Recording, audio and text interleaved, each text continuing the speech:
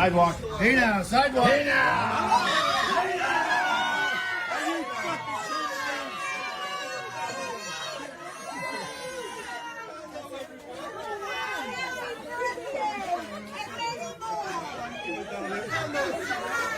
Hello, my darling. How are you? Hello, sir. How are you?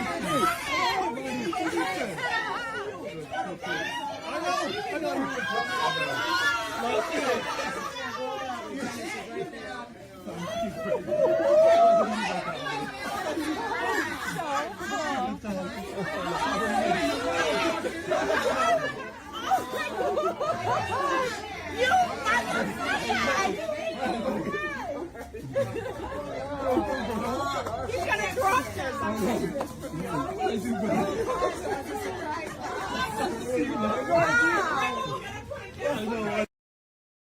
Warning. You're now entering a stream that isn't suitable for everyone. Be warned that this channel will have swearing, singing, sexual innuendos and lots of jokes that could easily offend. It is advised that you must be a little bit weird yourself to enjoy this channel, as those that thrive and enjoy the stream are weird in their own little ways. The chat is called El Chatty and is a wonderful community. It really is. However, again, it might not be for everyone. We want to hear everyone's opinion, no matter what it is. We encourage debate as long as it's done respectfully. If you're easily offended or don't like differing views, then again, this channel is not for you. By entering this stream you do so at your own risk. If you want to try it out, that's absolutely fine, but if you don't like it, no need to announce your departure, you can just leave quietly, as this isn't an airport.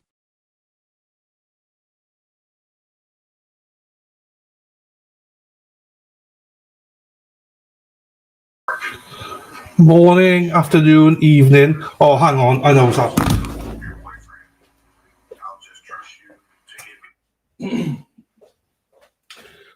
Hello, everyone. How are we? Hope you're all well. I need to let my hair dry just to come out of the shower. Hang on. Oh, bear with me, people. How are we, everybody? Hope you're all well. Last minute stream. I wasn't expecting to stream today, but the mod Sarah P said I have to stream, so she whipped me out of bed, and she was even late herself. So I don't know what's going on. Anyway, quick hello to everybody. Hippie Chick was the first. She is the first. How are you, my darling? Robin G, good morning. Bardaza, good morning. Good afternoon, sir. Yes, Sarah P was in the house, late as every time. How are you, Sarah P? What else we got here? Good morning, Jersey Jen. How are you, my darling? So, and also, if people do want to support Sarah P, they can do. Just Google Sarah P Hand Job Services, Texas, and her side business will come up. So there you go. Bit of promotion for Sarah P. My morning went really downhill very quick when I saw this person come in. Morning, Bex. Hope you're doing well as well. Who else is here? Lady Di's here. Hello, my darling. That means I'm gonna have a shit day as well then. Fine. Happy days. Dennis Sweeney, hello, sir. How are you? Hope you're doing well, buddy. Did we get a verdict yesterday? Yes, you lazy cow. Where the fuck were you? We did get a verdict yesterday, and now my chat's gone. It was a mistrial. Hung jury, 6-6. 6-6. 6 guilty, 6 not guilty. So they're going to retry it. They were sent back once, and then, they've been told to retry the trial. So that's what's happening there. Marky, how are you, sir? Hope you're doing well. Oh my God, yeah. So they came back and said they can't come to a conclusion. So the judge said, right, what is your count? What is it? And they said 6-6. So he said, right, I want you to go back. And then an hour later, they came back. And he said, what's the count? And he goes 6-6. Like, okay, mistrial. So yeah, the state said they will retry. So next week they're going to put a date in for the trial. So, right, let me do this. So this came up. I knew this was coming, but I didn't know when. So this trial, Leslie Dale Boileau, whatever his name is. Have to bear with me because I am now in the process of setting things up. I have got a background here, but I need to search for something very quickly whilst I have you all here. So hang on. Where's it gone? Right. It is here. I just need to pause this for a second. I need to search. Right. Bear with me.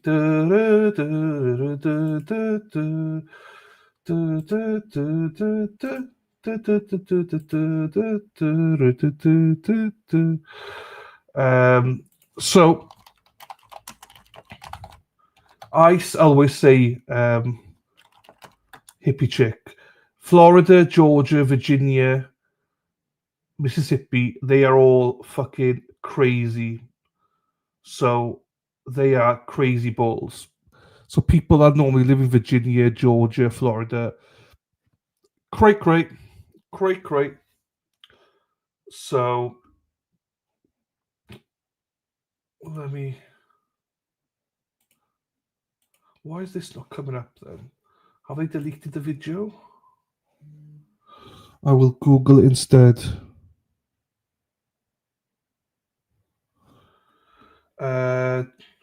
Copton. Let me search for it here then. Because I've got a video to go with this, so that's why I'm searching for it now. Bear with me because, as I say, I wasn't expecting to stream today. Literally, Sarah P was like, "Get the fuck out of bed."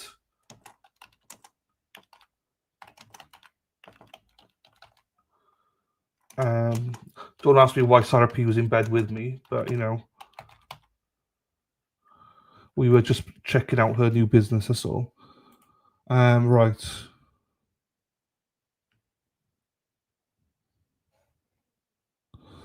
Can I see it in this one?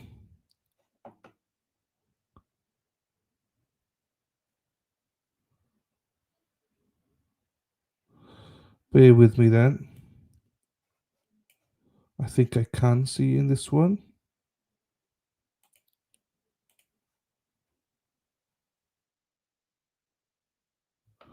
Okay, yes, I can. Fine. So I'll give backstory, then I'll give the interrogation then from this case. Right. Yeah, praise to Lauren Sacco's mother as well. She died yesterday, unfortunately. Much love to you, Sacco. I forgot, actually. So much love to Lauren and her family over there. You know, so Lauren knows we love her, so hope she's doing okay. Pass our love on. Well, I have messaged her so on Facebook. So Sarah was in mine. Bex. Now we've got the fantasies going now. Right. We will. Oh, and Texas. They're great in Texas as well. Right, my hair. I think my hair is quite dry now.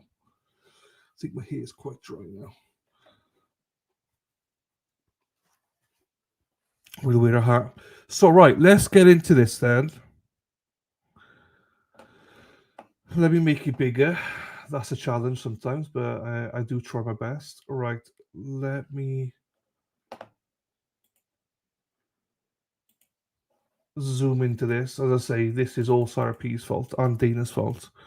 Right, so 9 jurors were picked on September 29th at Marion County Judicial Center for the trial of, let me make it this way instead.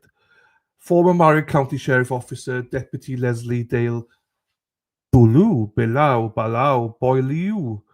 Jr., who was accused of shooting and killing his living girlfriend a little more than a year ago. Hang on, let me just see what this message says. Happy days. So Kurt just messaged me to say that there was 21 people that are going to the barbecue so far. Hopefully there'll be more. I don't think Dennis has put his name forward yet. So that's Dennis, Brenda, Timmer, and all them. So good start. So yeah, 21 so far from Facebook, I believe. So good. Right. Hang on. Bear with me.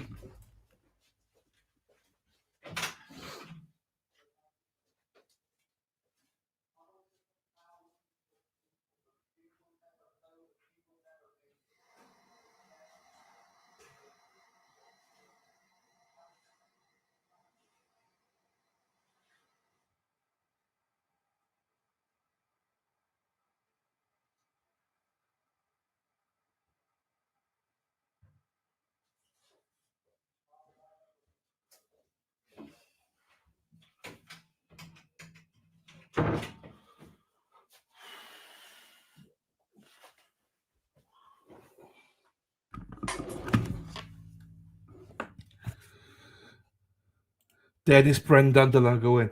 Have you put your name down to Kurt? I've not. He just told me 21. Yes, you will definitely be going. Um,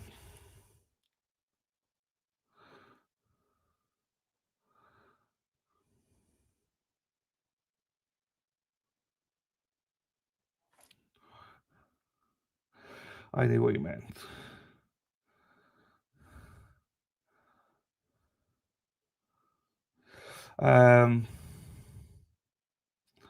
Right. I don't know who's down there, but yeah, I mean, you're definitely going to be going. So hopefully the Wades will go as well. They're not on Facebook. So, right. So this is, he's accused of shooting his and killing his living girlfriend a little more than a year ago. So I rushed this stream today because I thought we were starting at 8:15 Eastern, but we're not. The open statements still haven't started yet. So hopefully so we got time to do all this. Here's what we know. So the judge. The judge is Judge Timothy McCourt. I don't know who he is, but maybe we do know. Hello, Ashley. How are you doing, Ashley? Hope you're doing well, my darling. The lawyers defending Balil is 33. He's 33 years old. Is retired circuit judge Anthony Tati, not Titties, Tatis. Now a defense attorney. Prosecuted the case for state office are Tucker O'Neill and Rich Buxman. This is Titty's first trial since leaving the bench in early 2024. His last trial before he was appointed a judge was in 2011. He was, fuck's sakes, hang on.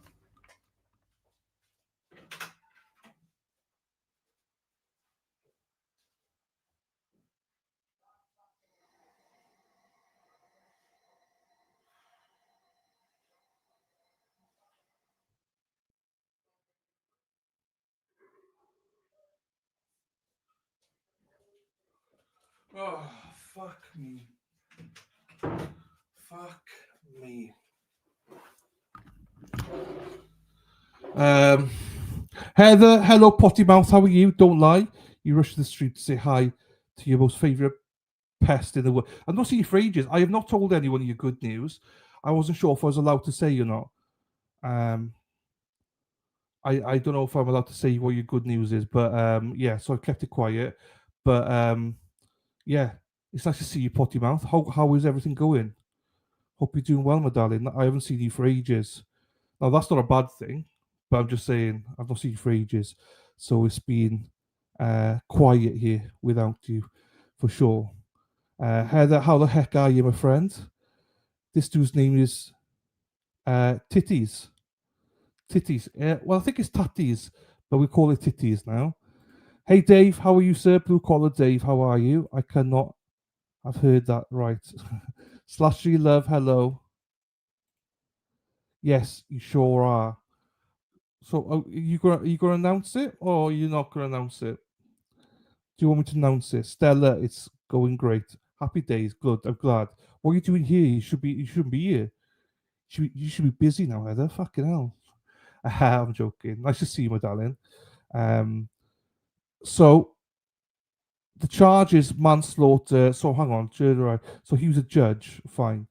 He's tried about Titi was an assistant state attorney.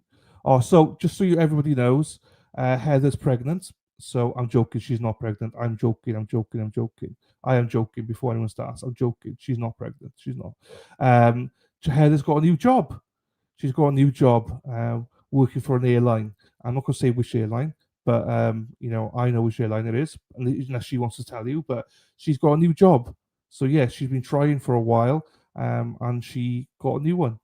So she is busy at the minute with training and obviously all that malarkey. But yeah, so great news for Heather. She's been, obviously trying for a while. So the fact that she got a job, I'm very, very happy for her.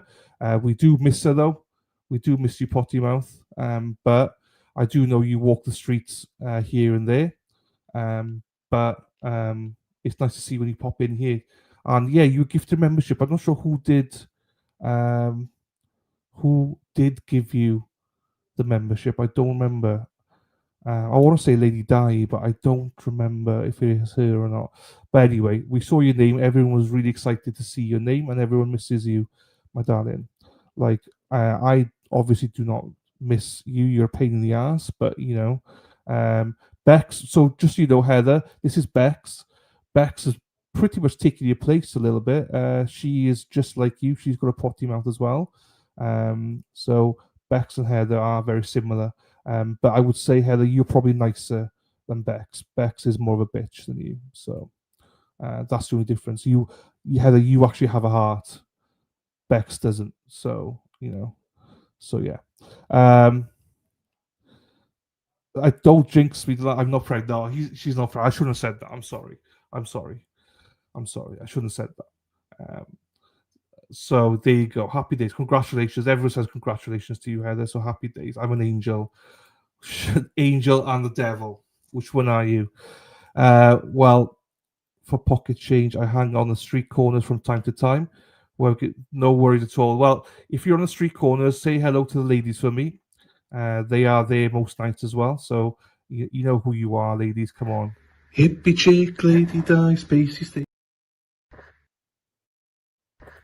Hippie chick, lady die, spacey Stacy, walking those streets all night. You go, ladies, come and see what's going on now. Let's go, girls. Marky's back in the house. Whoever for that pocket change, I hang on the street. Yeah. KD, hello, my darling. How are you? Thank you, Heather. My halo is held up. My devil horns. Nothing has changed there. There you go. Bex is just like you. But like I say, you are actually deep down, you are a nice person. Bex just isn't a nice person. So she's a biatch. But anyway, we will get back to this. Right. The charge is manslaughter with a firearm. Oh, I remember this now, yeah. Any plea deal? No. If convicted, Balu could be sentenced up to 30 years in prison. Is Balu in or out of county jail? Out. So he's on bail then. Okay. Were family members from the victim or defendant in court? Yes, the defendant's family was present. So the defendant's family is present. This is Assistant State Attorney Rich Buxman sitting speaking with defense lawyer Anthony Titties. So just to be clear, which one's which? This is Rich Buxman, and this is Titties. So yeah, that's Rich Buxman. This is Titties. So yeah, just so we can know the difference. So yeah, Rich Buxman's Titties seems to be a little bit bigger on the right hand side, so that's how we'll distinguish them. So there you go. My first shout out was being told to fuck off. You've earned this. Right. So on September 19th, 2024, Baloo told the dispatcher he had shot his girlfriend and it was an accident. Speaking to officers not long after the shooting, Baloo, I'm butchering this, I don't know what his name is. B, we call him B, said he and his girlfriend, identified as 25-year-old Polina Wright, were pointing guns at each other. In an interview with a detective, B said he was cleaning his guns when Wright asked him about the firearms and he was training her how to use them, according to the man's arrest report. While they were dry firing the weapons, B pointed a rifle at his girlfriend, as you do normally, and a bullet hit her in the head. What the fuck? Why do people do that? While they were dry firing the weapons. I mean, I don't own a gun, but why would you do that anyway? It's just that he deserves to be in prison just for being a fucking idiot. So whether they meant it or not, I don't buy it. If you're responsible, why would you do that? Jury selection. The process began shortly before 9 a.m. with 36 men and women entering the judge's courtroom. Thank God he said courtroom. And 18 of them called to the jury box to answer questions from the lawyers. and the judge. The goal was to pick 9 jurors, with 3 of them serving as alternates. Just remember, this is Florida, so the jury is made of 6. Is this the guy? Who's this guy then? This is Tucker O'Neill, waiting on potential jurors. So this is Assistant State Attorney Tucker O'Neill.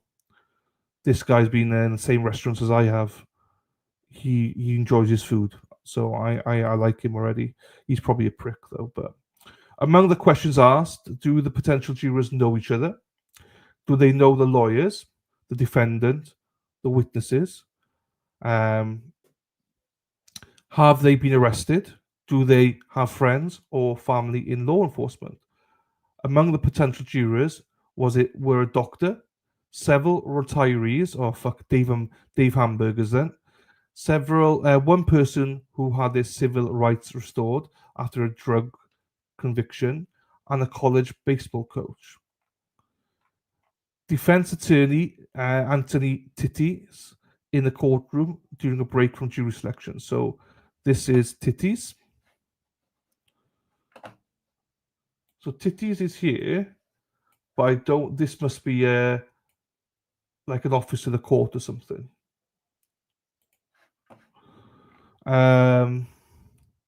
O'Neill asked the potential jurors if they are gun owners. Quite a few raised their hands. One man said he loves guns and owns 28 of them. Motherfucker. Why would you own? Well, I don't know. He said he shoots competitively. Okay, that makes sense then. That makes more sense. I would say, why would you have it? But he does shoot competitively, so that makes sense.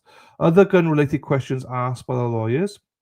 Had the potential jurors ever fired a gun?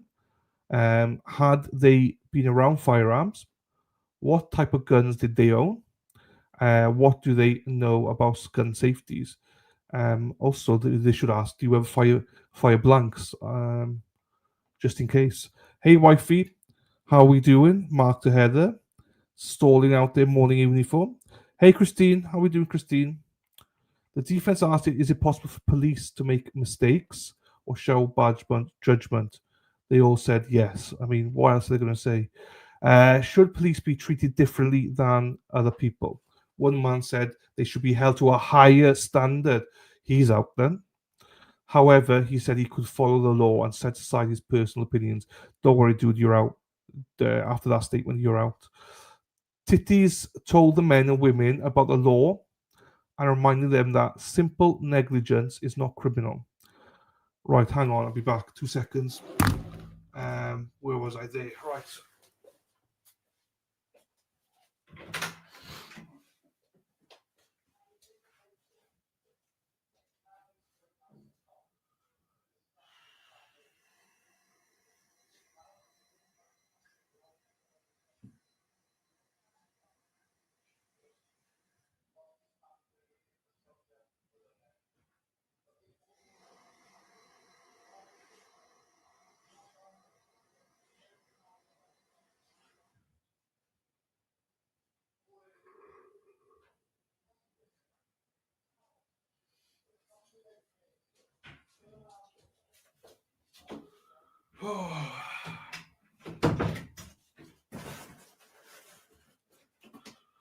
Right.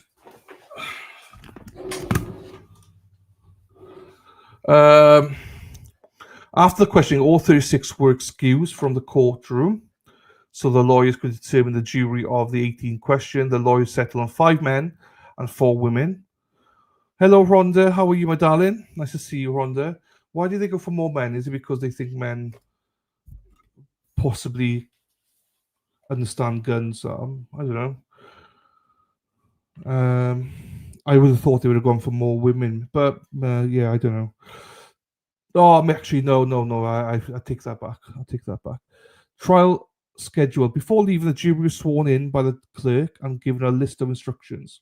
For example, they may not talk about the case, read about it, discuss it, or research anything about the case.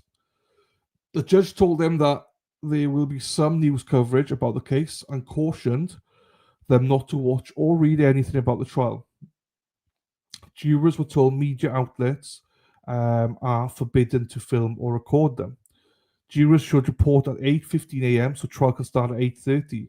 The judge said he will break close to 5 p.m. At 11:33 a.m., the jury was dismissed for the day. So that's why it was set up for 8:15, but I don't know what the delay is for. Prosecutor said they plan to call their witnesses on Tuesday, September 30th, and barring any hiccups, rest their case. Rest their case on the same day. For now, if the defense does call anyone to the witness stand, it may be himself. Oh, this is the way we like it, ladies. Quick and short. Tentatively closing arguments from both sides will be on October the 1st. This is a great trial. So tomorrow, oh, this is awesome. This is what we wanted, ladies. We wanted to come early, so finish early. So here we go. So usually the judge allows jurors to ask questions. So the jurors are allowed to ask questions that have to be written on a sheet of paper. The papers are then submitted to the judge, who reviews them with the lawyers. Fine. So they are allowed to ask questions, which obviously does happen in some places. Okay. Heather is in Arizona. Yes, she is. Hey, Kim. How are you, my darling? Nice to see you. Hang on.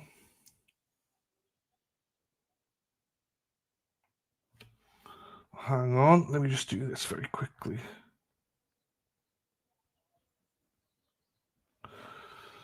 Okay. I need to edit this bad boy.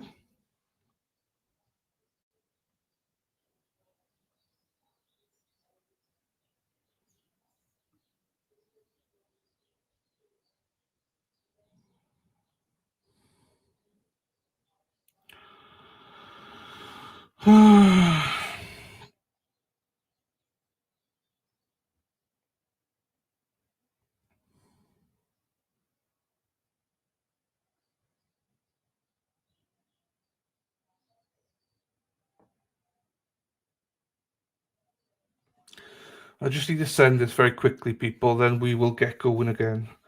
I have a video that we can.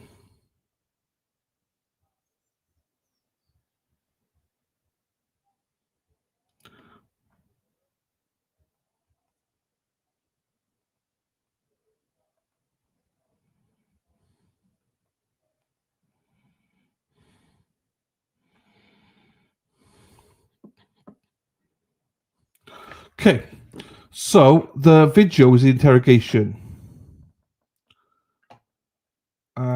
We will do the. Oh, that was close. Fuck. I'm sorry about that. I didn't realize it was that close.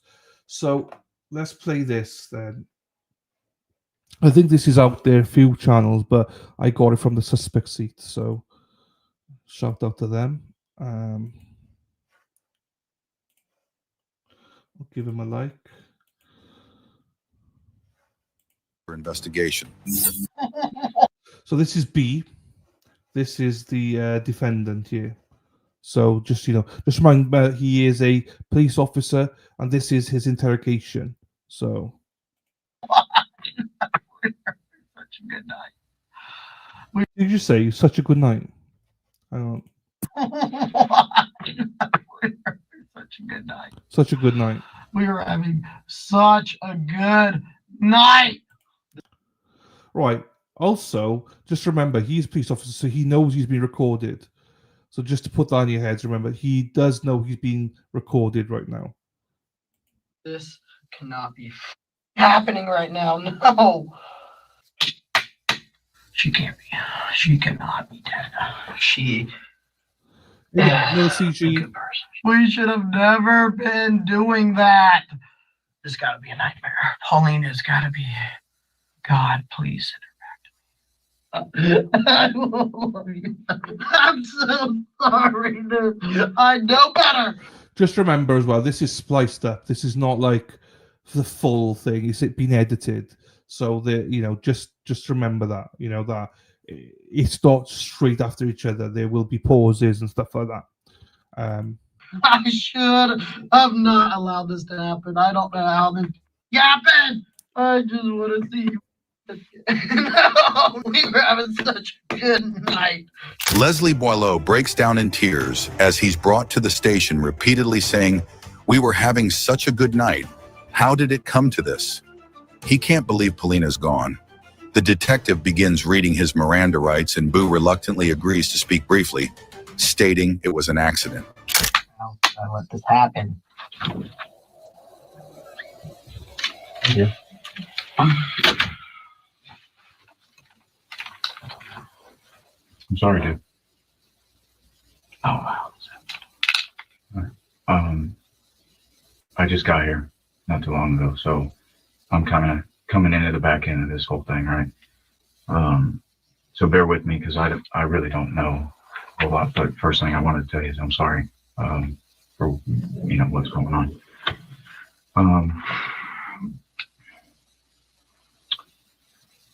All right.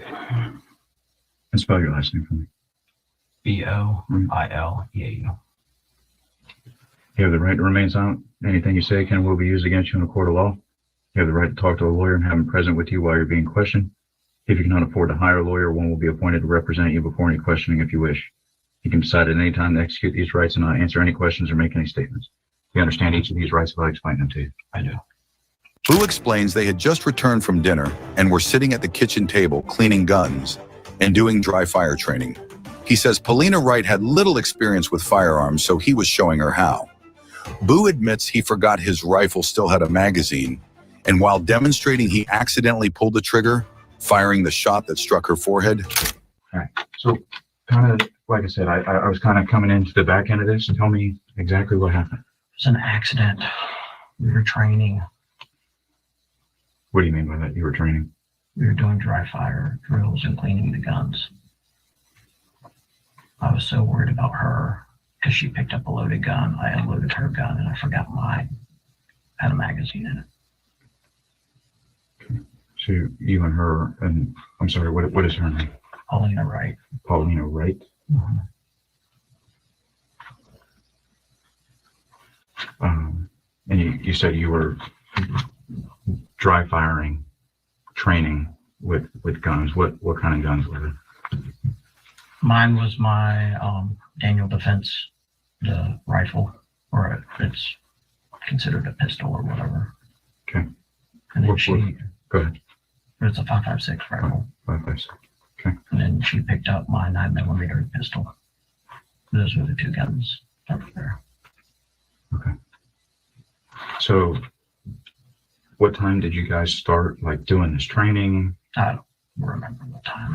Hmm. We were cleaning and doing that for maybe an hour. I don't know. Yeah, I don't expect you to know. We were exact sitting time. at the table. We just got done with dinner. We went out, had dinner, came back. We were starting to watch the football game together, and we sat down. I just ordered all of that stuff that was on the table, the new stuff for cleaning and the mat and stuff. And she wanted me to show her how to do it. So we started doing it, and it just led into this. Okay. So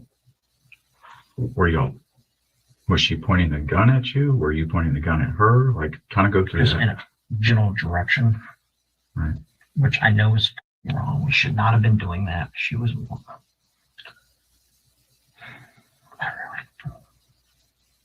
But she told you that she wanted to learn how to do this stuff? Yeah. Okay. And Obviously, just- I wasn't doing it properly because we were pointing the guns at each other, Right. or in our, I wouldn't really say at each other, but in general directions, which, Right. because we were sitting across from each other. at the table, you're on one side, she's on the other? Yeah. Where the And green mat was is where I was. Okay. And she was across the table. and so are you cleaning the guns, or are you teaching her how to Both. like to aim and stuff? We started with the cleaning. She had the rifle first. Okay. After I got done putting it back together, or she was messing with it while I was cleaning different parts of it, and we started to put it all back together. I forgot that I put the magazine back in it, and then she picked up the pistol that was loaded, and I was working because she started waving it around because she She doesn't know. Right. I don't think she's ever shot a gun before. Okay. She's like, show me how to do it. I was like, well, first give it to me. Because I didn't want this to happen. So originally she had the rifle. It was on, you had cleaned it, is that right? It was in parts. Right. You had disassembled it. Yeah. And you were cleaning it, or She was picking up different pieces of it. I was showing it to her, stuff like that. Then I put it back together, and then she picked up the pistol. okay. And then That's when when you put the rifle back together, you loaded the magazine into it? correct. I normally keep the magazine with it. I don't keep one in the chamber, but I keep the magazine with it. Okay. And that was going to be my next question, because I don't know shit about guns. I don't even know what the hell a Daniel Defense gun is, to be honest with you. Brand. Okay. So, but when you put the magazine into it, It wasn't loaded. Oh, well, there wasn't one in the chamber at first. Right, because you had Correct. you disassembled it. I was going to go put it up, but then we started doing our dry fire things. So at some point you charged it? Yeah. Okay. So then she has a 9mm. Yeah. And she's waving it around, but you clear it. Yeah. I wanted to make sure hers was unloaded. Okay. So Obviously, I failed to do the same with mine. okay. But during that time where you guys are doing this training, this cleaning, one another. Yeah. Okay. So Which go ahead. I know better. That should not have been happening. Right. But Okay. this is my fault.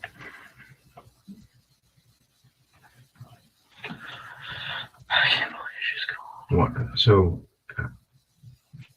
The interrogation digs deeper. Boo describes how they were swapping guns, cleaning and aiming. He insists he unloaded the handgun, but forgot the rifle had a loaded magazine.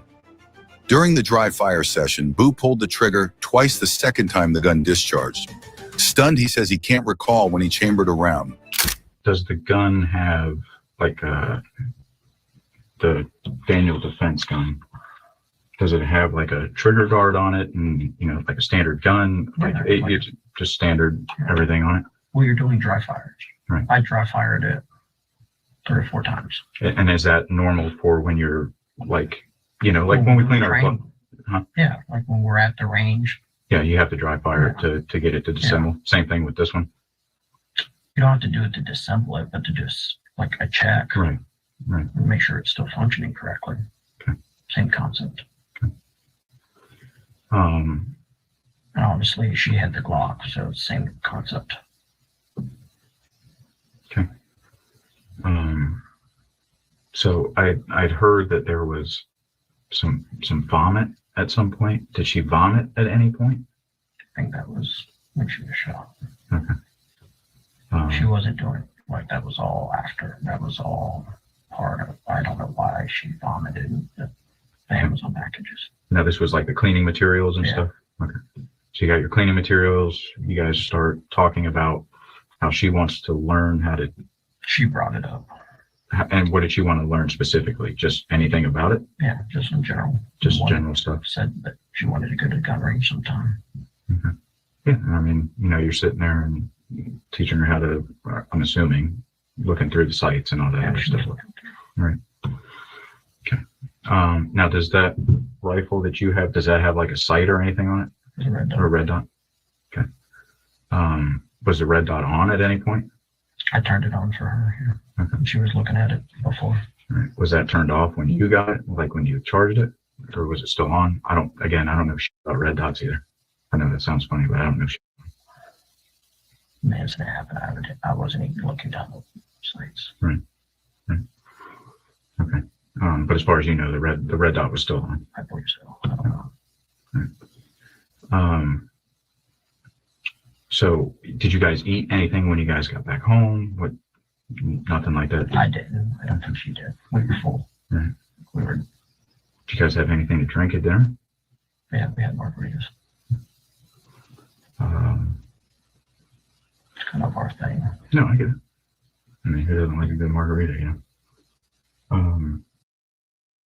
So you're a police officer drinking on the job, drinking margaritas and playing with guns. You're a fucking idiot, dude. You're an absolute fucking idiot. Was there anybody else at the house other than you two? Is that your house or hers? My house. Okay. And how long have you stayed there? I bought it in 2019. Okay. Right. And she obviously stays here with me. Sure. I need to contact family. Where's her family? Her parents live down in Floral City. Furl City? Floral City. Floral City. Okay. It's John. And Relating to that article. Objection, Your Honor. Lack of foundation calls for speculation. What did he do to her? Unintelligible. I don't understand. She brought my phone. If I had my phone. Yeah. I should get one of the, I don't remember if I have. Things got moved to the table. Right. I'd like to make arrangements for Make arrangement. pets. Sure. Yeah. What kind of arrangements? Call my parents or something. All right. So as soon as I get out there and I can get your phone. I don't know any of the numbers by heart, obviously. No, yeah. Going back to when you guys were sitting at the table doing, the cleaning and the training and all that other stuff. Do you remember how many times you fired the gun? Like the accidental discharge? Yeah. Once. Just once. Yeah. Okay. Because I know when I've been out to certain things, just the pure reaction of it, and then somebody pulls again, As soon as I did it, I just dropped it and okay. I don't remember if I unloaded it, like dropped the mag. I was in shock. All right. No, I get it. And I don't expect you to know like super finite details right now. Okay. All right. Give me just a second. I'm gonna be right out. I called 911, so my phone should be right there. I have to go find it. Okay. All right. Did you call off your personal phone or your agency? Not my personal. I think it was right there, yeah. Okay. All right. As soon as I get out to the house, and I'll grab your phone and we'll start making whatever arrangements you need. Am I going to jail? I don't know, dude, to be honest with you. I really didn't mean for this to happen. No, I get it, dude. I don't know how this is going to. You and I have known each other for a long time. I mean, I'm not gonna bullshit. Well, I didn't ask for a lawyer. I didn't lawyer. It's a fucking accident. I didn't mean for this to happen. I get it. I'm never going to be able to. Bad. Let me, I really want to take care of her cat. yeah, we'll take care of it. I'll make sure that everything, as soon as I can get out there. All right. I can't stay there. Like I said, you don't need anything right this second.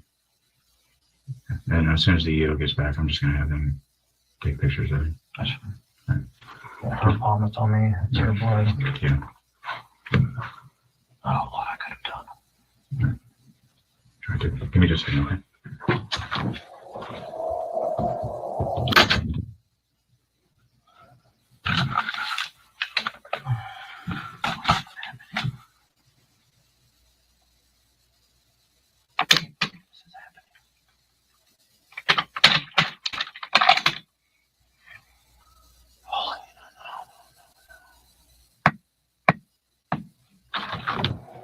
Hey, buddy.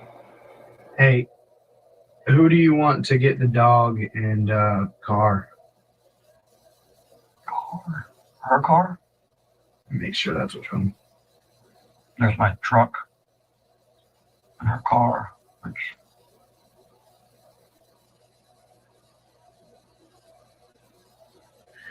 Let's see what he says. What about the dog though? what time is it?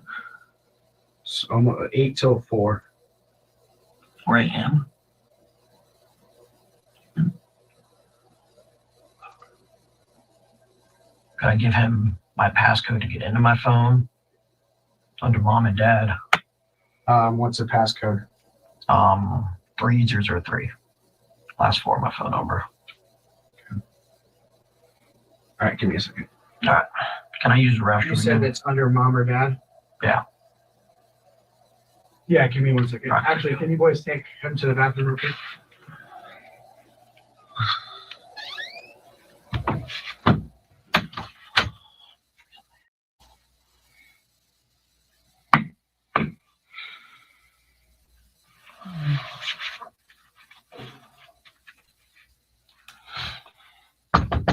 Absolutely. So I just got back from the house. I just want to go over everything again, just to make sure I didn't miss anything. Kind of just get a little bit more of a detailed thing. But before I do that, do you remember the Miranda rights that okay. Do I need to read those to you again? Are you okay with talking to me? Okay. All right. So you said that you went out to dinner at that Los Magallos Mexican place at about 7 o'clock, right? Here's when you guys got there. I think, I don't know. I think it was around then. Okay. It was a little later. It was dark when we came out. I know that. Okay. What car did you take there? My truck. Took the truck. Okay. You got back home around between 8 and 8:30, roughly? Sure. I wasn't keeping track of time, really. I got you. Was when you said you turned the football game on, had it already started? Oh, yeah. It started. Yeah, so it was after 8, because I think it came on at 8. Okay, so you get home, you turn the football game on.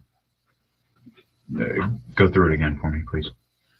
We sit down, start messing with the, start messing with the guns. You say you sit down, you're sitting down at the table? Yeah. Okay. Now, are you guys sitting on the same side of the table? No. Okay. Across from each other. Okay. What side of the table are you on? So if I'm going through your front door and I see the table, on the left side. You're on the where left the green mat is. Okay. I start to show her how to clean the gun. We're like trading parts back and forth, stuff like that. Okay. So when you're sitting there, do you have the rifle out at that point? Yeah. Okay. So you have the rifle out at that point, and you disassembled it? Yeah. Okay. So you disassembled it, and you're telling her how to clean it? Yeah, how to clean it, what parts of what. Like I'm handing her some of the parts, and like she's holding it and messing with it while I'm cleaning. Just so you all know as well, so in case people go, "Oh my God, the trial has started about 5 minutes ago." So I will, we will zoom through it. So those of you that might be panicking, going, "I want to see this live," calm your tits. It's fine. What we tend to do is we will zoom past the break then to catch up. So it's a good thing that we're behind. Most of you likely from behind. So that's why I try and do it from behind, because that's the request from most people here is please do it from behind. So yeah, that's why I always do it from behind. So here we go. There's another about 20 minutes of this, 15, 20 minutes of this. You see, I always want it from behind. You see? Wham bam, thank you, ma'am. But it's time for a shower. No worries, Heather. You know where I am. Give me a call anytime you want. Turning over a new leaf and have been and will continue to be on time. Happy days. Good luck with it all for you, my darling. We like it. We hope it all goes well, my darling.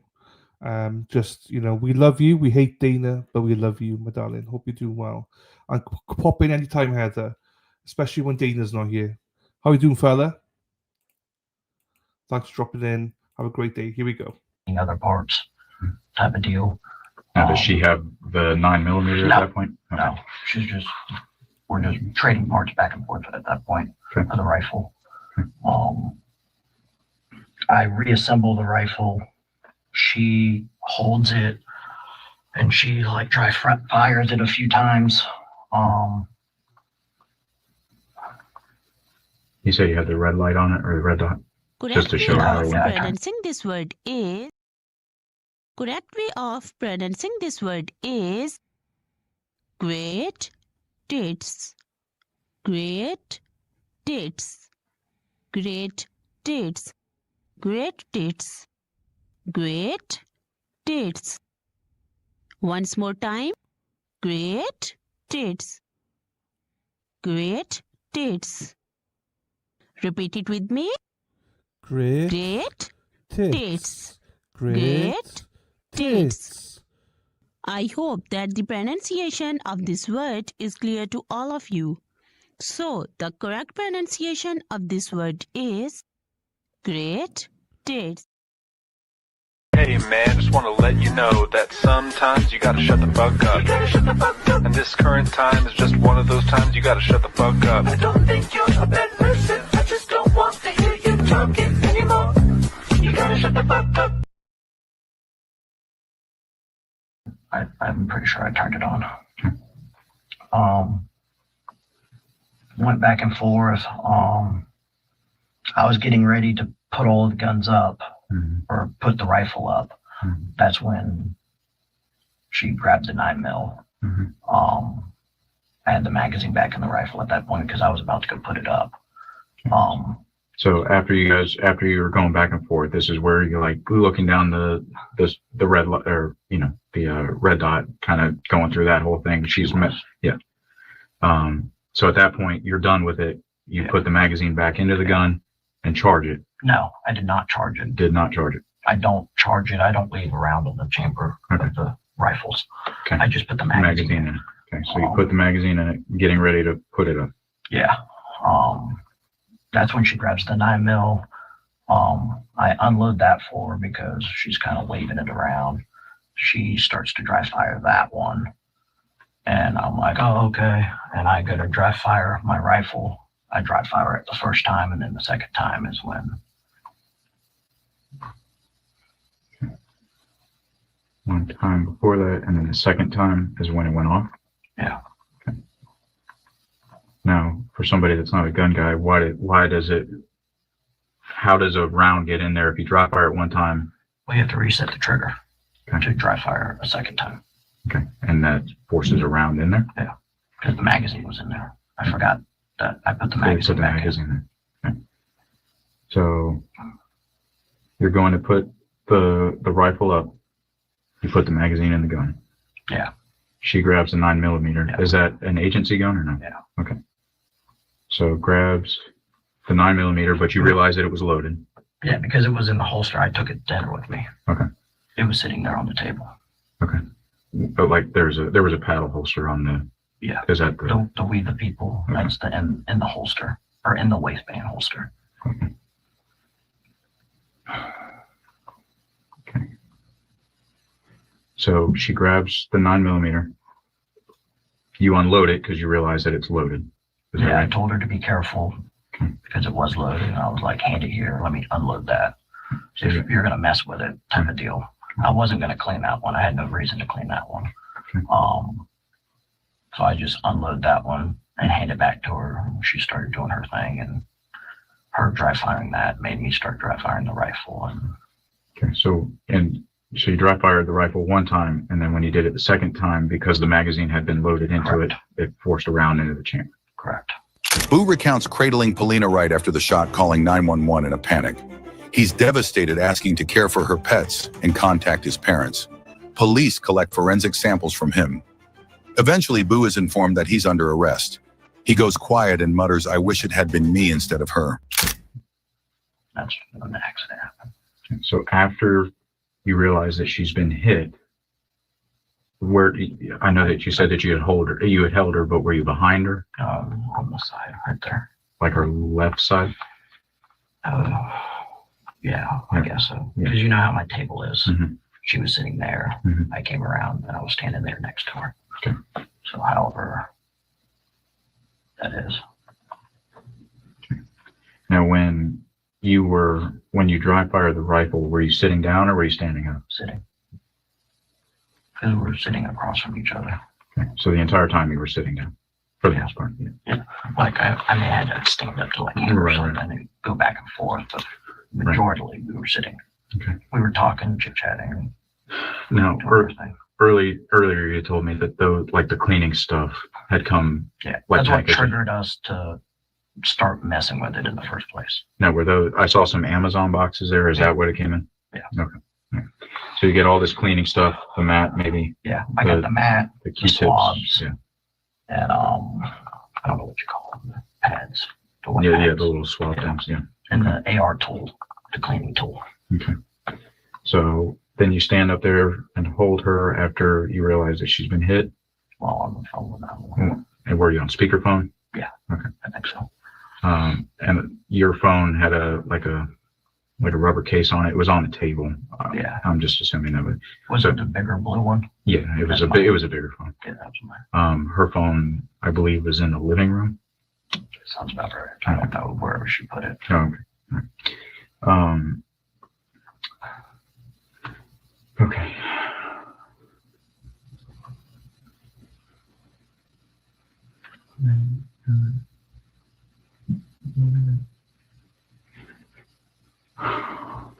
I'm sorry, I'm just reading my stuff here, just make sure I'm not missing anything. All right. So when you called 911, you said that you had unloaded the rifle. Do you remember doing that? I don't remember doing that. I don't know. Okay. But just I can tell it was unloaded. The magazine wasn't in it, so yeah. But unloaded the rifle. Anything else that I haven't asked you that is coming back to you since the first time I talked to you? That's pretty much in a nutshell. Okay. Just making sure.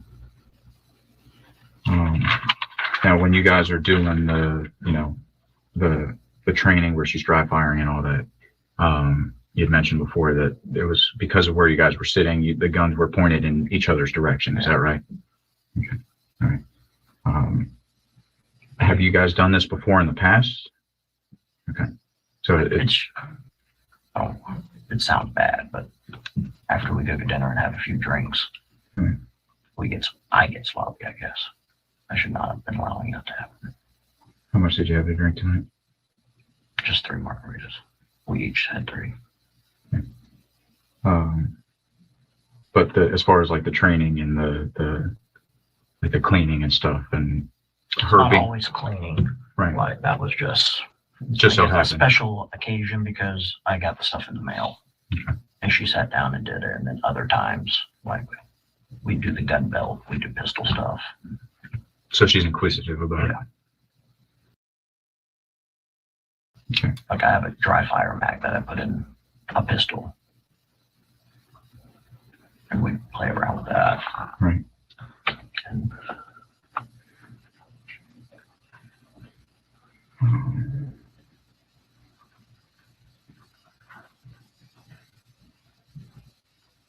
were you able to get a hold of my dad? I did not. What is his phone number? Do you know it off the top of your head? I don't. Okay. No, I didn't, but that doesn't mean somebody else didn't. Oh, they were asking me about it, and I gave them the code to give to you to get the numbers out of my phone. Then no, they didn't. I didn't get that far. But that's neither. I can get that. That's no big deal. Yeah, I'll get a hold of your dad. Or I'll get your phone so we can do all that. All right. So again, you, as far as her like being inquisitive about the training and stuff, and I guess her having some sort of fascination with either cops or the firearms, and sees me carry a gun around all the time, sure, type of deal. Right. It's just one of those things. Right. So she wants to learn about it. But nothing like this is, you had mentioned that you'd gotten sloppy, but nothing like crazy had happened in the past where, there was like safety issues. No. Yeah. This just happened to be the one. Okay. All right. What was the code to your phone, Dale? 3003. Give me just a second. Let me check in. I need to use the restroom again. Yeah. If I get a chance. Yep.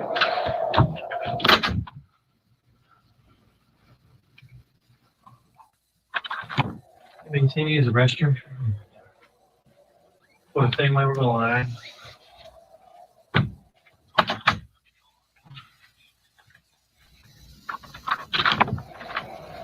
What's up, man? Hey, you told me I guess it said you wanted to call your dad or something like that. Yeah, did you get the number out of my phone? Yeah.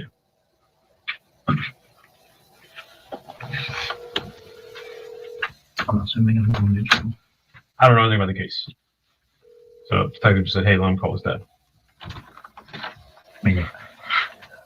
Sleep first.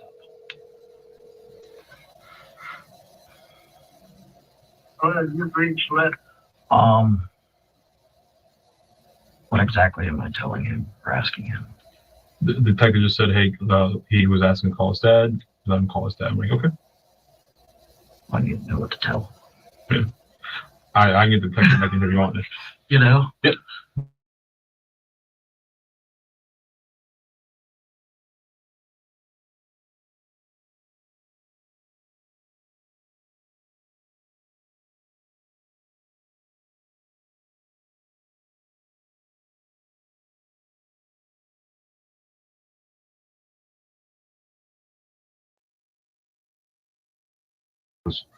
This is what we got, right?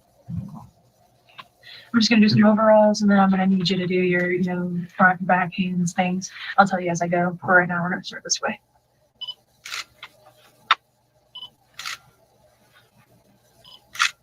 Hands out, please. Yeah.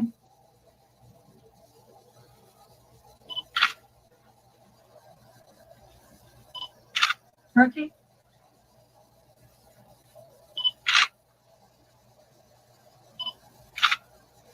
Okay.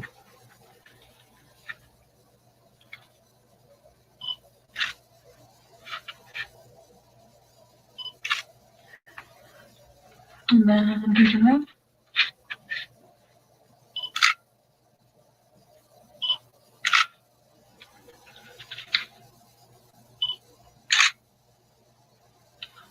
Okay.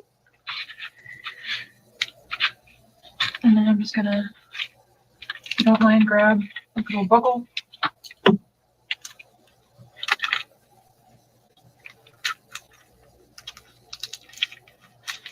Alright, and I'm just gonna get the sides of your cheeks and things like that. Not doing anything crazy like COVID. That's not weird. One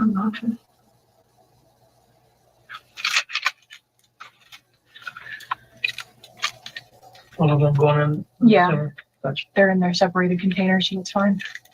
And then this one, if you don't mind, I'm gonna swab your fingernails really quick. Just get that stuff off your cuticles.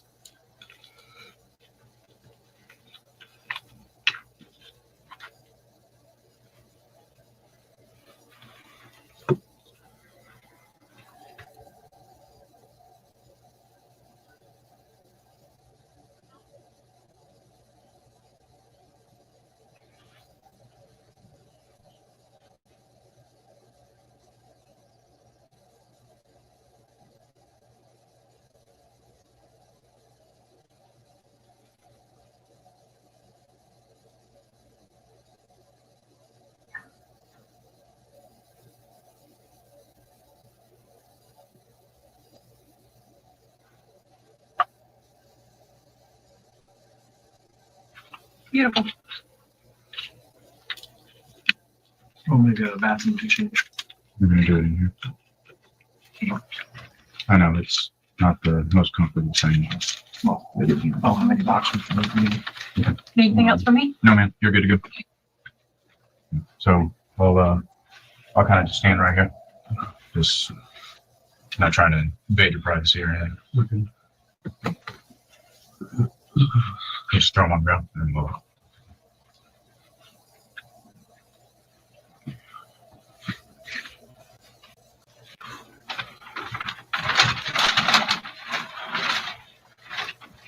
I try to call my dad. Not what to tell me. Yeah. So here's the deal. Right. Are you gonna keep the blanket in and all this? I don't even know where that came from. One of the patrol guys gave it to me because it was so cold in here. I got you. You're gonna be arrested for manslaughter. Okay. Gosh, I figured out. So a couple other things have to happen. A couple of the guys from ESO are coming up this way. I don't know who, but to talk to you about stuff, I suppose. So they should be here shortly, from what I've been told. And then we're doing everything we can on our end for how it proceeds, further on down the road. All right. You have any questions for me? Is there, if I send my dad to my house, is it still locked down, crime scene and everything? We still have people there. So the way that I understand it and kind of what we've agreed upon at this point is when we are done, we're securing the house with keys. We're bringing keys here. Okay. Between however you want to handle that as far as how keys get to wherever they go for the purposes of your house is completely up to you. But but when we're done, we're just going to lock it up. And we're going to secure everything. Okay. Can I take my phone to the jail with me, or are y'all keeping it? I don't think I'm taking your phone. Okay. So your phone is going to be at the house. So whoever you give permission to. Okay. Huh? Okay. Yeah. Whoever you give permission to, that's where the phone's going to be. Well, my parents can get in and out of my house as is without keys. Right Okay. now. Okay. Yeah. Let me get that officer in here real quick. And we'll try and call your pops one time.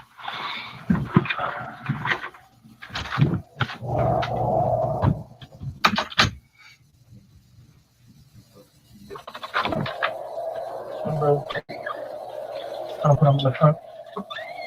I'm going to have to put some shackles on them. I'll just do around police.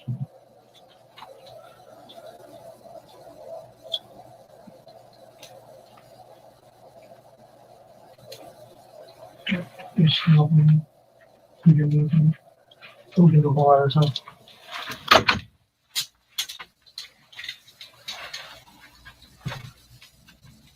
Probably a little cold. That's all good. Everything in here is a little cold. I mean, Switch out. you can put on the chair. That way, stretch it too much. Next time, let me lock it real quick. That way, it doesn't pinch you.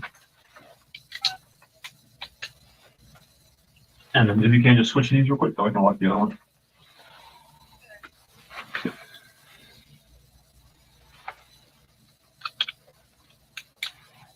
Alright. And can I call my dad one more time? Yeah.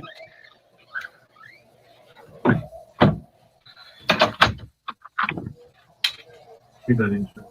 Can I text him to try to pick up? You want to leave a message? Or can I? Do you have a pen? Can I write his number down on my hand? I'll write. Or write it down I'll on put a it piece of on the paper? Okay, that'll work.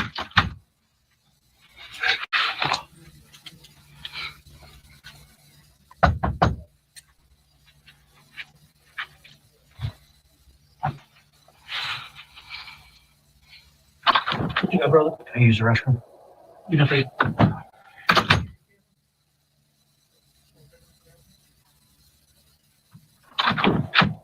same one we've been going to? Yeah, you're going back here.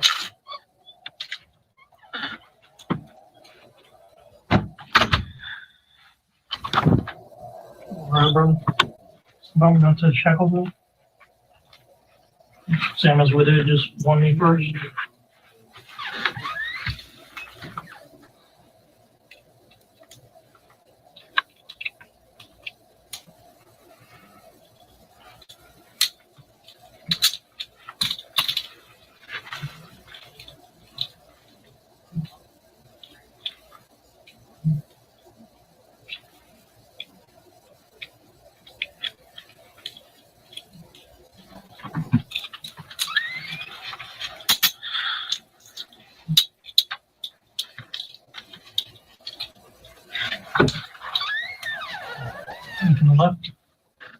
The Ocala Police Department said that a search warrant was executed at Boileau's residence, corroborating his account with physical evidence found at the scene.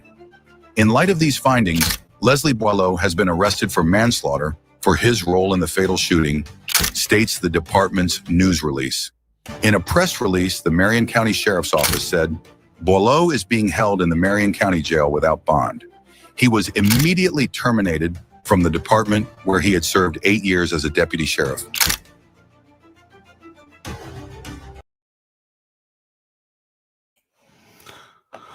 Why? I got some questions. Yeah, on this one. I got some questions because why did they do his feet and then take them off? But yeah, also they did cuff him in the front. Now I don't know if that's a Florida thing though. That they cuff in the front. I don't know. Robin G's behind, but he has balded my shirt. Katie says you like my shirt. Right, okay. So let's get into it. Now, I know that most of you ladies like cases that are long and hard. But this is going to be, well, I prefer the short and sweet, do you know what I mean? The quick ones. So this is ideal for me. So apologies to those of you that do like the longer and harder ones. This is going to be a quickie. So, yeah, I wasn't sure about Florida. Florida have their own rules. Right. So just so you all know, is no open statements. So just so you're aware of that, there is no open statements. So what's happened, I believe, is there's been a fuck up. However, we can catch up with other stuff. So let me just go and get Law and Crime, because I don't want to watch court TV. Because they have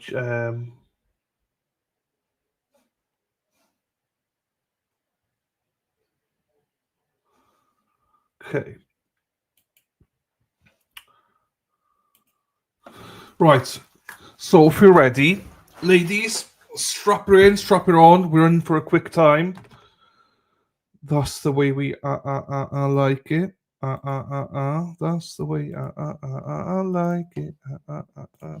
Let's boost it for Deb, even though she's not here, but we still boost it for Deb, and we will get underway.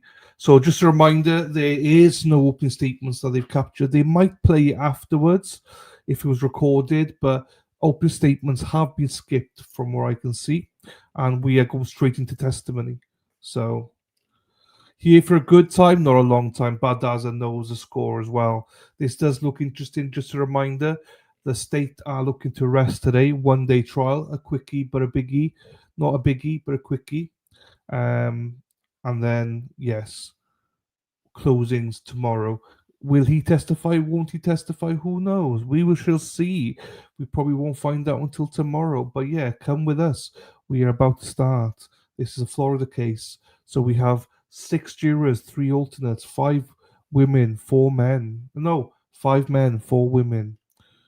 So if we're ready, Sarah P, let's get the hands going. Strap her in, ladies. Strap her on. It's going to be 2 days in the CG. Closings tomorrow, yes. So they are predicted. Now, whether they will go into tomorrow, I don't know. Whether they will last longer than they suspect, I don't know. That's not usually the case. Normally they say they can last longer and then finish earlier. But allegedly they're aiming to finish today and closings tomorrow.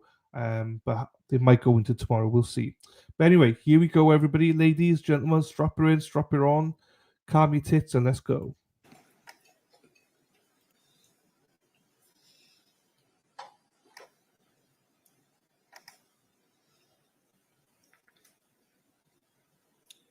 You can take me off display mode because there's photos that haven't been introduced yet.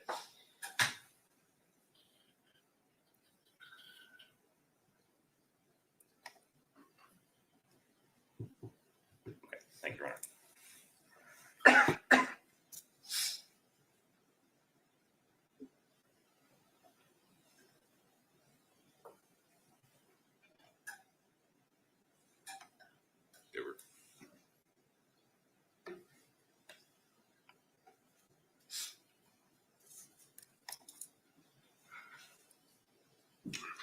Should be okay.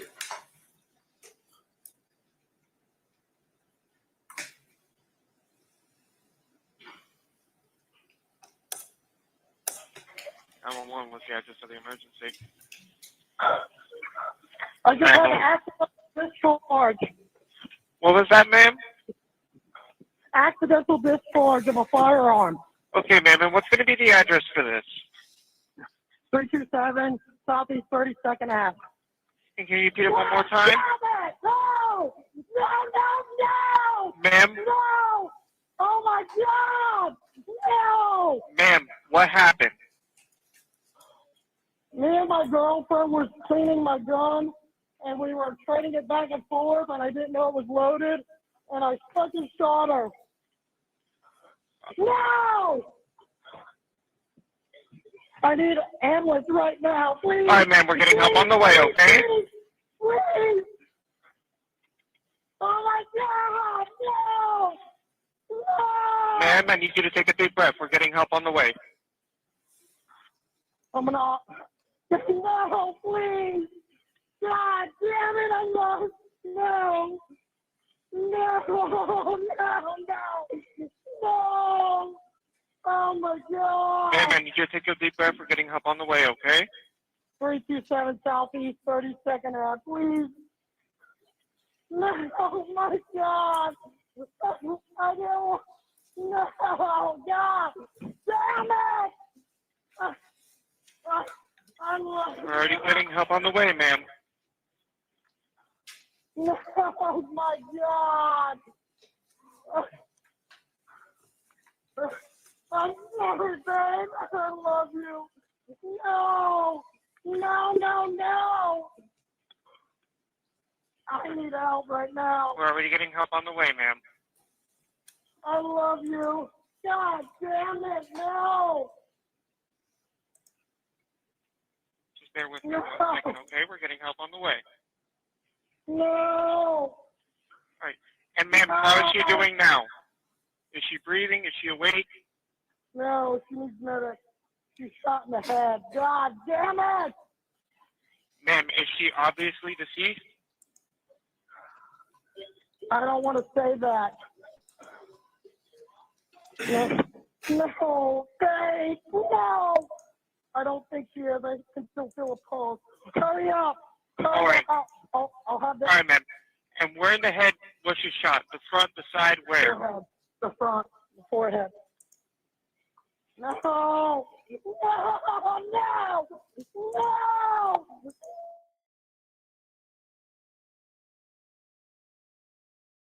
No!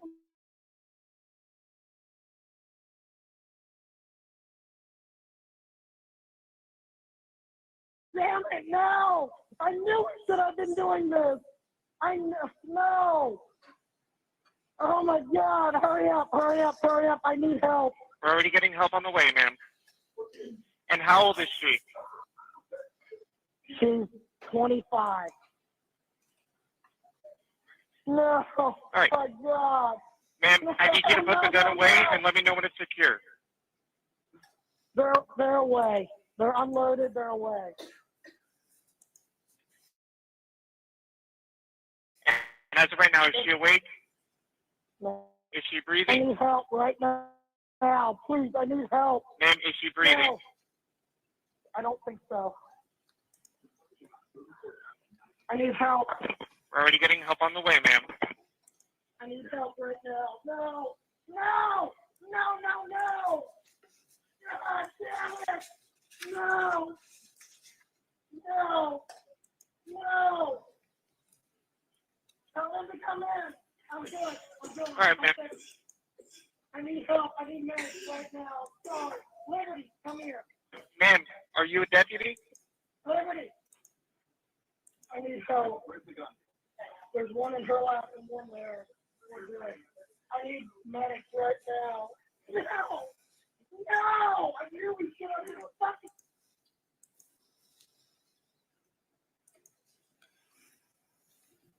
We heard during the 911 call, the call taker repeatedly refer to the caller as ma'am. Yes. When you arrived, did you actually determine that the caller was a male? Yes. Okay. When you arrived, tell the jury a picture of what was going on and what you saw when you got there. I saw a white male holding a white female's head. She was sitting in a chair. Did you notice any vehicles parked outside the residence when you were walking up to it? I did. What did you see? It was a Marion County Sheriff's Office patrol car. Did you eventually determine who that patrol car belonged to? We did. Who? It belonged to the defendant. Were you the first officer on scene, or did multiple officers arrive all around the same time? Multiple officers arrived around the same time. Was there a dog in the residence? There was. Based on the defendant's comments, did you determine the dog's name? Yes. What was it? Liberty. Showing us the market states that the B is in boy. Can you take a look at those photos and tell me if you recognize them?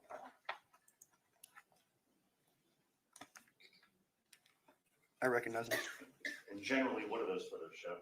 Photos of the crime scene. Do they fairly and accurately depict the residence and the inside of the residence? Yes. This time, state would move B into evidence as states 2, Your Honor. No objection. Without objection, what's the marker identification? States Exhibit B will be admitted to evidence as States Exhibit 2. May I publish? Yes, sir. Showing you photo 1 of state 2. Generally, what does this show? Shows the front of the residence. Okay, and did you also see the Marion County Patrol vehicle in front? I do. We see some yellow tape lined up. I'm assuming that tape was not there when you arrived. It was not. What is that tape? That was crime scene tape. Was anyone outside when you arrived? No. You briefly described it earlier, but what did you and other officers do right when you went inside the house? We went inside, moved the table out of the way, secured the scene. Showing you photo 2 of stage 2. What does this show? It shows the entrance to the residence. When you walk into that front door, what's to the right? It's a living room. And what's straight ahead? A dining room.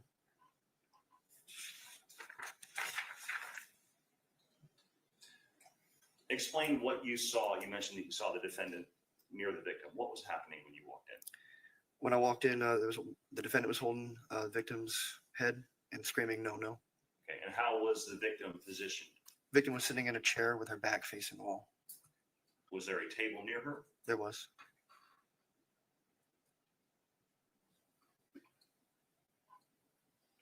You said the victim was in a chair with her back facing the wall. Which wall? The wall between the dining room and the kitchen. What was done to try to assess and treat the victim? She was, officers took a look at her. I'm not exactly sure. That was Officer Coughlin, I believe. What was the last thing you said? I'm sorry. Officer Coughlin. Okay. And what did Officer Coughlin do? Officer Coughlin checked her for injuries. Okay. And did you see any injuries on her? I did. What did you see? I saw a gunshot wound in the center of the forehead. At some point, did Officer Coughlin assume holding the victim's head stationary? Yes. How'd that happen? I believe the defendant was asked to walk away. She began to fall down, and Officer Coughlin grabbed her head. Okay. What was your role at this point? What did you do inside the residence? I cleared the left portion of the house to the left of the dining room, make sure that no one else was there. I then went and stood by. There was a rifle sitting on the table to make sure that it was not moved. What do you mean by cleared the left side of the house? What does that mean? It means I went and searched to make sure there were no other persons in the residence. Did you find anybody else in the residence? No. And once you were done clearing and making sure nobody else was there, is that when you went back to where the dining room table was? Yes. Okay. Did you notice anything on the table itself? Yes. What'd you see?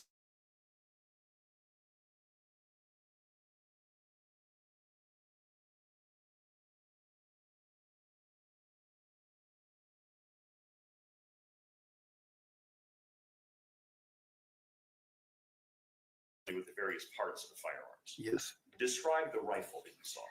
The rifle did not have a magazine. It was an AR-15 style, and it had a red dot sight mounted on it. And for those jurors who may have no knowledge of firearms at all, describe. You said there was no magazine in it. Mm-hmm. What's a magazine? Magazine is the part of the weapon that contains the ammunition. It's detachable from the bottom. It sticks out the bottom, and it can be removed. Okay. Is that where the projectiles and the bullet, the ammunition is loaded into? Yes, sir. Okay. You mentioned that the rifle, AR-style rifle, had a red dot sight on it. Describe what that is. It's a sight fixed to the top of the rifle, towards the back. I think it's round, and it has a lens with you look behind the lens, and in the center of it, there's a red dot that you use to aim. And is that kind of like a laser? No. Okay, what's the difference between a red dot sight and a laser sight? So a laser sight would be for like a laser pointer affixed to the rifle that would point a red laser, whereas the red dot sight, the red dot is inside the sight itself. It's not visible outside. Okay, so you'd have to look through the sight to see the red dot, but nobody else could. Yes. I understand. Did you notice any blood on the floor around the victim? Yes. What'd you see? There was a lot of blood pooling below the victim. You mentioned earlier that the defendant was escorted out of the house. Yes. Okay. And at some point, had EMS arrived on scene yet at this point? At some point they did. Okay. And when EMS arrives on a scene, do they just walk into the scene or do they have to be allowed in? They have to be, the scene has to be cleared for EMS to come in. Okay. Why? Can you explain to the jury why they do that? So in a situation involving something like a firearm, it could be dangerous for EMS who don't have any way to protect themselves. So law enforcement arrives on scene first and make sure it's safe for them before they come in. And once you get the all clear that's safe, then EMS can come in? Yes, sir. Okay. Before the defendant was escorted out of the house, did he say anything about another firearm? He did not. Not that I can recall, at least. Okay. Do you remember, was a firearm ever located in the victim's lap? Yes. Okay. Describe how you guys discovered that and what happened. When one of the officers mentioned that there was a firearm sitting in her lap, and that's when it brought it to my attention. Okay. And what happened with that firearm? I removed the firearm from her lap and set it on the table. Okay. Describe to the jury how you did that. With the gloves on, I went and I grabbed the bottom of the grip, and I carefully picked it up and moved it and set it on the dining room table. What kind of firearm was that? It was a Glock handgun. Describe the condition of that gun. The slide was forward. It did not have a magazine. How was the victim dressed or covered? The victim was naked. Okay. Did she have anything covering any part of her body? Not that I can remember.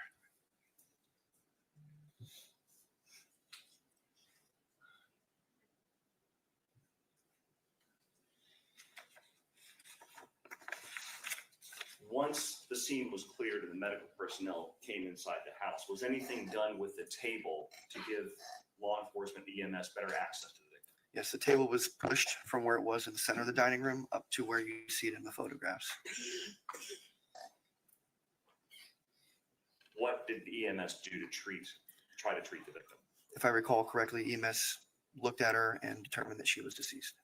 And what did you do while EMS was doing that process? I stood by to make sure that no one manipulated the rifle that was on the table. Once EMS confirmed she was deceased, what was done with the victim's body? She was lowered to the ground and covered with, I believe, a blanket. Showing you photograph 3 from States 2. What does this show? That shows the crime scene. You said earlier that the chairs and the table had been moved to give better access to the victim. Can you describe to the jury how the table that we see in the photograph, is this how it appeared after you moved it? Yes, sir. How was it positioned before it was moved? The table was originally in the center of the dining room, kind of lined up with the window in the back. And the chair that we see at the threshold of the kitchen, what is that chair? That chair was the chair that the victim was sitting on originally.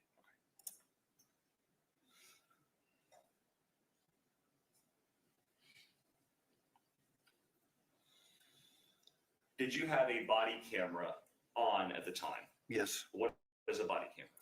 Body camera is a device that records video from the point of view of the officer. Was it actively recording at the time? It was. Showing us to mark the States Exhibit C for identification. Do you recognize that is? I do. How do you recognize it? I reviewed it and I initialed it. And does that just fairly and accurately depict the portion of your body cam we discussed? It does. This time statement you see in evidence of Stage 3. No objection. Without objection, what's the mark for identification that State C will be admitted to evidence of State's Exhibit 3. May I publish, Your Honor? Yes, sir.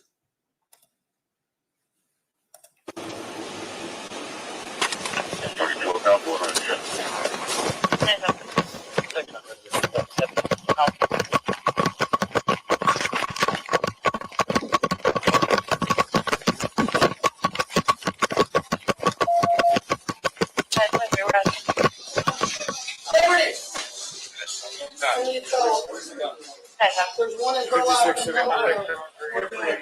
I need medics right now. No! No! I knew we should have been fucking doing this! Please, no! Lily's over here. She has one. I don't know why we're fucking doing this. She kept trying to fucking teach me. No! I didn't want her to fucking be doing. God damn it! I'm just gonna watch it. I don't want to move it for adventure. No! Larry, coming down. Get away. No. Fuck. Can I put my dog's friend? Just leave her alone. Make sure she doesn't get out, okay? Let's get her. What do you need? Put her in the room. How far is he gonna mess up? Find that first. 6716. Deputy John EMS, please.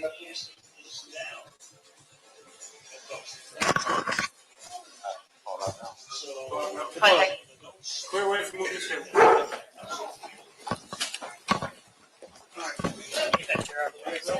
What? No! Move her hand. There's a single zero on her lap. Someone move her hand. Someone look for the zero. Be careful. All right. Does anybody got something else?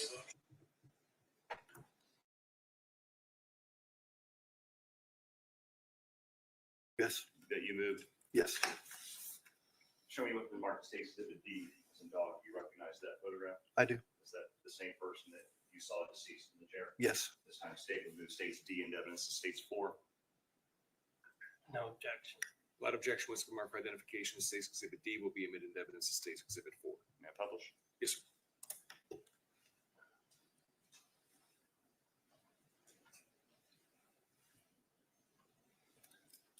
No further questions, Your Honor. Thank you, sir.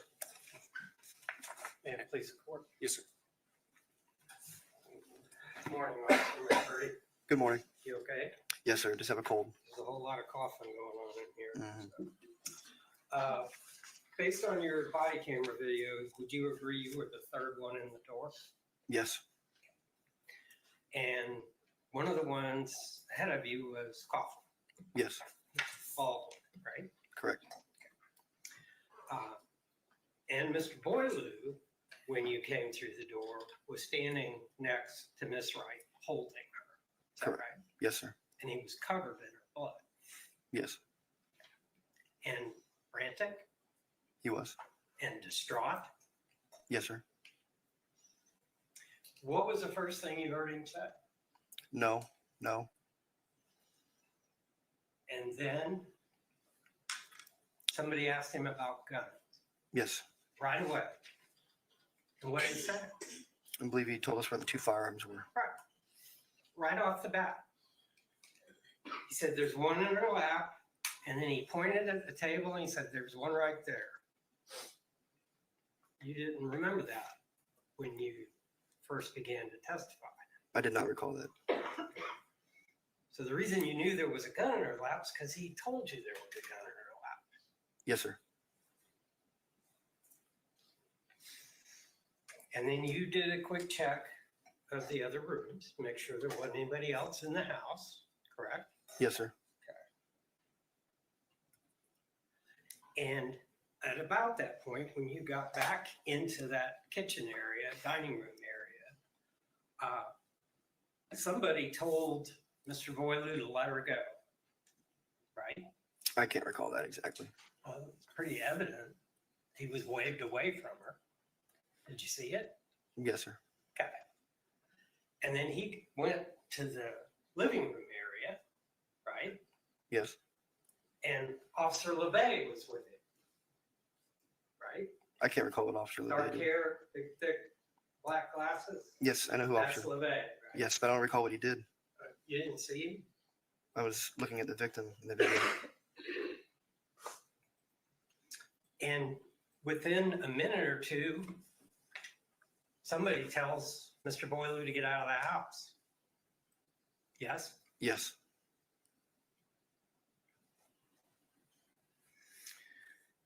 And you picked up the handgun from her lap. Yes. You had to move her hand. I cannot recall if I had to move her hand or not. Okay. Where'd you put the handgun? I put it on the dining room table. When you picked it up, how was it positioned in her lap? I believe it was positioned facing her. What does that mean? Can you describe? So I would say the trigger guard was facing her. Closer to her torso, is that what you're saying? Yes. So it was on right side, left side. I can't recall exactly which side it was on. It was in her lap. Okay, well, we watched you pick it up on the video. Mhm. The trigger was closer to. I cannot recall exactly where the trigger was. And you grabbed it by the grip Yes. and then laid it on the table, Yes, sir. which had already been moved at that point, the Yes. table itself. There was no EMS there. That table was 3 feet from where it originally was. Is that right? That's correct. Because somebody shoved it over there, right? That's correct. Was that Officer LeBay? I believe it was Officer LeBay and I. And somebody shoved the sofa? And somebody shoved the table next to the sofa? I'm not exactly sure if they did or not. And how many different police officers were in that house? I don't know. Before the first evidence officer arrived? I don't know the exact number of officers. Would 10 sound about right? I don't want to speculate. And you say the handgun that you took from Miss Wright's lap had no magazine and was not otherwise loaded as far as you could tell. I did not know if it was loaded or not. But it had no magazine. Had no magazine in it.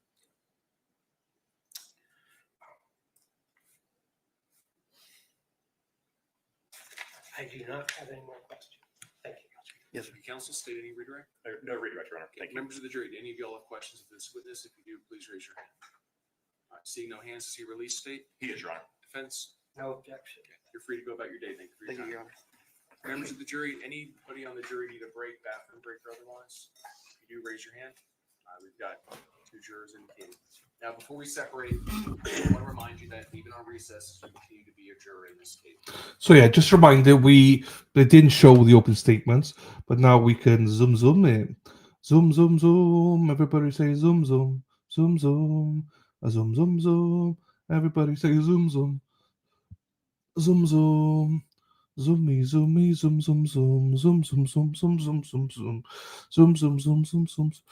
Right. They're back now, so we are now about 17 minutes behind. Well, we'll be 20 by the time I stop speaking. Hello, Lou. By the way, Lou Hillier Psych. How are you, my darling? So far, mixed reviews on this one. There's a lot of questions about why he was naked and why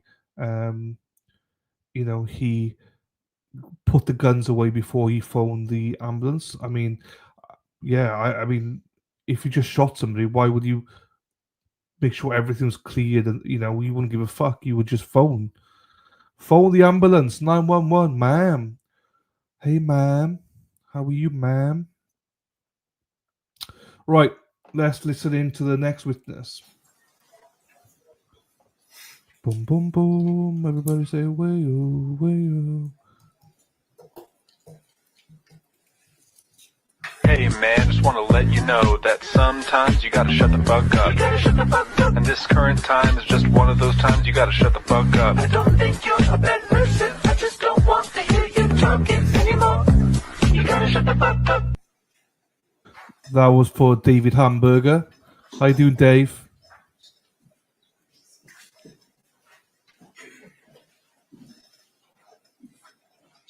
I'll make their way back where we needed them. I have COPD. Oh, okay. Very good. Just wanted to make sure. Okay. All right, State, you can call your for next witness. State Call Sergeant Brandon Soroli. I got a doc system display. Yes, sir.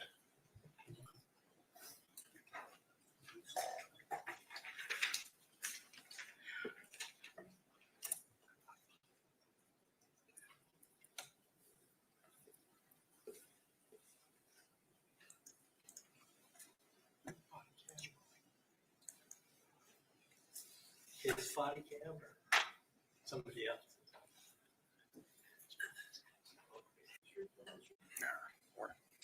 Morning, Sergeant.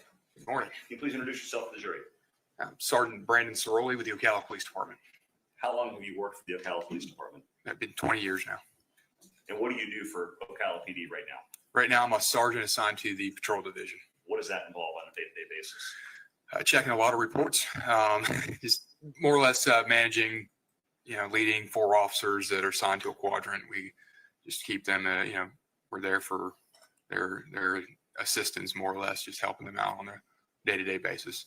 What did you do before you became a sergeant? Before I was a sergeant, I was a major crimes detective. Let me direct your attention to September 19th of 2024.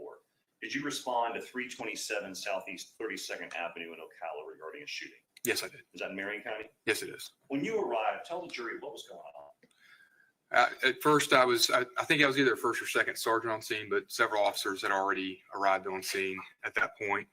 I went up into the residence itself and just kind of, as a sergeant, my job is more or less just to kind of scan, see what's going on, try to bring some order to chaos. And that's more or less what I did, was assessing the moment to see what needed to be done, what was being done. So, did you go inside the residence? I did. I briefly stepped inside the front door just a few feet just to kind of get a lay of the land. What was going on when you stepped inside the residence? Immediately, I saw the victim sitting in a chair. So several officers were tending to her, trying to provide some measure of first aid. And then the gentleman, white male, was off to the right-hand side in the living room area. There was also a dog in there, and so he was in the living room as well. So. And that gentleman you saw in the living room area, did you come to learn what his name was? Yes. What was his name? Leslie Boileau. And do you see him here in court today? I do. Can you please point him out and tell me what he's wearing? Yeah, the gentleman over here, bluish suit. Yeah.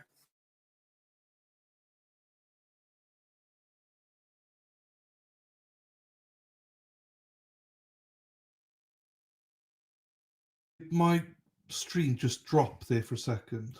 Like the witnesses identified the defendant. No objection. Without objection, the record will reflect the witnesses identified the defendant. Did you actually make contact with the defendant, like interact with him?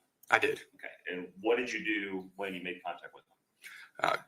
Seeing the scenario that we had playing out in front of us, I wanted him, kind of give the officers some room to work and not have him right there in the scene. So I escorted him out of the house, out to the front yard where we could be away from the officers to give them more space to work. At that time, just in general, asked him, what happened here, so we kind of get a lay of the land and figure out what we were dealing with. When you escorted him outside, where did you guys go in the front yard? Right to his front yard. There's like a gravel driveway, I believe. There's a few vehicles parked out there where we walked over to. Was he handcuffed? Was he under arrest at that time? No, he was not. Did you have a body-worn camera activated? Yes, I did. Was it recording? It was. And did it capture the events that you just described and your interaction with the defendant? It did. Showing us to mark the State's Exhibit E for identification. Do you recognize that item? I do. How do you recognize it? It's I see my signature date on the side over here. What is that? It is it's going to be a DVD that contains a image or video from my body camera. Is it fairly accurately depicts the events you described in your interaction with the defendant? Yes. This time, State would move E into evidence as State's 5, I believe. No objection. Without objection, what's the mark of identification of State's Exhibit E will be admitted into evidence as State's Exhibit 5. While you were outside with the defendant, did other officers approach? Eventually, yes. Do you remember who those officers were? Yes, Officer Sampson and Officer LeBay came up to me. And did Officer LeBay also have the body-worn camera activated at that time? Yes, he did. Would his camera have captured the remaining interaction with the defendant? Yes. What did you do at the point where Officer LeBay and Officer Sampson approached? At first, I did stay with him just for a few moments, but at that point, other supervisors were arriving on scene. I needed to brief them on what we had and start working out a plan of action of what we needed to do on the scene to get it secured and start getting the investigations out. So I stepped away from them to start assisting the other supervisors. Was the defendant eventually transported to the Ocala Police Department for a follow-up interview or for a further interview? Yes. Okay. And did that basically end your involvement in the case? Yes. Once he was transported, I was finished with my involvement. May I publish State's 5, Your Honor? Yes, sir.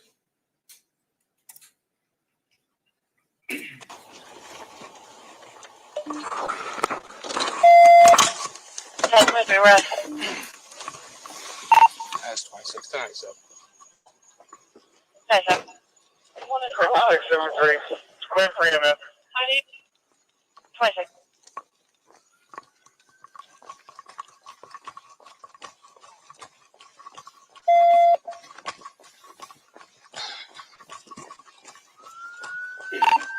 That's 26. Okay, I think we got enough units here. Slow anybody else down or cancel. I'm sorry, no, you shot to 35, cut the code, 610. Oh, this is.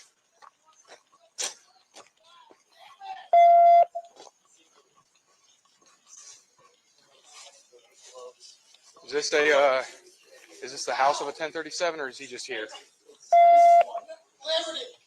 You have permission to take? Get away! Yeah. Start setting that up. No! That's a deputy. Okay. 6130. It is clear for EMS. He needs to come out here. 26. Sir. Hey, come on. Come on out here. Let me talk to you. Yep. Make sure she doesn't get out. Step on out here, man. Fuck! No, 3 on 37. What happened, man? We were fucking around with the guns. I was cleaning them. She's like, you need to teach me. You need to teach me. And we were. Who's that to you? My girlfriend. That's your girlfriend? Okay. It's Polina Wright. God damn it! I told her not to. Hold up now. All right, hey, relax. I know it's a lot going on right now. Just, no! Your dog's going to, I don't want him to freak out. I don't want him to freak out. Stay. No, I don't. Hey, come on out. Come here, God man. damn it! You know you want to give them room to work. Come on. I know. Come on. They're here. And then once, oh my God.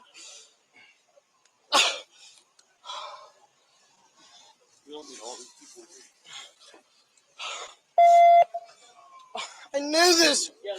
I told her not. I don't want this. I knew this was a turn. She doesn't ever fucking listen to me. I didn't want this to happen. No! Hey. That's me for now. I'm not. I got it. The three of us, we'll hang out with you, all right? Fuck! I know. What's your name, Leslie. Leslie? All right, Leslie. It's okay. Take care of him. L-E-S-L-E-Y? Huh? L-E-S-L-E-Y? Oh. Jesus, McDonald.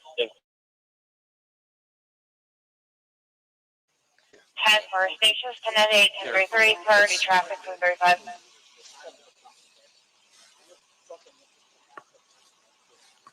Are you all right if we put your tailgate down? You can take a seat on the tailgate, man.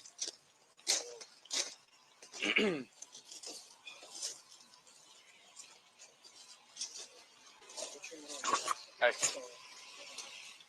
Stay on him. You too. No freaking out.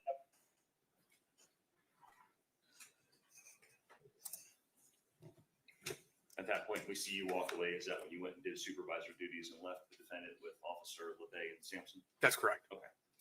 We heard a couple codes that you used at the beginning of your body cam. One said clear for EMS. What does that mean? Well, just letting them know that EMS, the scene was secure enough. EMS won't come in if it's still a hot scene. There's danger there. They have to wait for us to say it's clear for them. You use the term 10-8. What does that mean? 10-8 means just they can leave. So I believe I would have, not sure when I used it exactly, but yeah, it's typically clearing a scene or clearing a spot. If I want them, hey, take a 10-8 from here means you can leave from this spot, go over here somewhere. Is that when you were calling or telling dispatch to tell other officers they don't need to come, we have enough here? Yes, okay. I believe I did at that point. They could take a 10-8, yeah. And what's the term 1037? We saw that when you walked up.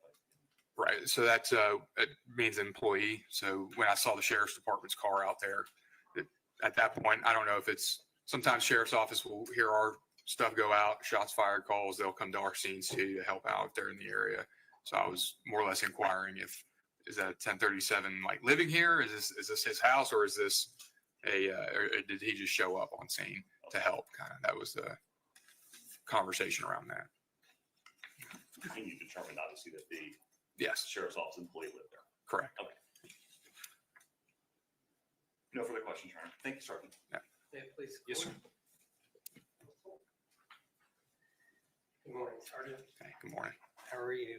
I'm doing well. Yourself? You're one of the few around here that's been here long enough for me to remember. Yeah. All right. So you were clearly not the first officer to arrive. That is accurate. Yes, sir. Do you have any idea how many Ocala Police Department officers were there by the time you got there? No, I didn't stop to take an assessment of the count. All right. But there were enough. There were quite a few. You told the dispatcher, stop the ones that are coming. Yes. At the point you arrived, do you have any idea how many of your officers actually entered that home? No, I don't. And you notice the patrol vehicle parked in front of the house, and you kind of gave a little under your breath exclamation, like, oh. That Yes, made sir. it a little different. It changes the dynamic just a bit. Yes, sir. Okay. And then you verified that the driver of that vehicle was actually the owner of the home. Yes, I didn't verify that personally, but someone, Right. one of the officers on scene They told me. answered your question. Yes. Do you know how many officers were actually in the house when you kind of stuck your head in to get him out? No, I don't. Like I said, I didn't stop to count But you wanted the him heads there. Is that right? I wanted. Mr. Boileau out of the house. Yes, sir. Why is that? At this point, it's whether it's a crime scene or it's a hot scene of some sort. I know there's firearms involved. I need my officers' safety is paramount. And they're trying to do work on the young lady in there. They need to make sure they're going to have their back to him. I don't know if there's any other firearms. I don't know his state of mind at that point. It's the safe bet is to separate him from the scene at that point and have him step outside.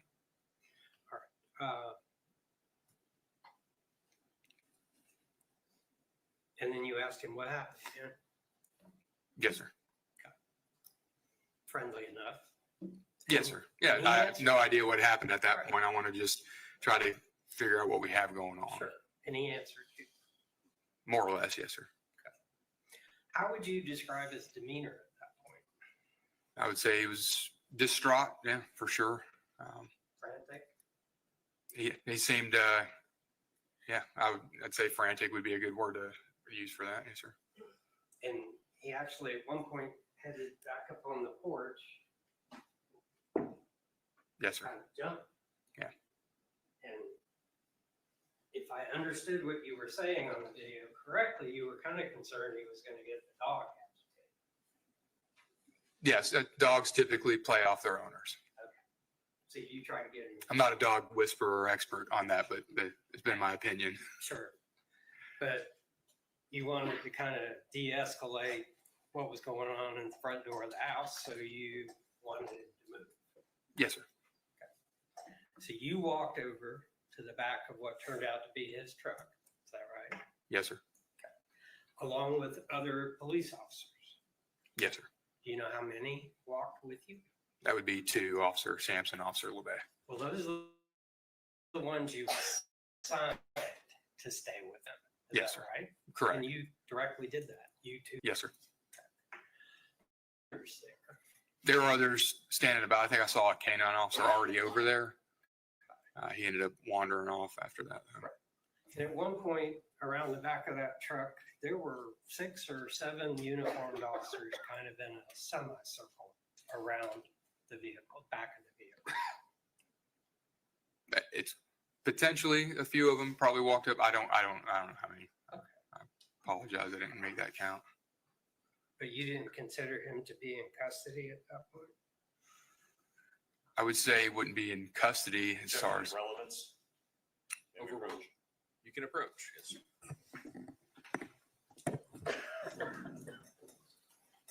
That is a good point, though, Eva. Eva, motherfucker.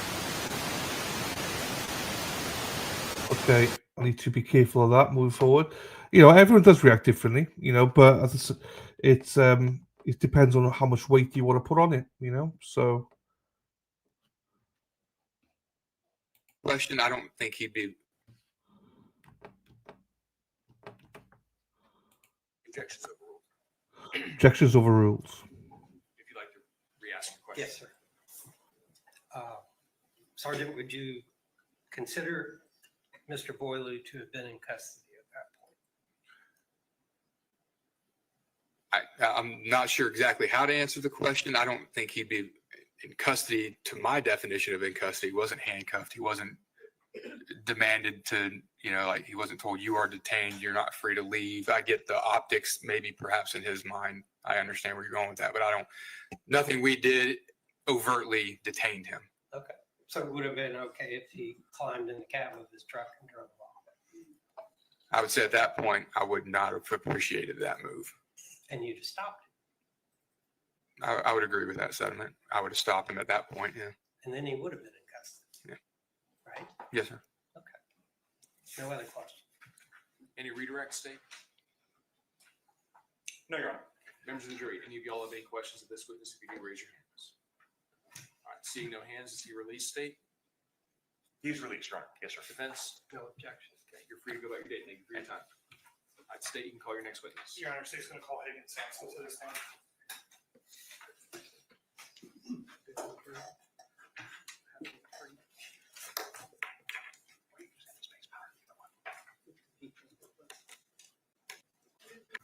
Yourself, can you spell your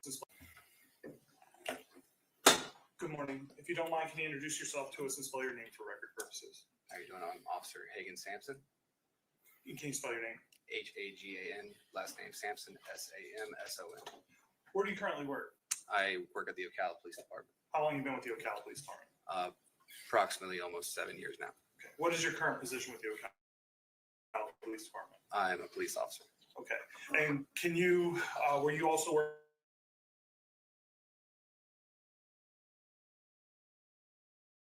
position of patrol and police officer? Yes, sir. Okay. I want to draw your attention specifically to September 19th of 2024. Did you respond to a shooting that occurred at 327 Southeast 32nd Avenue? I did, sir. Okay. What city was that in? Ocala, Florida. Okay. What county? Marion County. Now, when you arrived to the scene, were you the only one in your patrol vehicle or were you riding with somebody? I was riding with my partner, Officer Kyler LeBay. Okay. Now, when you guys got to that or responded to that scene, were you the first officer, one of the first officers? Kind of walk us through what that looks like when you guys are arriving there. We had arrived there prior.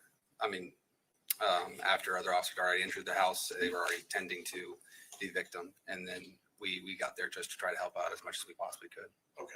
Now, when you get to the scene, do you end up going inside the residence? Yes, sir, we did. Can you just briefly describe to us when you go inside the residence, what it is that you observed or what you saw?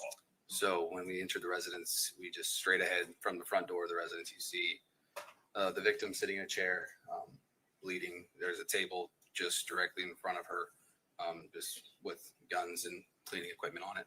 Okay. And was there anybody with the victim when you arrived in the house? There was. Who was it? Mr. Boileau. Okay. And do you see Mr. Boileau in the courtroom today? I did. Can you please point him out and identify him by an article of clothing? He's wearing a blue suit with a blue striped tie, sitting in the defenses. Let the record reflect that the witness has identified the defendant. No objection. That objection, the record will reflect the witness identified the defendant. Now, where was you said you saw Mr. Boileau in the house with the victim. Where was he at in reference to the victim? Where was he standing? What was he doing? He was in the main room. It's a house that kitchen, dining room area is right next to where the living room is. As soon as you walk through the front door, he was standing next to the victim. He was with the other officers, just walking around the scene. Okay. And I know you kind of touched on it, but were you the only officer? And I know you said you were kind of with Officer LeBay. Were you and Officer LeBay the only officers in the house at this time? No, sir. Okay. Did you and Officer LeBay stay in the house the entire time? No, sir. Where did you guys end up going? Once we found out we could not help more with inside the residence, we then were positioned more with standing with Mr. Boileau outside of the residence, away from the scene. Now, when you went outside of the residence with Mr. Boileau, where did you guys end up kind of stationing or essentially kind of hanging out with him at? We were predominantly by where there is marked patrol, just in the driveway of the residence. Okay. And did you end up staying with him the entire time while he was on scene? Yes, sir. Okay. At that point. And was he eventually transported to an area where he was later interviewed? Yes, sir. Now, who ended up transporting him to that Marion County office? Me and Officer LeBay. Okay. Now, did you and Officer LeBay take any part in the actual questioning or talking to him at the station? No, sir. Okay. Now, during this time, did you and Officer LeBay have body-worn cameras? Yes, sir. Were they recording and were they working and functional at that time? Yes, sir. Have you had an opportunity to review not only your body-worn camera, but Officer LeBay's body-worn camera? Yes, sir. Is it fair to say that Officer LeBay's body-worn camera kind of captures the events a little bit better than yours? Very. Okay. But you were there the entire time that Officer LeBay's body-worn camera was recorded? Yes, sir. By the time we were positioned outside the residence, we were pretty much in tandem in the same exact area, seeing the same exact stuff. And reviewing Officer LeBay's body-worn camera, did it accurately? I am stopping it and I don't give a shit what people think. Hello, Ashley. Ashlyn, sorry, my darling. Sorry, I'm trying to multitask here. There you go. That's what I'm going to do. How are you? How are you and Bobby? I did message Bobby the other week. I am super excited. 3 weeks today, I am in Boston. And this beautiful lady's putting up with me for 3 weeks. I'm staying with Ashlyn in Boston. So thank you, my darling. Oh, that's fine. It's a guy outside. Hope you're doing well. I know you're busy at the minute with the kitchen. Bobby's busy with the kitchen. Hope that's going well. So I've got people outside my window walking back and forward. But yeah, I am super excited to see you, Ashlyn. I'm super excited to see Bobby and everybody. So it is 3 weeks today that I will be arriving. In 3 weeks, I will be in the air. Put your hands up in the air. I will be there.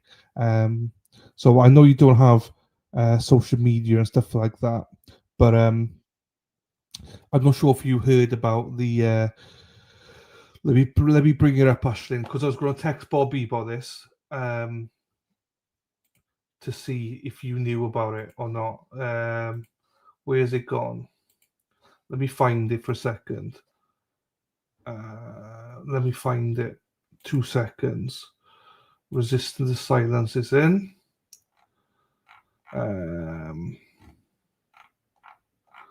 Where's it gone? Let me find this, and then because I know you're not on social media, so I want to make sure. I was going to actually message Dennis to let you know that this was going on, in case you didn't know this was going on.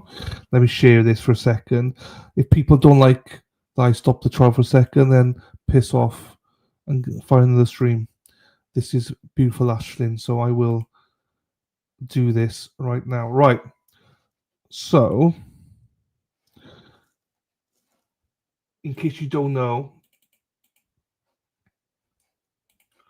Ashlyn. So, hey now, save the date. Barbecue dinner with Daran, Wednesday, October 22nd, from 4 till 9. Blondie's Barbecue, Walpole, Mass. The Old Red Wing Restaurant. This is not a private event. Everyone's responsible for their own food and drink. I do need a head count to help with food prep, so please let me know, or please drop a name in here, blah, blah, blah. So, just for everyone to see, these are I like barbecue. Oh, shit.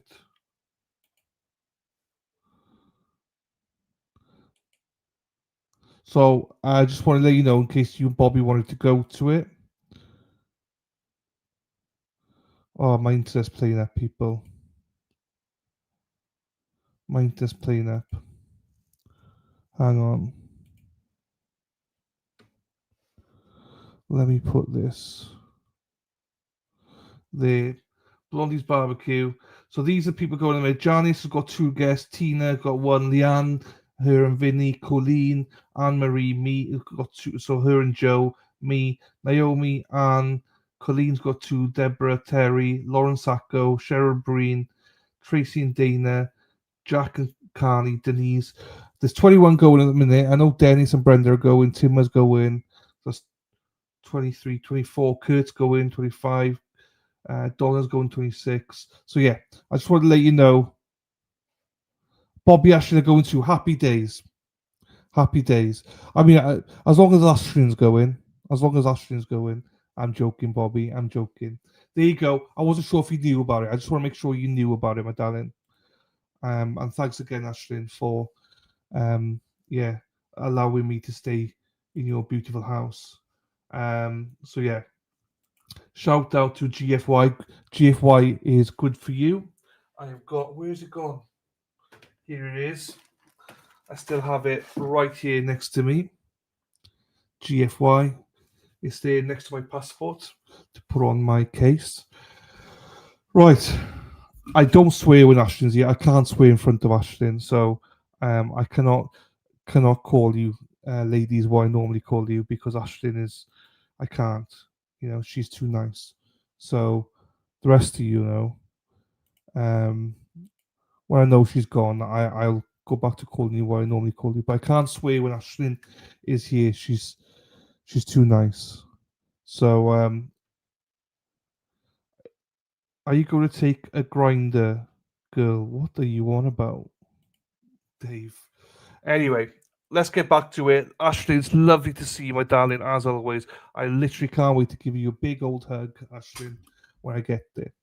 So, and say hello to Bobby for me as well. I love Bobby. Bobby's got a great sense of humor. I could swear for the Bobby. Right, here we go, everyone. Let's get back to it. Depict everything that you observed and what you saw that night with the defendant. Yes, sir. Your Honor, I'm showing defense what's been previously marked as states out for identification if I may approach. Yes, sir. Can you just take a look at this and let us know if you recognize that? Yes, sir. I do recognize What it. is that? That is Officer LeBay's body-worn camera that I have reviewed and signed. Okay. And again, I'm going to ask that same question. Reviewing that body-worn camera, is it a fair and accurate depiction of the events that occurred that evening when you were standing with Officer LeBay? Yes, sir. Your Honor, at this point in time, state moving evidence what's been previously marked as states F for identification as I believe state 6. No objection. That objection was marked for identification. States F will be admitted to evidence. States Exhibit 6. And Your Honor, if I may publish and have access. Yes, sir.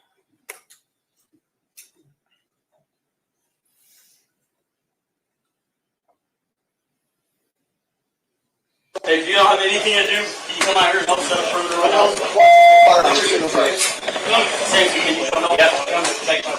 Copley, need me here?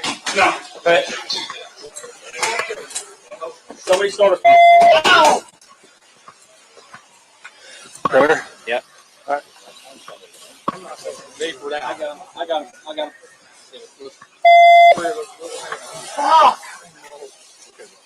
What's your name, bud? Leslie Boileau Jr. Leslie? All right, Leslie. Okay. Take care of it. L-E-S-L-E-Y? Huh? L-E-S-L-E-Y? No, I-E. No. Yes, I don't think we need the station. He's over here. We should put him over here. Has our station connected to Hey, Gregory sir, we're gonna step over here, okay? Step to the trunk, okay? So, You all right to put your tailgate down? Take a seat on the tailgate, man?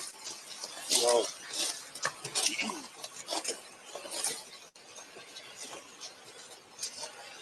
What's your middle initial, sir? Dale. Dale? Dale, what's your last name? Boileau. Boileau? Boileau. Boileau? I-L. No, he has on-call schedule. I-L-E-A-U. And what's your date of birth? 9/7/92. Yeah, 7 0. Where did you put the gun at? It's all in there. What kind of gun was it? The AR on the counter, and she has the pistol in her lap. Okay, which is the gun that went off? The AR. Look, I told her. God damn it. what did you see happen? I was cleaning the guns. We were pointing them at each other. During the cleaning process, or what was going on? She was like, I want you to teach me how to use them. I want you to teach me how to use them. I was like, okay, we will. We were pointing them at each other, and mine went off. You were holding the AR? Yes. All right. Gonna hold what we got. I know it looks really fucking bad. I didn't fucking want this to happen. I told her I did not want this to happen. I didn't want to do this. I didn't want to fucking train her in the fucking house like this. Because she has no fucking gun experience. 5673. God damn it. Hey, do you have your? You want to drop the tailgate that you can just have a seat? There we go. Yeah, How is she doing? I don't know. I'm out here with you, man. I know the medics are in there. They're working on her now. Okay. You work for MCSO? Yes. Yeah. How long you been with MCSO now? 8 years. 8 years. Fuck, I know better. God damn it. I can't believe this is happening. Are the roads clear enough for them to get through? I know fucking better. Why the fuck was I doing? No.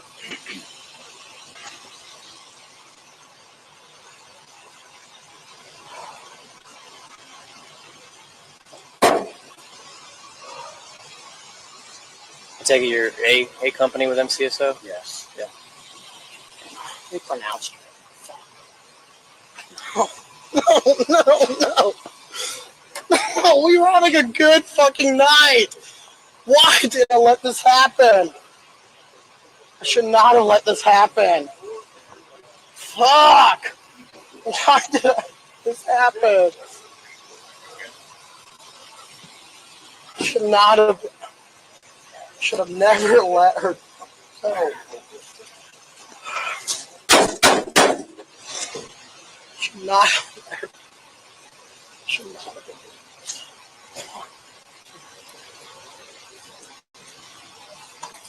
God damn it.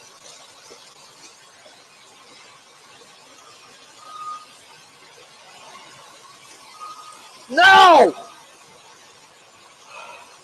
Oh,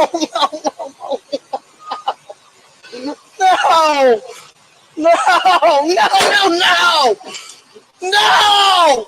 Sir, what was your name again? Sorry. Leslie Boileau. Leslie. Dale Boileau, Jr. Boileau? Boileau. Boileau? Boileau. Okay. Boileau. How's that spelled? Boileau. I can get you my ID. B-L, I'm sorry, he probably already. Boileau. Boileau. Boileau. Yes. No. Boileau. Yes. My ID number was MCSO 6022.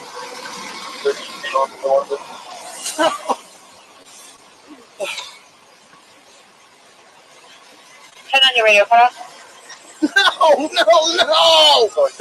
No! Your radio cut out. Turn on your recorder. No! Pleasure.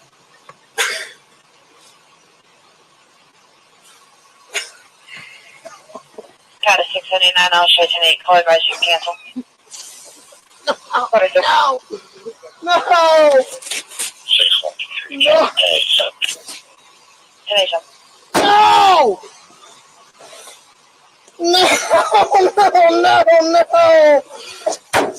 No!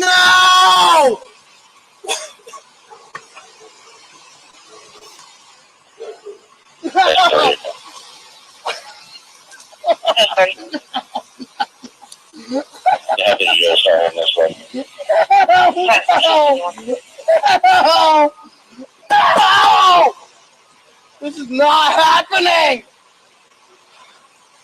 Polina, no! No! I should not have let this happen! Why?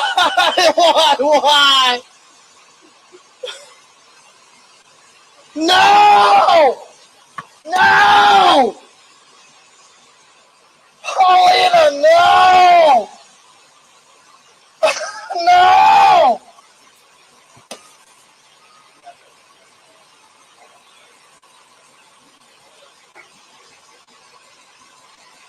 No! God damn it! No! No! No!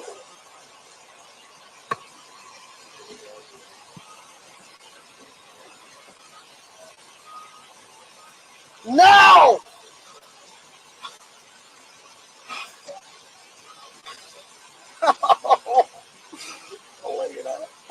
Oh no! No!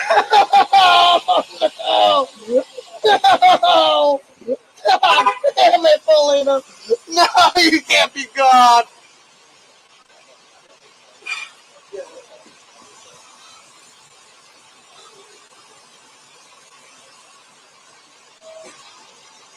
I was so...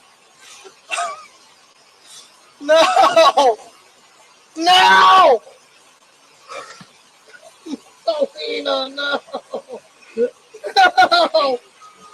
No!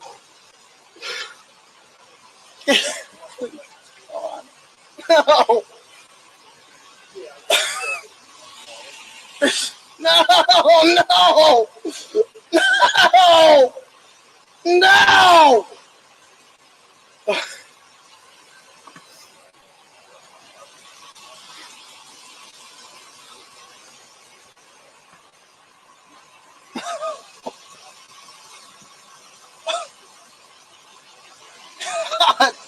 God! No! No! No! No! No! No! No!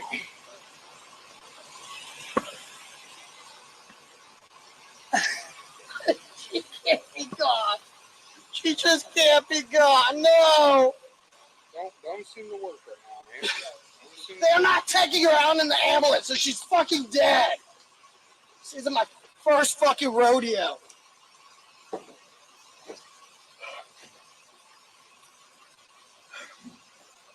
No, no, I don't want her gone. No.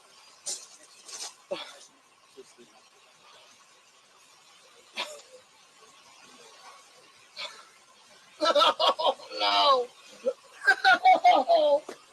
I was so cautious. Fucking unloaded her gun.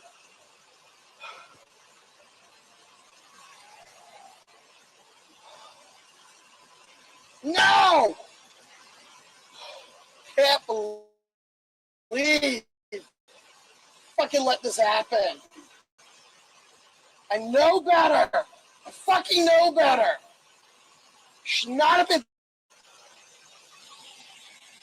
No, no, no!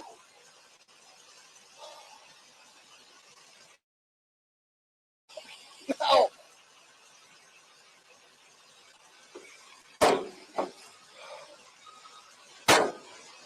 No! God, why? No! 67. Incident 320. 10:28. Oh no! No! No! No! This is not fucking happening! We had such a fucking good night! No! No, no, no! God, why?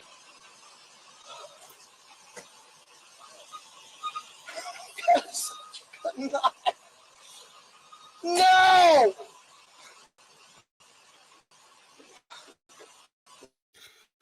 So, in fairness, this reaction is something that I've seen many times. Um, when you're having a good night and stuff like that, and you only last 30 seconds. This is how we react. This is how men react because it's frustrating. It's like I promised her a great night and I only lasted 30 seconds.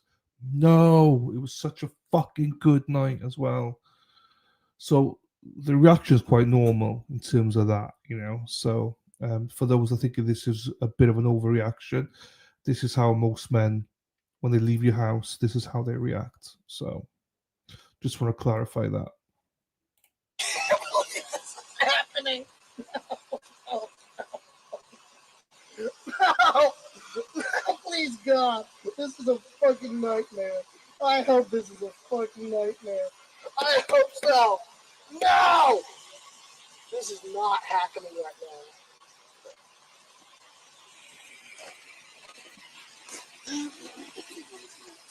That's 30 tonight. Yeah. What is it? Kenny. It's like boy game. No!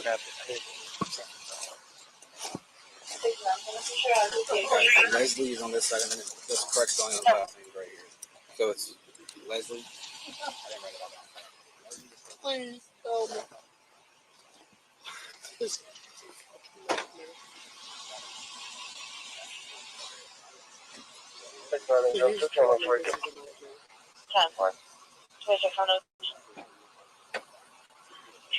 No!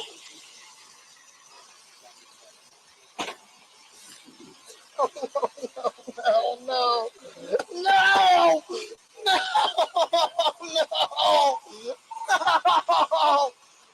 Oh my. No, no, no. God damn it.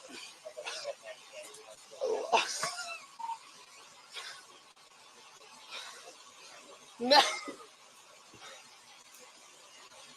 She can't be gone. She can't be. Pauline, please, God, please. No, no, no, no, no. No! This can't be happening. This can't be happening.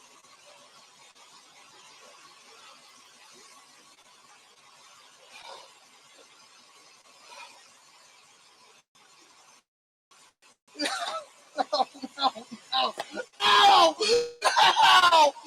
Oh my God, no! Oh.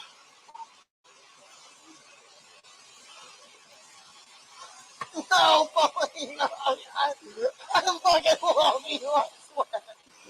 No, no, no! Why? What did I do? No, this can't be fucking happening. This can't.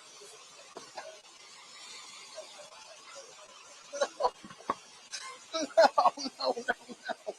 This can't be fucking happening.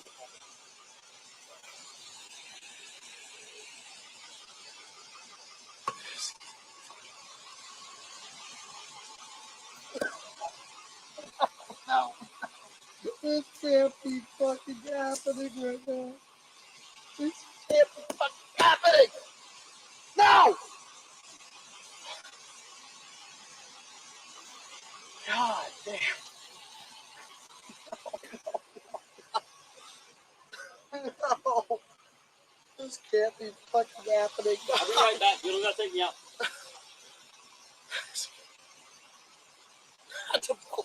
No, she's fucking good. No, this can't be fucking happening. Yeah, thank you. This can't be fucking happening.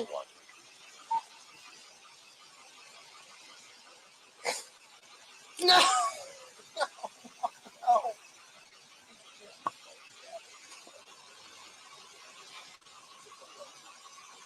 No.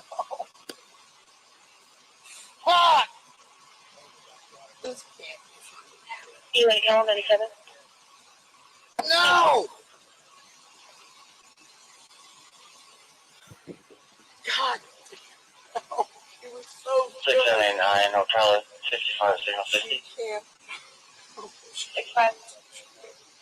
2200 block of North Pine. Florida plate 14 Echo, Mike Victor Echo 14.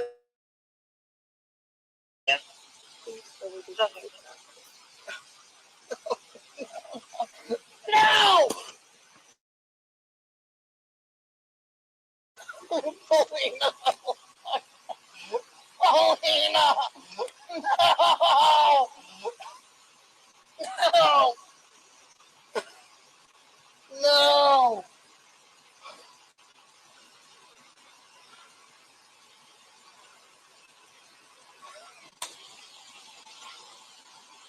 No, no, no!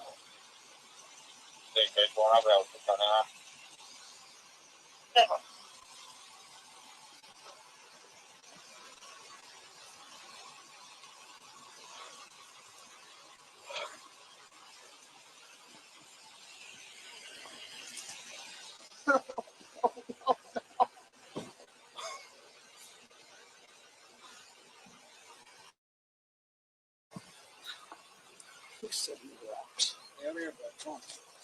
Okay.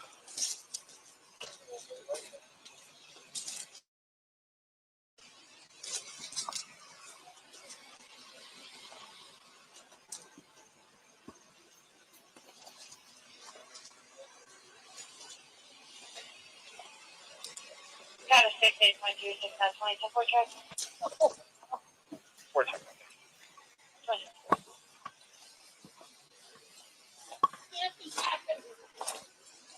Can't be fucking happening right now. It was so fucking good. No. First. No. God damn it! No! No!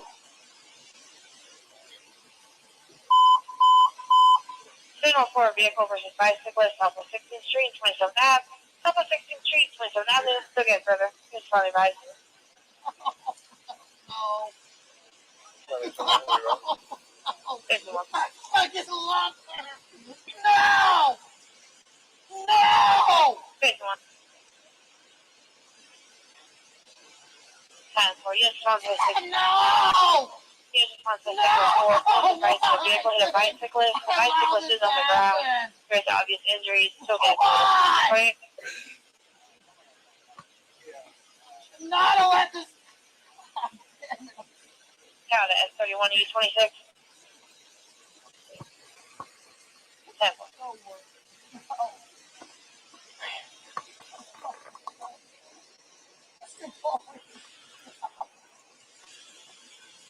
County in front of the signal 4. The bicycle is screaming on the ground.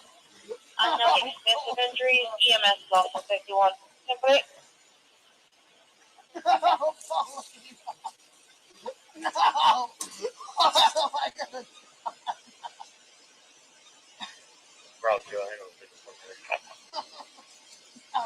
Paulina! No! 10-4. Just an additional. No! God.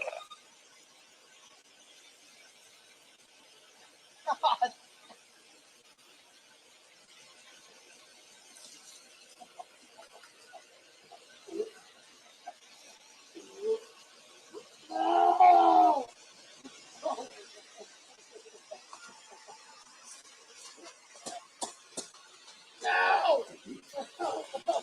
725 power count, good at PD 51. 10-4. County in front of the signal 4. Caller is going to be in a black Chevy Impala. Okay. 6870, go ahead.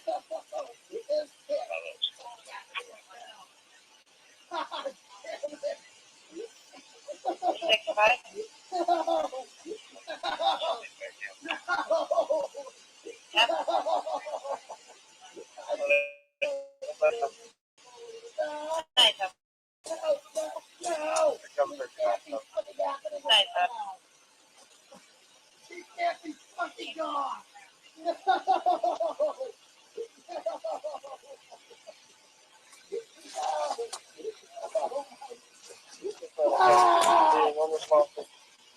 No! Holy no, I love you. God damn it, I love you. I can't fucking no!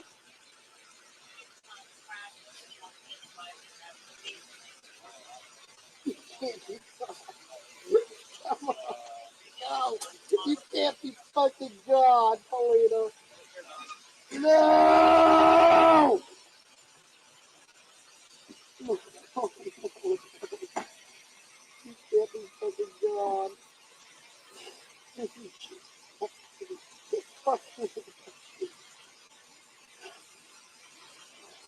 Oh my God. Nice job. Oh my God. No!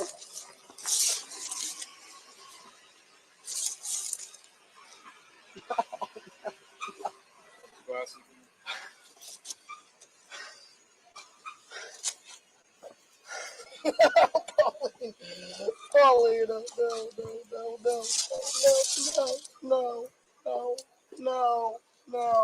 no. You put your glasses up on. Yeah.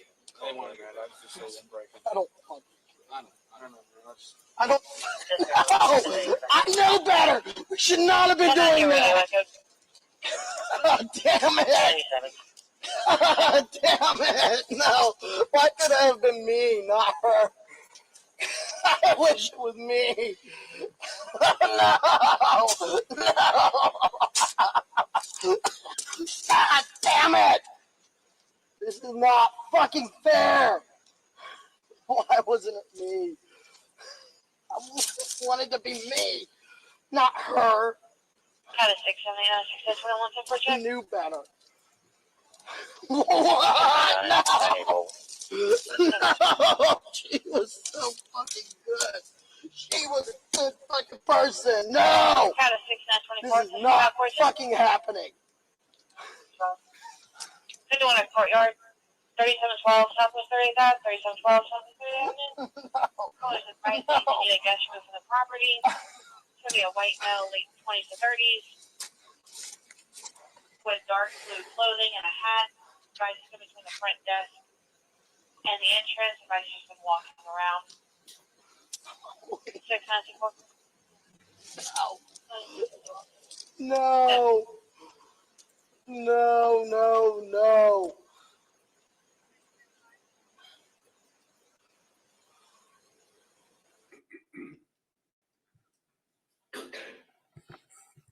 Now, Officer Sampson, I know the body work camera kind of stops there, but was body work camera still recording the rest of the interaction all the way up to the point where you took him to the Marion County Sheriff's Office? Yes, sir. Okay. And the interaction that you had with the defendant, was it more or less the same of what we just kind of observed on this body work camera? Yes. Okay. I also know you did mention earlier that you and Officer LeBay took him to the to the Ocala Police Department. Besides that, did you have any other involvement in this case? No, sir. Your Honor, I have no further questions of this time. Any cross-examination? Yes, sir. Please.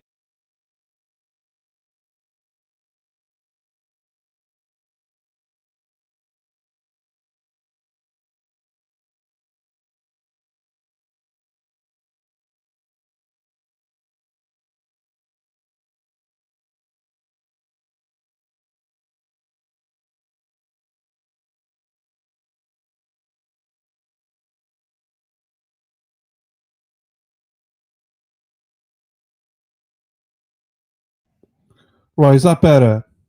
Can you hear me now?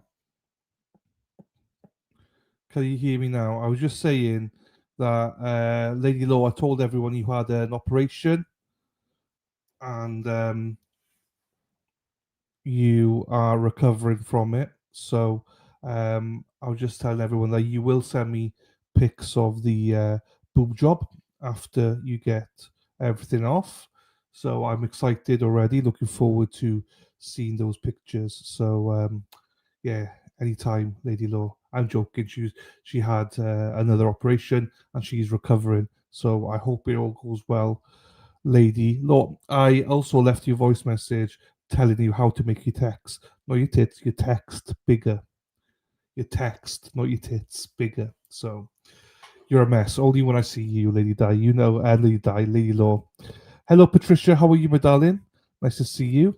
Good day to you. How is everyone else? My internet keeps dropping.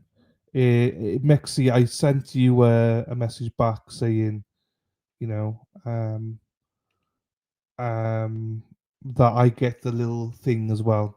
No, don't worry. It's if you go to settings, it's in the brightness and display on iPhones, and it's there. Your text, you can just swipe across. It's there. So, Lady Law, well, meet Bex. Bex, meet Lady Law. Lady Law, Bex is the gilf. She's the gilf around here. Bex is 29 years old, and she's a mini you, Lady Law. She's a mini you in work. She's she's an absolute handful. Bex is. She's from Georgia as well. Absolute handful. But yeah, Lady Law, for you Bex, you don't know, she is the original gilf around these parts. She's been a gilf here for 2.5 years now.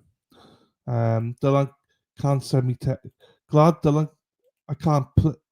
I can't. There you go. Well, yeah, that's weird. Yeah, I don't actually send you text, right? You send me emails. Me and Lady Di do emails. So,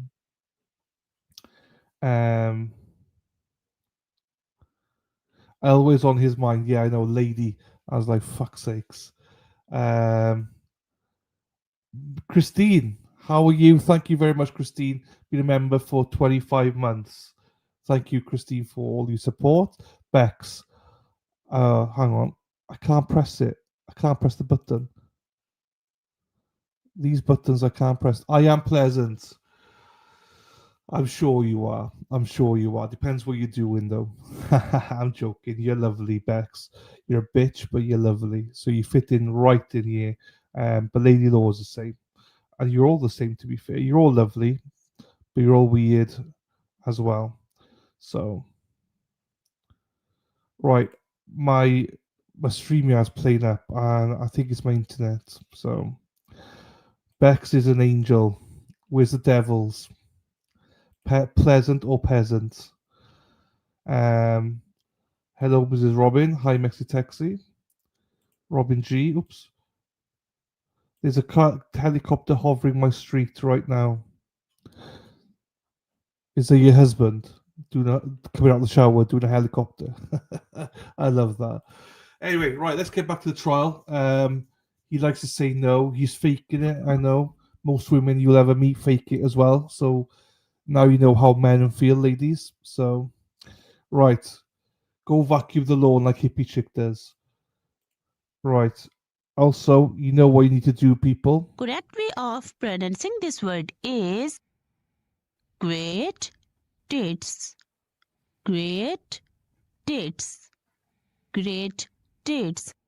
Great tits. Great tits. Once more time. Great tits. Great tits. Repeat it with me. Great tits. Great tits. I hope that the pronunciation of this word is clear to all of you. So, the correct pronunciation of this word is great tits. Hippie chick, lady di, spacey Stacy, walking those streets all night. You go, ladies, come and see what's going on now. Let's go, girls. Yes, it is a one-day trial, Christine. One-day trial. It was a mistrial, Terry. 6 guilty, 6 not guilty. So mistrial. So no spacey Stacy today. No, she's probably on her back somewhere. Probably on her back somewhere. If people don't like these little videos and these pauses, then you know what to do. You know you can. You know you can. Why is it not working? Hey man, just want to let you know that sometimes you gotta shut the fuck up. And this current time is just one of those. Hey man, just want to let you know that sometimes you gotta shut the fuck up. And this current time is just one of those times you gotta shut the fuck up. I don't think you're a bad person, I just don't want to hear you talking anymore. You gotta shut the fuck up. No worries, Miss Terry. No worries at all. Here we go. Strap her in again, ladies. Here we go.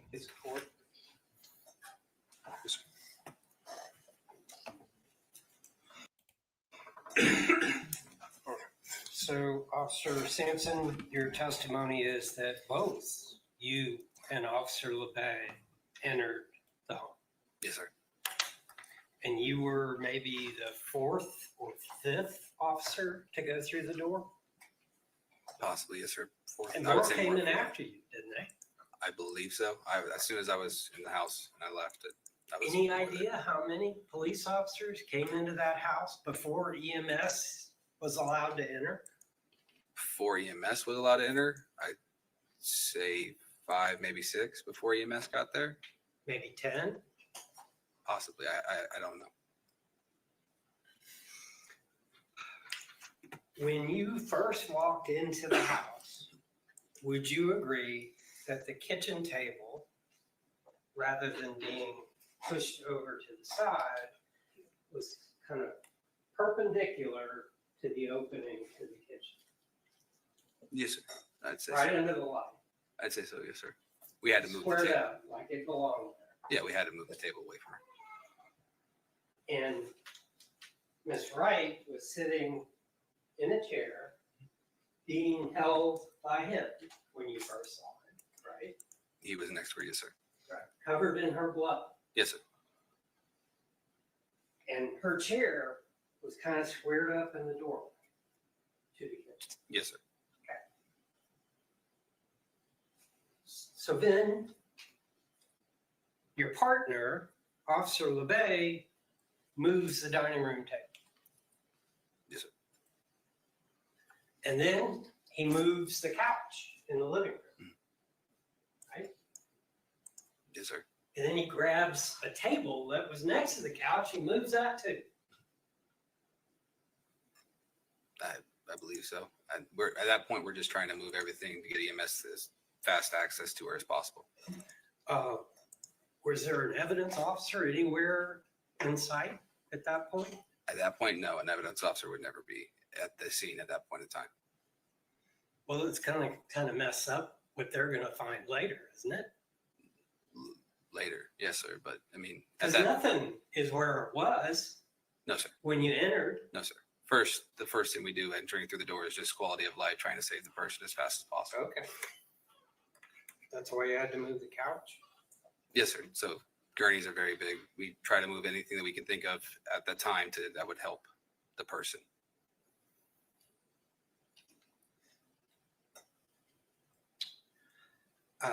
Did you move or otherwise touch the long gun that was on the dining room table? The long gun, no, I moved the table that it was resting on. Did you see another officer move the long gun that was on the table? I cannot advise.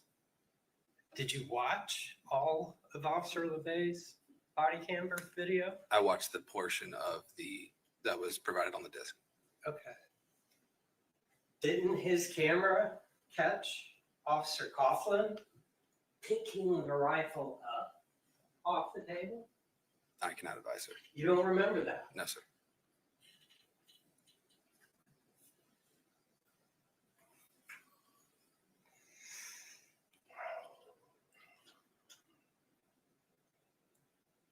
And there was another gun, right? Miss Wright was holding a gun, yes, sir.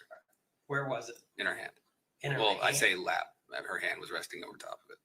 Okay. And an officer moved that as well. Yes, sir. You remember who? I can't advise her. McCurdy? I assisted with moving her hand away from it, and then McCurdy grabbed it. possibly, yes, sir. You don't remember? I don't remember, sir. And then you got directed by the sergeant to get Mr. Boileau away from the front of the house, right? Yes, sir. Out of the house first. Yes, sir. And then he's in the front of the house. And that wasn't far enough. So then you go to the back of his vehicle. Yes, sir. And he did what we saw, what we could see. Yes, sir. Sometimes you couldn't see him. Is that because he was on the ground? Yes, sir. He was in the ground multiple times during the video. Ripping at the grass and the dirt and rolling around and screaming. Yes, sir. How long did you let him do that? I believe the video was 20 some odd minutes long. Right. It was. It stopped and it had the time down in the corner, right? Yes, sir. Right. Had the date and then it stopped at 23:21:40. 23 is 11 o'clock, right? Yes, sir. And 21 would be 11:21 p.m. Yes, sir. You didn't remove him from that scene until midnight. Yes, sir. So he did that for an hour. And you just stood there watching. Yes, sir. Didn't say anything other than here's your glasses, which obviously came off while he was rolling around on the ground. Yes, sir. You and LeBay, and you could see Sergeant Shirley, and you could see 2 or 3 more officers just standing around this man, screaming and agony. Yes, sir. And you just watched. Yes, sir.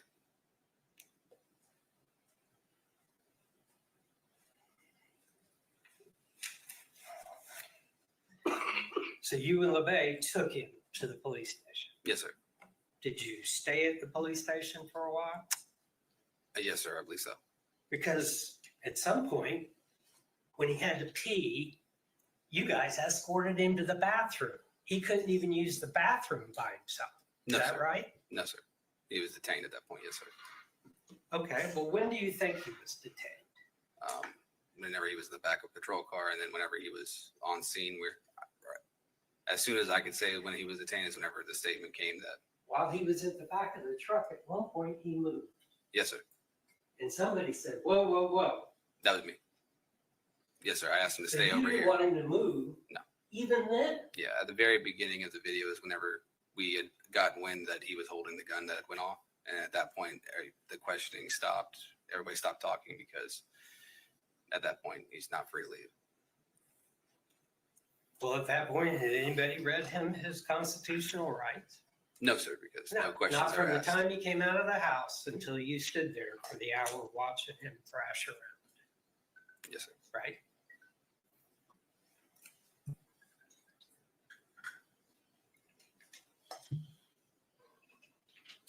I don't have any other questions, Judge. State any redirect examination? There was some questions about Miranda warnings and all of that. Was there a reason why you did not initially read Mr. Boileau Miranda warnings or give him Miranda warnings when you first got him out of the house? Yes, sir. We were still trying to figure out what was going on at that whole scene. At what point did you make more questions, Miranda warnings? The gun was fired. And at that point, when he made the statement that he was holding the gun that went off that was fired, did you ask him any more additional questions at that point in time? Not a single one. Okay. And is that why you also did not read a Miranda warning? Yes, sir. Now, and I think we might have asked it during my direct earlier, but I just want to confirm. Were you the individual that asked him all the questions down at the police station? No, sir. So would that have been whoever questioned him would have given him the Miranda warnings at that time? Yes, sir. No further questions, Judge. Any recross examination? Nothing else. Okay. Members of the jury, any of y'all have any questions of this witness? Please raise your hands. Seeing no hands, state is he released? Yes, Your Honor. Defense? No objection. No objection. All right, sir, you're free to go about your day. Thank you for your time. Thank you, sir. Before we call another witness, Mr. O'Neill, members of the jury, does anybody need a break? If so, raise your hands. Okay, you've got a hand. All right, let's go ahead and we'll take about 11 minutes or so. We'll be back at 11:05.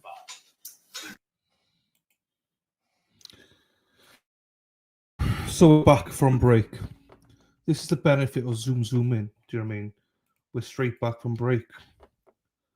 Court would consider reconsider you. But I need to keep some for the lunch break so we can just skip lunch break. So yeah, he's like, obviously at the time they didn't know that he was going to be questioned, so they wouldn't read his Miranda rights right there. And then common sense says that, oh, sure. I will say this is like, I don't know what, there's no deal being offered. He's not been offered any deal. But I don't really understand what he's, there's a lot more to come. Even though this is going to be done in a day, there's a lot more to come, I think. Because it sort of fits into the manslaughter, I can't believe manslaughter in Florida is up to 30 years. That's, so.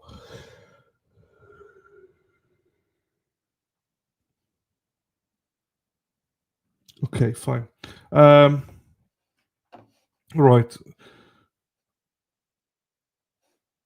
Don't know what his defense is. He didn't mean to do it, but he did. So I don't know. Yeah, that's what I mean. It's whether it's accidental or not, he's still gonna get jail time. Prison time. Sorry. So I don't, unless he can prove it was accidental. It's that story of it was purely accidental. But I don't think I think he must have practiced his no, faking it. Because it's just overacted. It just seems like he's overcompensating with it, But I don't think. I'll just say this, right? I don't think men are great at faking it. Do you know what I mean? I think case in point with this guy, I think men can't fake it. Women can see through that. Men can't see through women faking it. So you always feel sorry for a woman. They can fake it, but men just can't. Because, yeah, I don't know.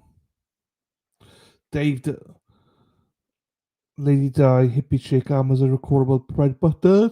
I don't get the naked part. Yeah, I don't. There's a lot I don't get, Dave.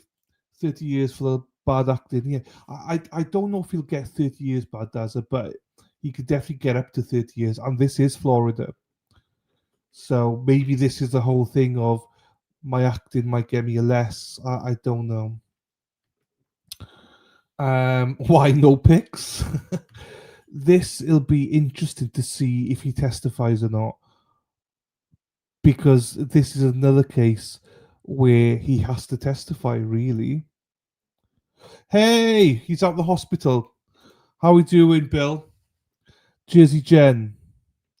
How are you feeling, Bill? I did not know you were in hospital. Jersey Jen got her hoodie.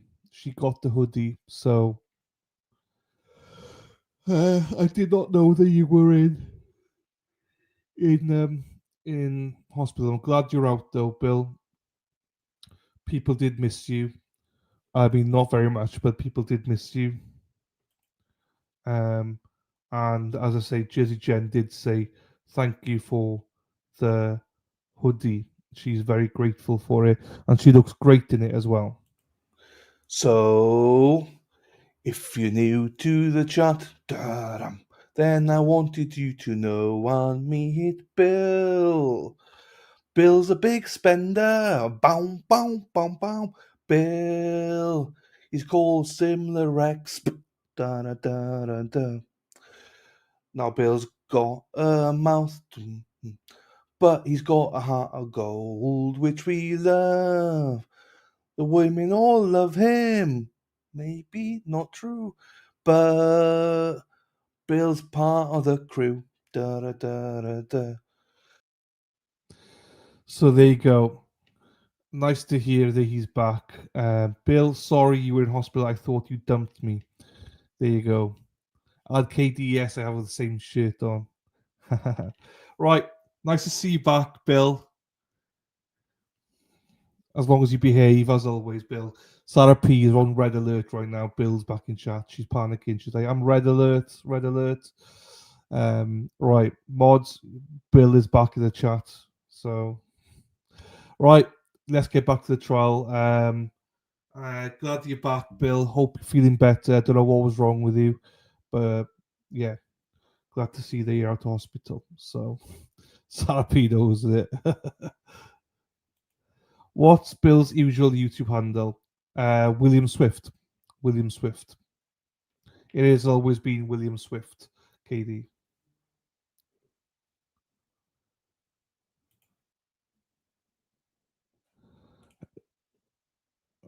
Hope you feel better. Girls are all quivering.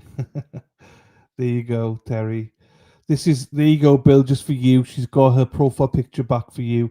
This is the hoodie that Jersey Jen got. She's wearing it for you, Bill. Bill. Let me see if I can get the other one. Hang on, people. Whilst we got some time because we got a long lunch break as well. So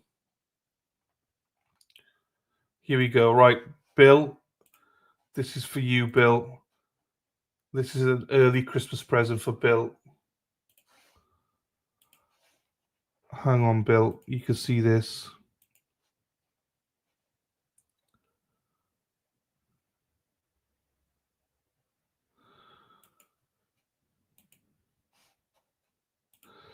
Right, hang on, Bill.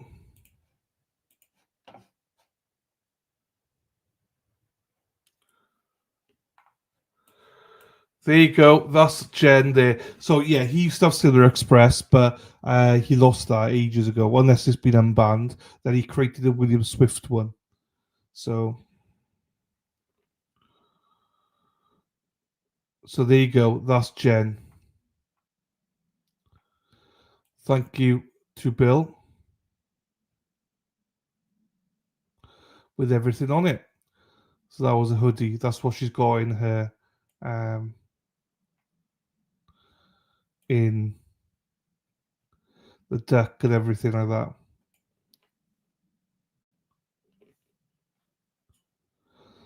So that's specially for Bill. Right.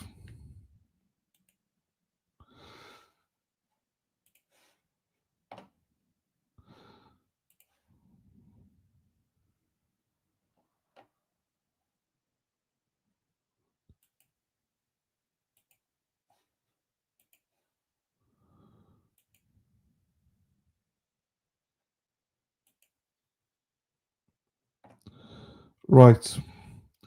Here we go. Get this back. Right. I think this is it now. They just come back from break.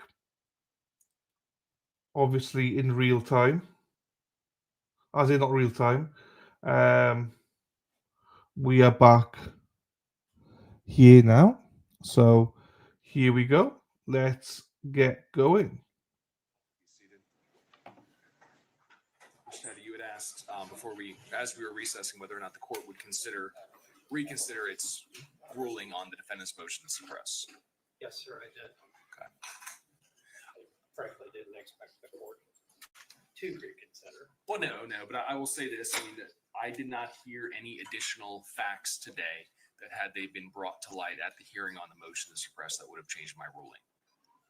I believe what Officer Sampson said was effectively implied in my ruling that at the moment they learned that he was holding the rifle when it went off, I believe at that point in time, Mirandizing him before any further questioning would have been appropriate.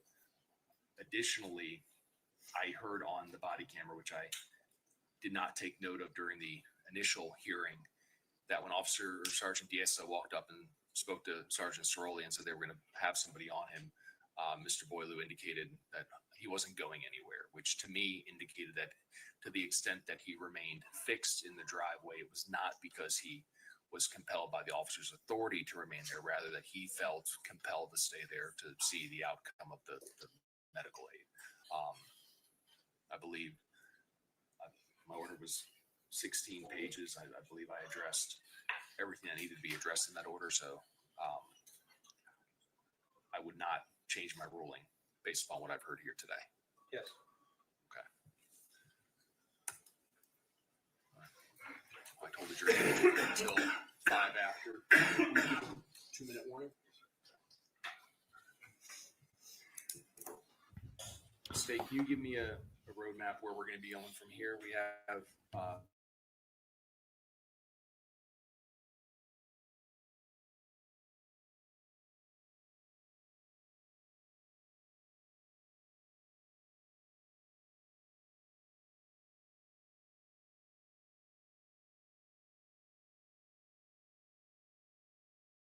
Ms. Killinger from FDLE and Dr. Lange. McDaniel, Patterson, Kern, Killinger. I think my stream went down, so let's go back a little bit. I think so you can hear what was just said.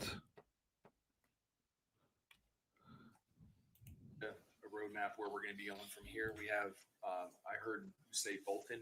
Is that Sherilyn Bolton? Yes, Your Honor. Our intention or plan, I believe, would be to have Ms. Bolton testify. I believe just based off of potentially the amount of evidence coming through her and all, she'll kind of be our last witness before lunch, take lunch, and then after lunch is going to be Mr. McDaniel, Ms. Patterson, Detective Kern, and then Ms. Killinger from FDLE and Dr. Lange. McDaniel, Patterson, Kern, Killinger and Lange, which Patterson and McDaniel both, I don't believe, will be too terribly long, Your Honor. So, Mr. Buxman can correct me if I'm wrong, but I think based off of our conversations, I think we're pretty much kind of right on schedule what we were originally thinking. So Okay. How long do you anticipate Ms. Bolton taking? probably at least 30 to 45 minutes, I would imagine, just to go through everything. And then I'm sure Mr. Patty may or may not have some sort of problem. I expect. Are you using this Pharaoh project? No. There was some sort of equipment used to do some sort of reconstruction or something in the home. When I approached the subject during the depositions, no one was in a position to be able to answer the questions because the witness that did it wasn't there. So, Is that 3D crime scene reconstruction right. technology? Yes. And I have some discovery, which is partially viewable, but I can't get the thing to play the way it was intended. But they're telling me they're not using it. So. Correct. Okay. I don't think that there's anything that the scanner provided that the photos that we are going to introduce can't adequately cover and provide. Okay. All right. Very good. Yeah. Because we got the jury lunches arriving about 11:45. I just want to be mindful of that. Hopefully not have too much of a break before we take lunch. Correct. We're calling Mr. McDaniel to come early just in case we're running ahead. We can put him on because he's going to be short. Okay. Very good. All right. We're ready to bring the jury back in. Ready, Your Honor. Defense ready? Yes, sir. Okay. Let's bring it back. So they got at least one witness before lunch, maybe another one. So there's 6 in total, 2 quick ones, and then 4. If they don't, they'll be first thing in the morning. So they think they're going to arrest today. The state do, but we still got tomorrow. We still got the defense case, and we still got closings. So defense will be what do you call it? Probably just the defendant if they do. Just if they do have to call. Hang on, let me find the place here. So so there's this one. So if they do call anybody, probably will just be the defendant. So so we still got tomorrow. We're still going to have tomorrow on. So Spacey Stacy's in the house. That all means only one thing. Hippie chick, lady die, Spacey Stacy, walking those streets all night. You go, ladies, come and see what's going on now. Let's go, girls.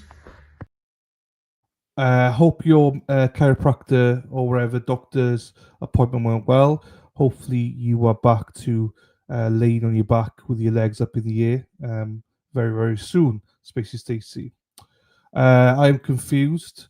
The state says he shot her on purpose. Yes, they believe he shot her on purpose. He's saying it was an accident. Well, not on purpose, but do you know what I mean?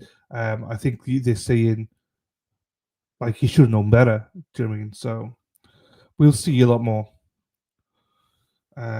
So Spacey Stacy, is on lunch, taking a break from the corner. She gave Hippie Chick and I the day off. There you go. There you go. Day off today. We was just saying, where the hell is Spacey Stacy? You know, you three are normally thick as thieves. So, right. Let's get back into this. Strap it in, strap it on. Let's go. Good morning. If you don't mind, can you introduce yourself to us and spell your name for the record? Good morning. My name is Darylyn Bolton. You can spell it Daralyn. And where do you currently work?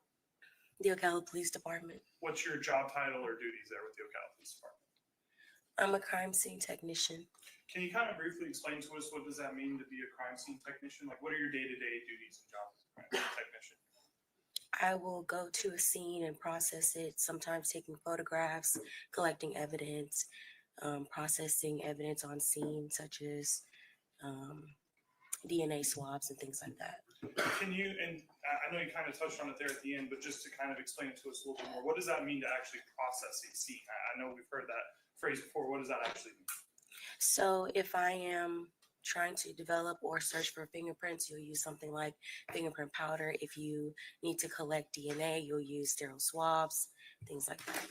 And now to become a crime scene technician with the Ocala Police Department, to process these scenes and all that, do you have to go through any sort of training to hold the position you hold?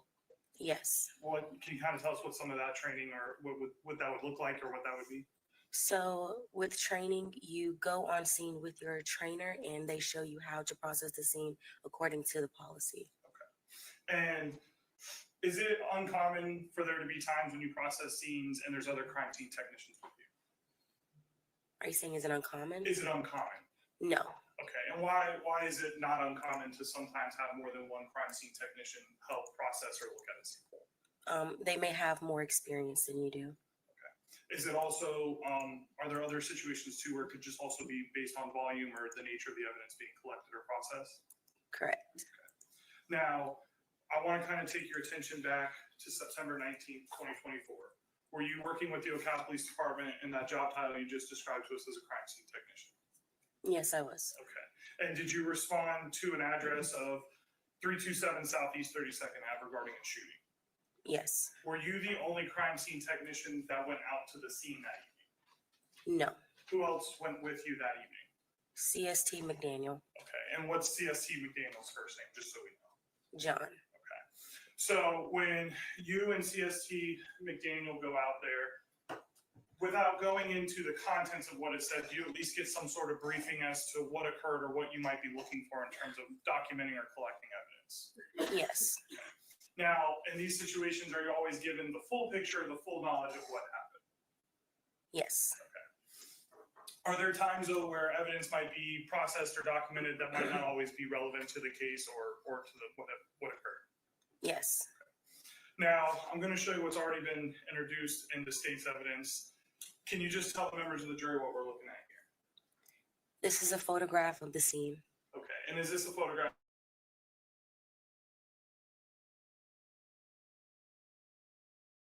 Ave. Correct. Okay. And just to confirm, city and county was this located in? It was in Marion County, Ocala. Okay.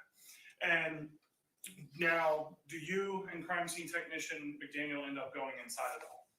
Yes. And when you guys go inside of the home, kind of walk us through what is the first thing you do when processing or documenting a crime scene? The first thing you do is either you video the home or you take photographs. And did you take photographs in this case? Yes. And did you take photographs of the entirety of the inside of the house, the outside of the house, and the scene? Yes. And I'm also going to go to what's been previously marked as states 1, photograph number 3. Is this the scene that you observed when you first walked into the home? Yes. Now, I kind of want to circle back and ask you, when you respond to the scene and you go into document it, are you getting there right there when law enforcement is originally responding and actively getting to the scene, or do you show up at a different time? Explain to us why that is. I am not a first responder, so when the officers show up on scene, they are the first responders. They do medical response, priority of life. Life is a priority, and then I respond after. Okay. And at that point, is it safe to say the scene has been cleared and secured to where there's no threat or any safety concerns to you? That's correct. Okay. Now, I know some of these photos have already been introduced, but you said you also did take other photos of the house. That is correct. Now, do you also, when you go through and you see items of evidence, do you mark those items of evidence or those items that you might potentially collect or want to further document? Correct. How do you indicate or mark items of evidence that are of interest that you want to potentially collect or document or things of that nature? How do I, how do you mark that that's an item of interest or something when you're taking these photos? Like, how do you mark something as a potential item for evidence? We have evidence markers. And what do those evidence markers look like? They are yellow, kind of the shape of an open triangle, and they'll have either letters or numbers on them. Okay. And what do you do with those evidence markers once you kind of take them out and use them? I will place them down by the evidence, and then I'll make sure to take a photograph to document. So you also take photographs documenting those evidence markers of the things that you might potentially collect or that might have some sort of a relevance or value to them. Correct. I'm showing defense what's been previously marked as State's Exhibit G for identification.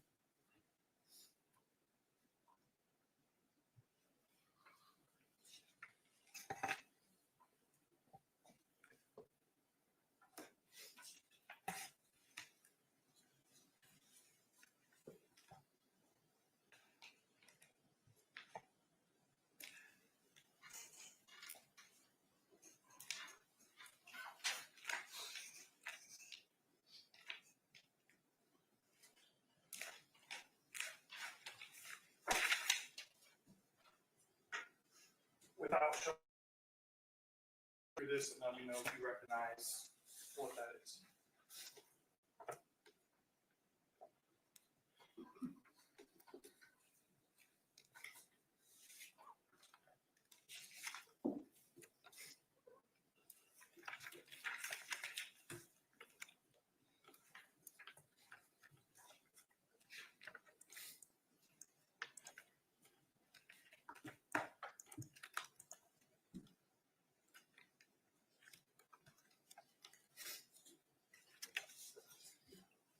These are the photographs that I took of the scene.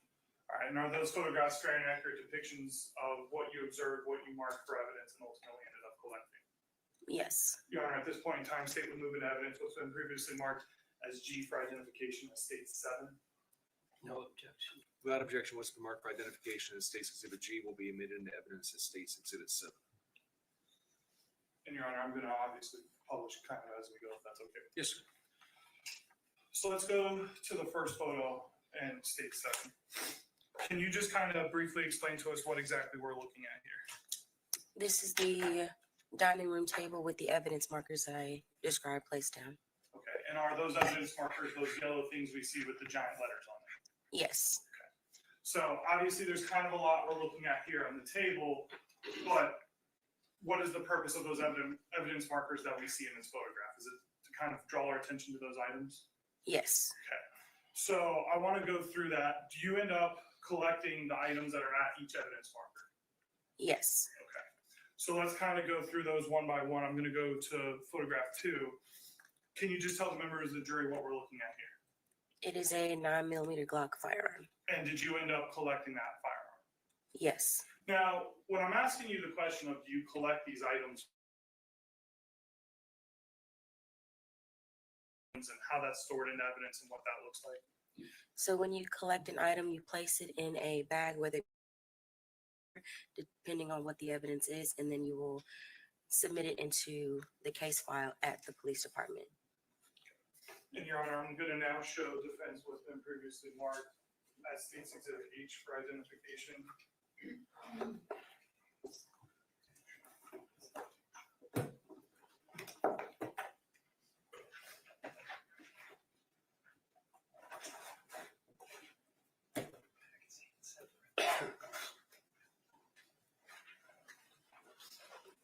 And I'm going to give you, I have a little cutter here if you need to cut the tape or anything. Is if you don't mind, if you can open that up and let me know if you recognize it without showing it to the jury yet.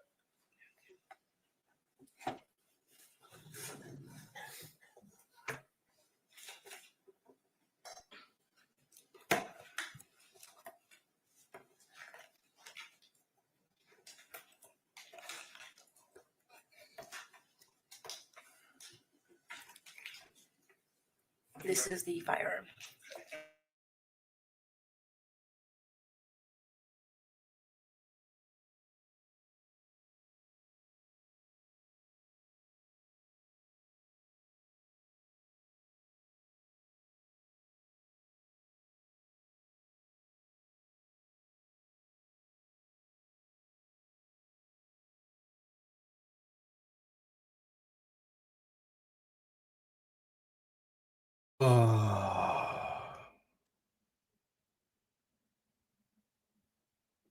Right. Let's see if this. Without objection, what's been marked for identification as State's Exhibit H will be admitted in evidence as State's Exhibit 8. I'll leave this one. And if I may publish to the jury, Your Honor. Yes, sir.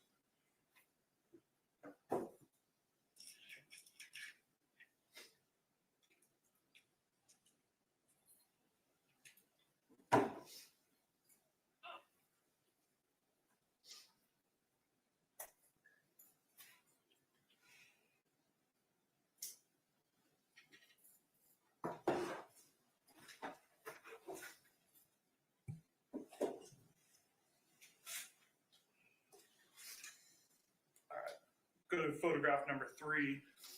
We see kind of a couple different items here. If you can kind of just walk us through what each evidence marker is kind of identifying, and then we'll kind of go through each item one by one. So if we can kind of go in alphabetical order, start with B and then go through B.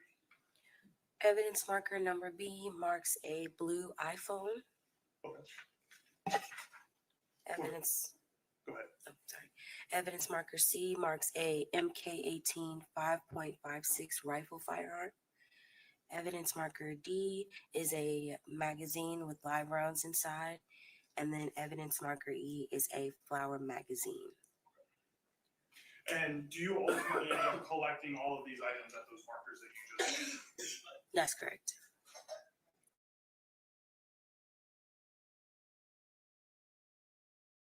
Is this just a closer up photo of the CD&E that we just explained to us? That's correct. And you said that marker number C was specifically marking which item? The rifle. Okay. And did you also end up collecting that rifle? Yes. And is that the same process that you just explained to us about where you collect the item, put it into evidence, and keep it for storage? Correct. Okay. Your Honor, at this point in time, I'm now showing defense what's been previously marked as state's I for identification.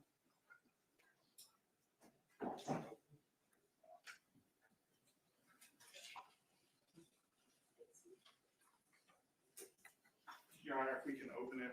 Yes. So defense can see it.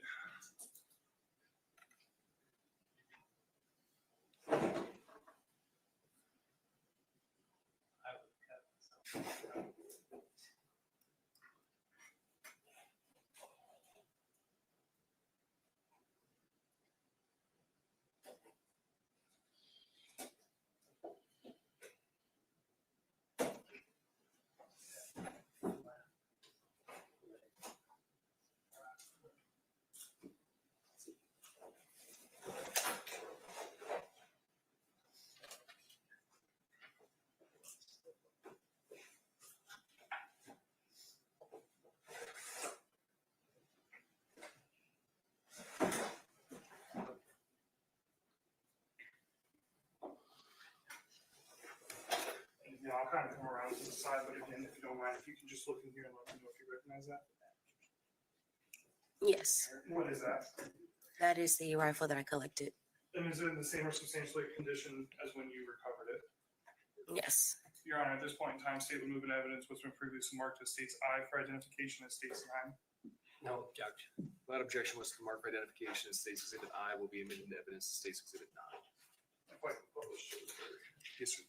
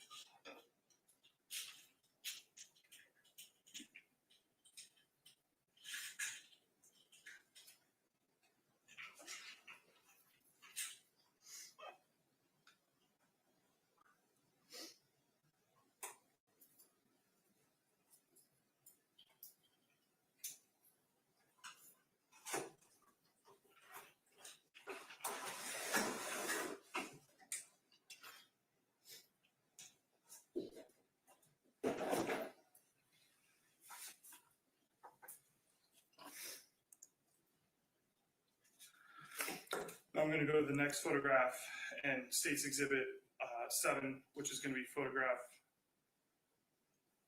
number 5. Can you remind us what photograph, what that marker D is indicating or what that's signifying? The loaded magazine and also the loose live round. Okay, and is that the magazine and live round that we see depicted in that photo? Correct. And same question I'm going to ask that I've kind of been asking, did you end up collecting that magazine and that live round? That's correct. Your Honor, I'm going to show what's been previously marked as state's J for identification to defense.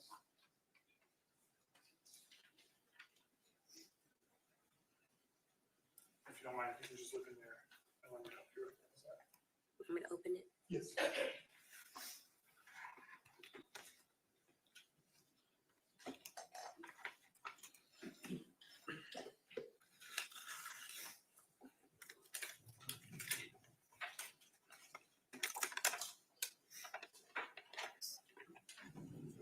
And do you recognize what's in that? Yes, What's in that evidence bag? the magazine that I collected. And is that magazine and live round in the same or substantially condition as when you recovered it? Yes, Your Honor, at this point in time, state would move in evidence what's been previously marked as J for identification as states 10. May I ask a board hour question? You may.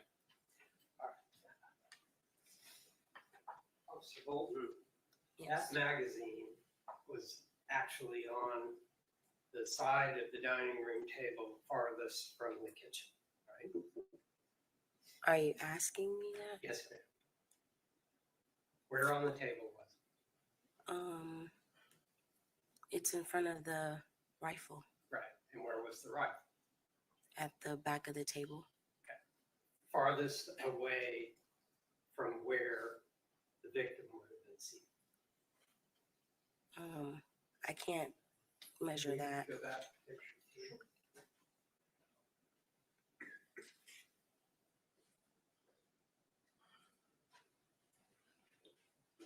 There we go. So you don't know where the table was originally. Is that a fair statement? Correct. But the magazine you're referring to is on the side of the table away from the kitchen. Correct. No other questions? And I don't have an objection. Well, that objection was marked for identification as State's Exhibit J will be admitted to evidence as State's Exhibit 10. And if I may push. Yes, sir.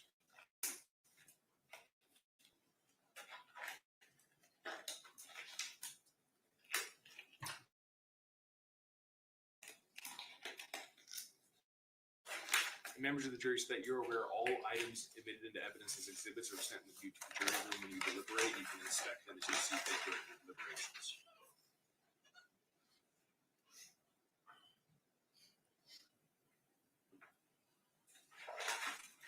Now, I know you said in the photo, we also see it that the magazine was loaded and there was an extra round. Do you end up packaging the rounds and the magazines separately?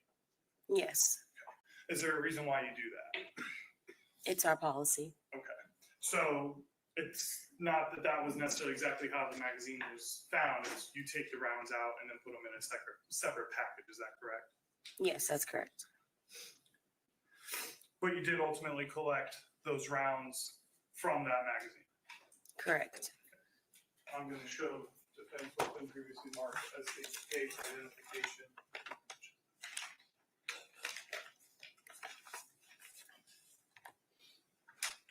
Can you open that up within there and let me know if you recognize that?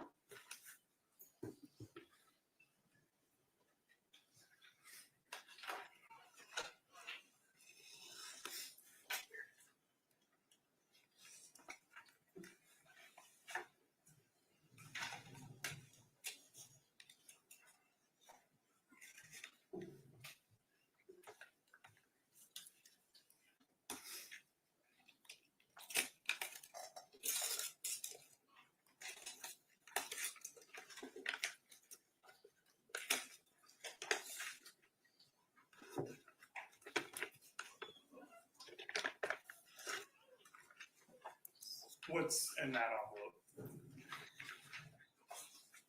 The live rounds. Okay, and those are the live rounds that we see that are in the magazine and the one which one as marker D? Correct. And are those in the same or substantially similar condition as when you recovered them on the day? Correct. Your Honor, at this point in time, state would move in evidence what's been marked as K for identification as states 11. No objection. That objection was marked for identification as State's Exhibit K will be admitted in evidence as State's Exhibit 11.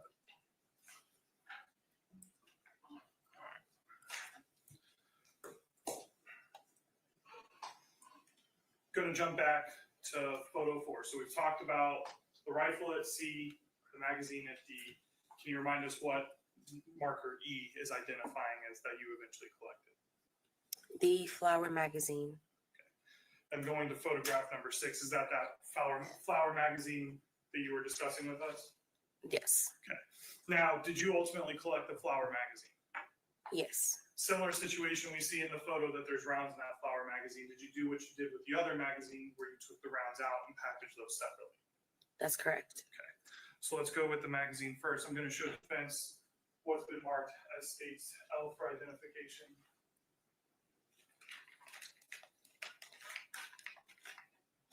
You can open this up and let me know if you recognize what's inside.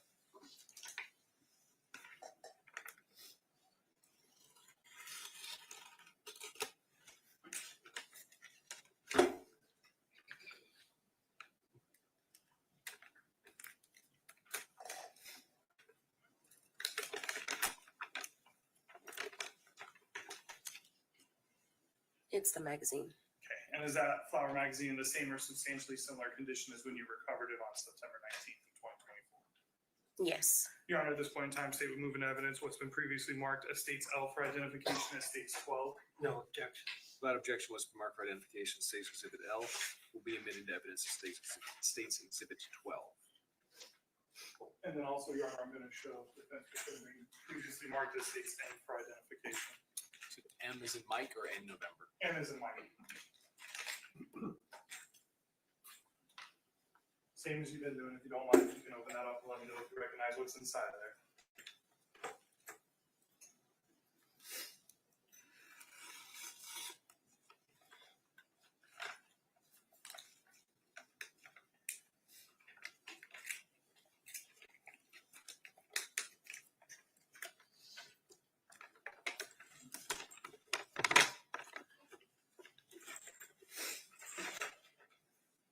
Do you recognize what's in there?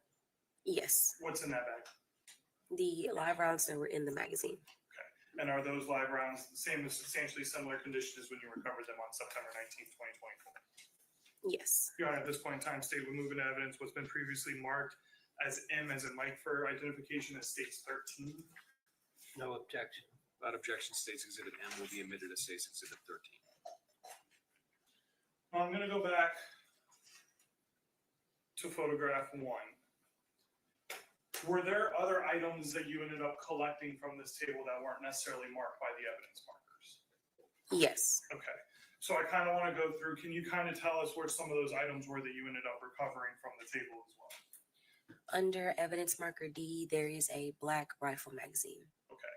And was that black rifle magazine, did it also have live rounds in there? Yes. Okay. What else besides the black magazine with the rounds inside the magazine did you recover from the table? There were boxes of ammunition on the bottom, on the table. So let's kind of go through those one by one. I'm going to show defense what's been previously marked as states N for identification as in Nancy.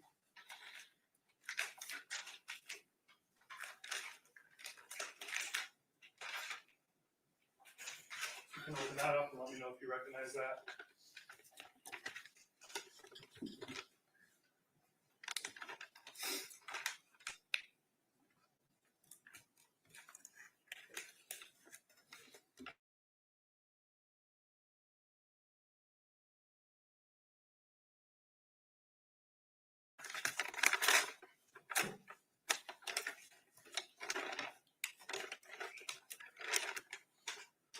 What's in that bag?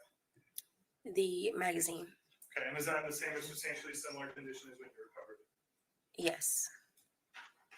Your Honor, state's going to move into evidence what's been previously marked as N for identification purposes as states 14. No objection. Without objection, States Exhibit N will be admitted into evidence as States Exhibit 14. I'm also going to show defense what's been previously marked as states O for identification.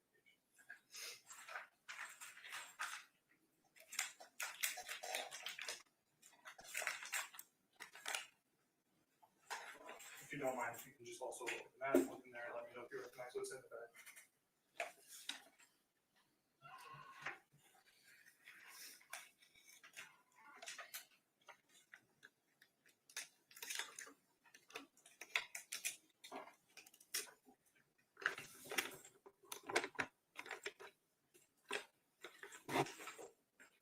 Do you recognize what's in there? Yes, What's in that bag? the live rounds that were in the magazine. Okay, and are those in the same or substantially similar condition as when you recovered them from the magazine on September 19th of 2024? Yes, Your Honor, at this point in time, state will move in evidence what's been marked as O for identification as states 15. No objection. Without objection, State's Exhibit O will be admitted as State's Exhibit 15. You also stated, I believe you said that there was boxes of ammunition on the table as well too that you recovered? that's correct. How many boxes of ammunition were there? 2. Your Honor, I'm gonna show defense what's been previously marked as states P and Q for identification. Can you please look in both of these bags and let me know if you recognize what's in both of those?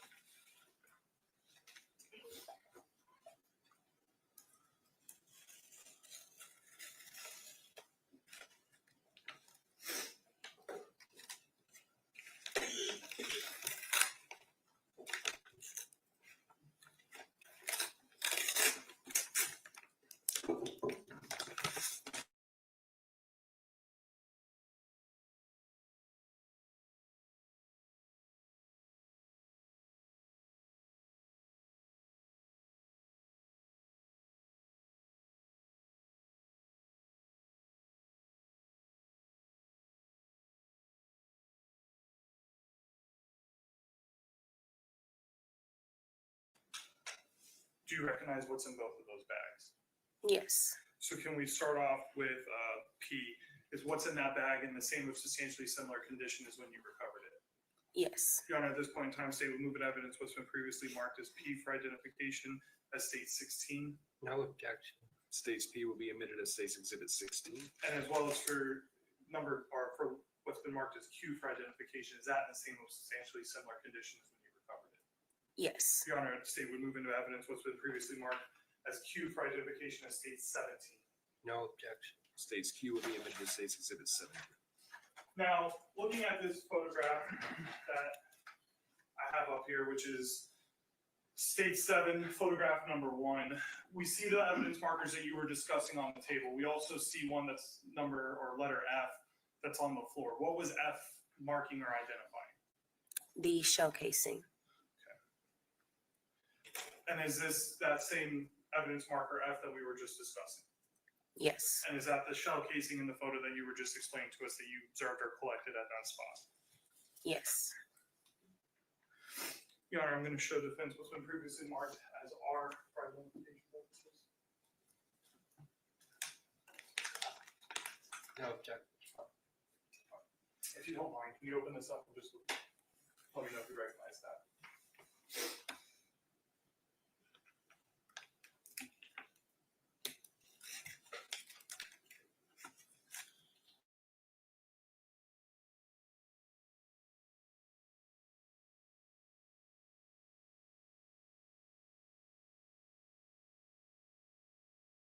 What is that? the shell casing. And is that in the same or substantially similar? Yes, Your Honor, at this point in time, state we move in evidence what's been previously marked as states R, bless you again, states R for identification as states 18. No objection. State's Exhibit R will be admitted into evidence as State's Exhibit 18. And if I may publish that to the jury. Yes, sir.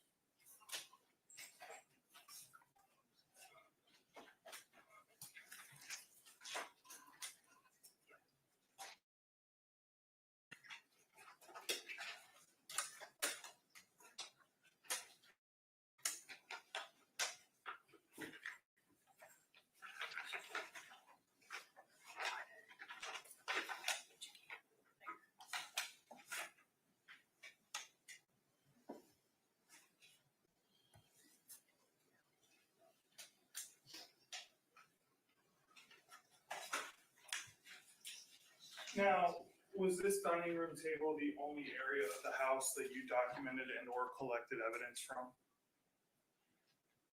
no, Okay.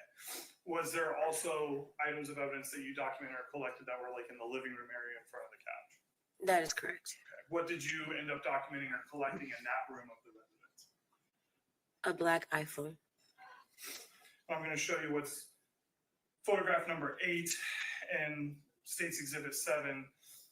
this is kind of that zoomed out photo, but is that what we see marked by evidence marker G in this photograph? Is that phone that you were just discussing?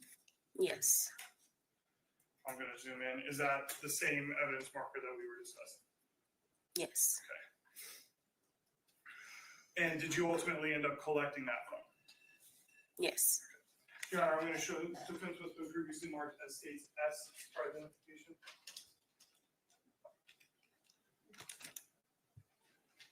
Do you recognize this?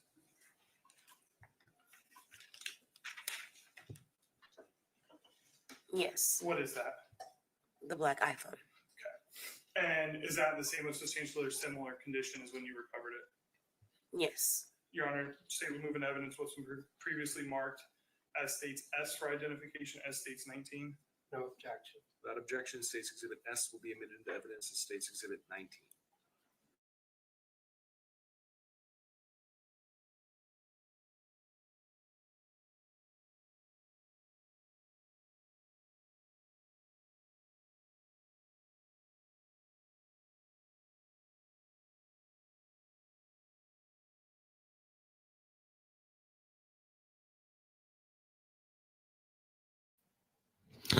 Okay, so I was I was on there.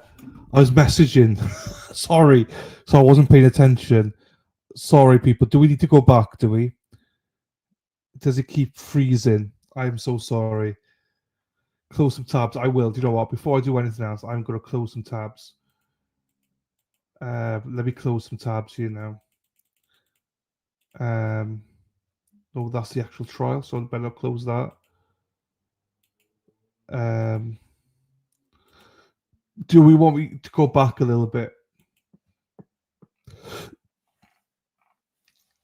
I am closing them now. Do we need to go back a couple of minutes or something? Let me close some more. Sorry. There somebody in here knows they were I was busy messaging with one of you. Sorry. We're good. Fine, we're good. Fine. Sorry, I was literally just messaging. Sorry, I'll try to keep attention now. I am closing. Let me close some more tabs then. Hang on. Yeah, that one then, that one. That one. I got literally about nearly 200 tabs open, so bear with me. Once I do some more of these. Hang on, I need to do more over here. Can I just close these down? Yeah, I'll just close all of them down. There's 20 odd there. What are this? No, fuck, there's about 50 on that one. Shit. Okay, I've closed all of them down. Right. Oh, shit. There's a ton. There's a ton here. Yeah, my bad, people. My bad. No, I need that one. Keep that one. Keep that one. Take that one off.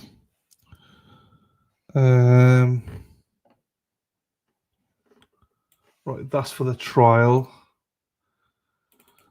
Right, all I have up now literally is this, the StreamYard chat, X, another potential trial, Discord for the mods to shout at me, my Buy Me a Coffee link, my fundraiser link, my Amazon wish list, and the trial. That's it. 1, 2, 3, 4, 5, 6, 7, 8, 9 tabs now is all I have open. So that should be good. I did have literally hundreds. So right, here we go, everybody. Let's go. Strap it in, strap it on. So I kind of want to reorient because we've talked about the items you collected off the table as well as the phone that was in the living room area. Did you also document and take photographs of other rooms of the house? Yes. Okay. Did you ultimately make a determination or find the area where you believe the projectile went or where came to a stop. Yes, What room of the house did you believe that the projectile was at? the kitchen. And looking at this photograph 3 of States 1, or I'm sorry, States 2, is where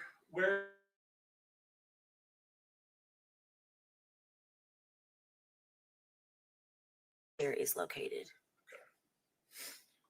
now let's go to photograph number 10. Is this that chair that we saw in the last photo? Yes. And can you just kind of tell the members of the jury the purpose of taking this photo and what we're seeing on the chair? I took the photo to document the possible blood located on the chair. And can you just kind of highlight to the members of the jury the areas on the chair where the suspected blood was at? The back wrist area.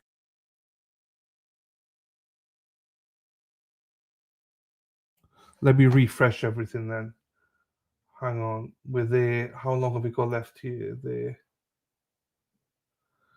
We're about 37 minutes behind. Let me refresh this as well then.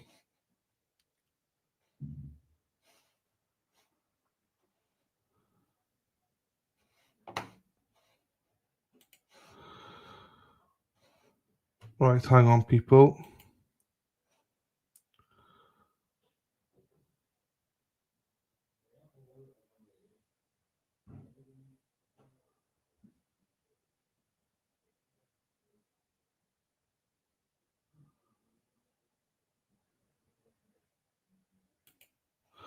I think this is where we're at.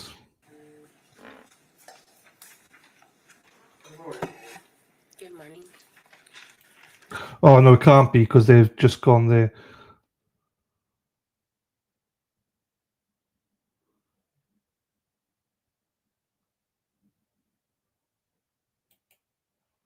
About here, I think. Now, looking at this photograph that I have up here, which is State 7, photograph number 1, we see the evidence markers that you were discussing on the table. We also see one that's number or letter F that's on the floor. What was F marking or identifying? The shell casing.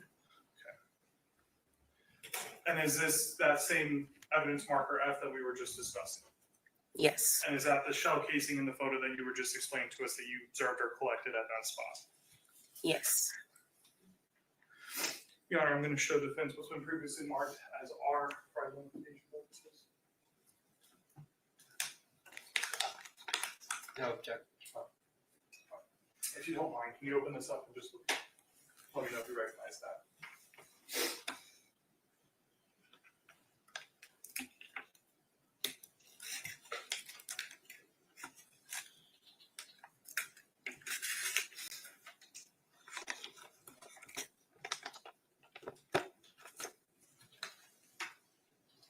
Do you recognize that? Yes. What is that? The shell casing. And is that in the same or substantially similar condition as when you recovered it? Yes. Your Honor, at this point in time, state we move an evidence what's been previously marked as states R, bless you, states, bless you again, states R for identification as states 18. No objection. States Exhibit R will be admitted into evidence as States Exhibit 18. And if I may publish that to the jury. Yes, sir.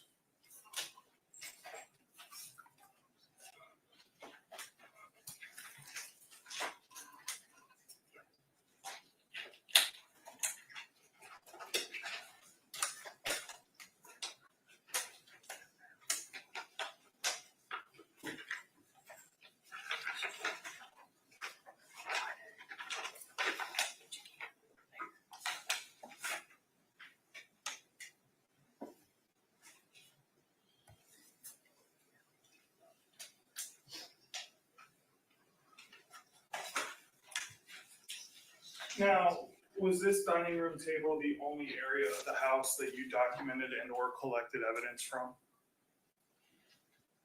No. Okay. Was there also items of evidence that you documented or collected that were like in the living room area in front of the couch? That is correct. Okay. What did you end up documenting or collecting in that room of the residence? A black iPhone. I'm going to show you what's photograph number 8 and States Exhibit 7. This is kind of that zoomed out photo, but is that what we see marked by evidence marker G in this photograph? Is that phone that you were just discussing? Yes. I'm going to zoom in. Is that the same evidence marker that we were discussing? Yes. Okay. And did you ultimately end up collecting that phone? Yes. Your Honor, I'm going to show defense what's been previously marked as states S for identification.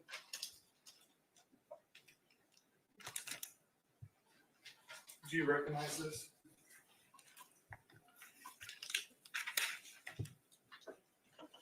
Yes. What is that? The black iPhone. Okay. And is that the same substantial or similar condition as when you recovered it? Yes. Your Honor, state removing evidence what's been previously marked as states S for identification, S states 19. No objection. Without objection, State's Exhibit S will be admitted into evidence as State's Exhibit 19.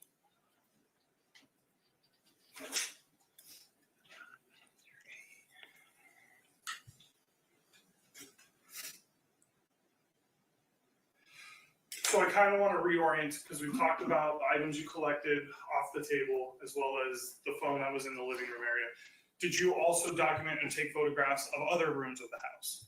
Yes. Okay. Did you ultimately make a determination or find the area where you believe the projectile went or where came to a stop? Yes. What room of the house did you believe that the projectile was at? The kitchen. And looking at this photograph 3 of states 1, or I'm sorry, states 2, is where is the kitchen in relation to this scene that we're looking at? Or this kind of let us know where the kitchen's at. Behind where the chair is located. Now let's go to photograph number 10. Is this that chair that we saw in the last photo? Yes. And can you just kind of tell the members of the jury the purpose of taking this photo and what we're Hippie seeing? chick, lady die, spacey Stacy, walking those streets all night. You go, ladies, come and see what's going on now. Let's go, girls. I took the photo to document the possible blood located on the chair. And can you just kind of highlight to the members of the jury the areas on the chair where the suspected blood was at? The backrest area. Going to photograph number 11, is this that same chair? Yes. Photograph 12, can you let the members of the jury know what you're documenting in this photograph? The possible blood located on the floor. Photograph 13, what are you documenting with this photo? The south wall with the black chalk board located on it with possible blood spatter on it. And where on that wall are you seeing the possible blood spatter? Just kind of point us out to that area. Located beneath the chalkboard. And can you let us know what we see here in photograph number 14? And overall of like the entryway into the kitchen, but you can also see on both walls possible blood spatter. And in this photo here, can you also see that bullet hole that you referenced that was in the kitchen? Yes. Can you just kind of point the members of the jury where that bullet hole is that you see it in the photo? Straight ahead on that south wall. And is this a closer up photo of that bullet hole that you were just discussing? Yes. Okay. And can you kind of describe where that was in relation to the kitchen area that we were looking at? It's straight ahead in the kitchen on that south wall. Your Honor, if I can just have a moment to confer. Yes, sir. No further questions. Any cross-examination? Yes, sir. And Your Honor, we can take that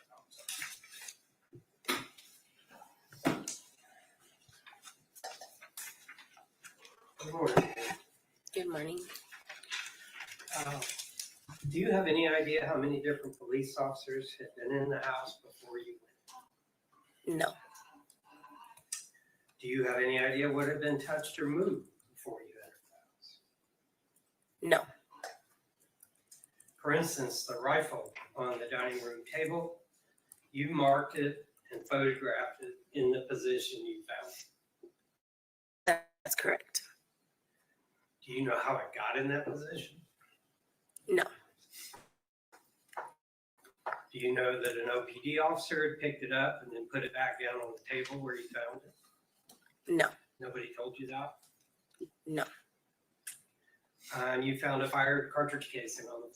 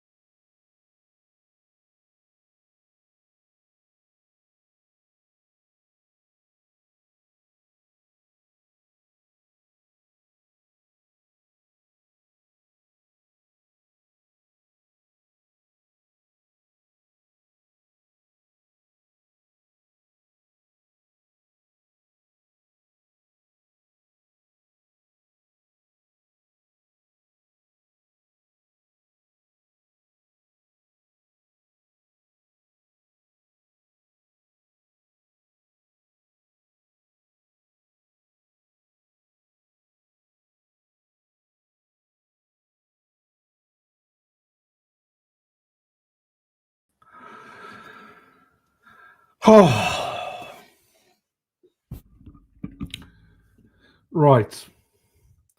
What? How long have I been down for? It is Hippie Chick's fault. So it's all Hippie Chick's fault. Dana's fault and that. Right. How long have I been down for?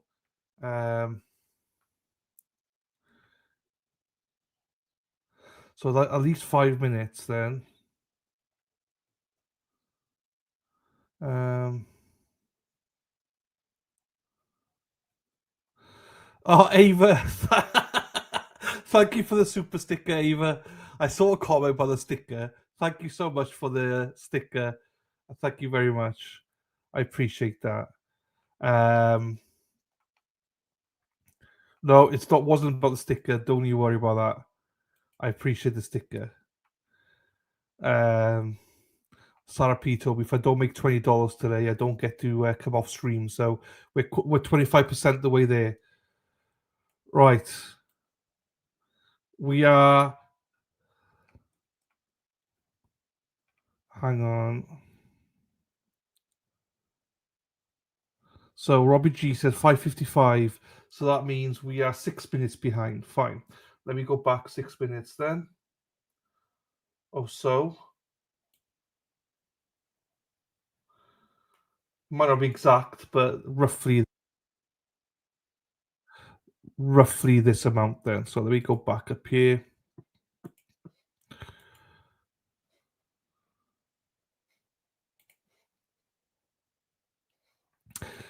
No, it was a joke. It was a joke. It was just a joke that Sarah P makes me work, and she tells me that I could only. I was joking. It is nothing but $20. I was joking. It was a joke. But yeah, thank you, the waiver, Sarah. I will make it. Don't worry. Right. Yeah, it's just the mods make me work, Ava, and if I don't earn enough money, they kick my ass. So, you know. Well, I've just gone by what you messaged 7 minutes ago, so I'll go from here anyway. I'll go from here. It's roughly about here anyway. So Police officers had been in the house before you went. No. Do you have any idea what had been touched or moved before you entered the house? No. For instance, the rifle on the dining room table, you marked it and photographed it in the position you found it. That's correct. Do you know how it got in that position? No. Do you know that an OPD officer had picked it up and then put it back down on the table where you found it? No. Nobody told you that? No.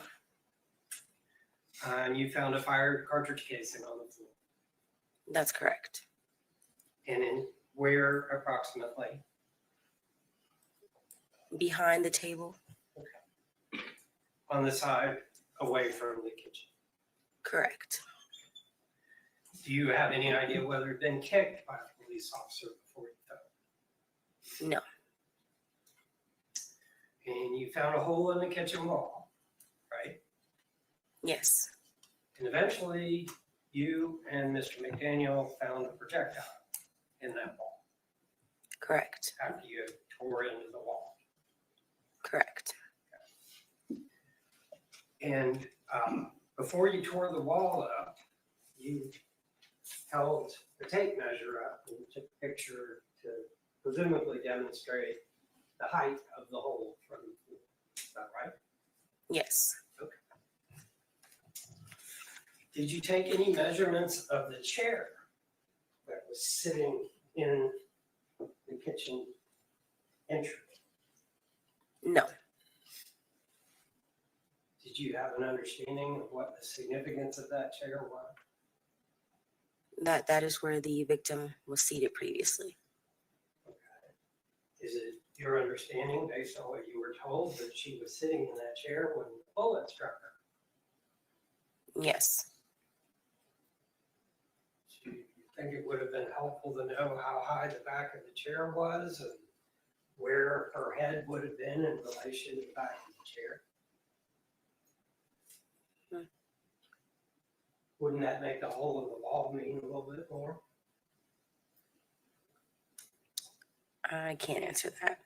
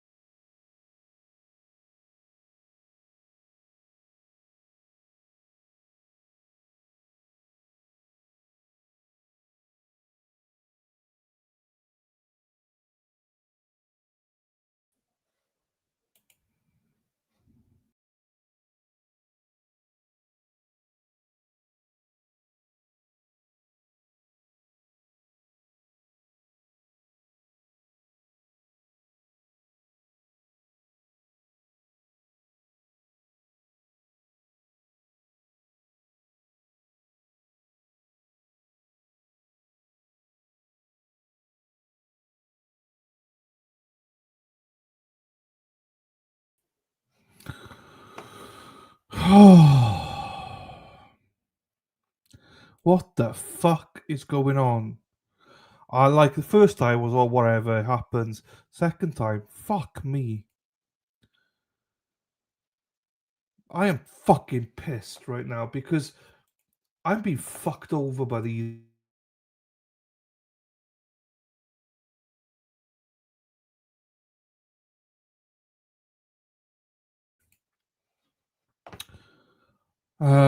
But I've taken this shit because, like, once is fine, twice is now taking the fucking piss.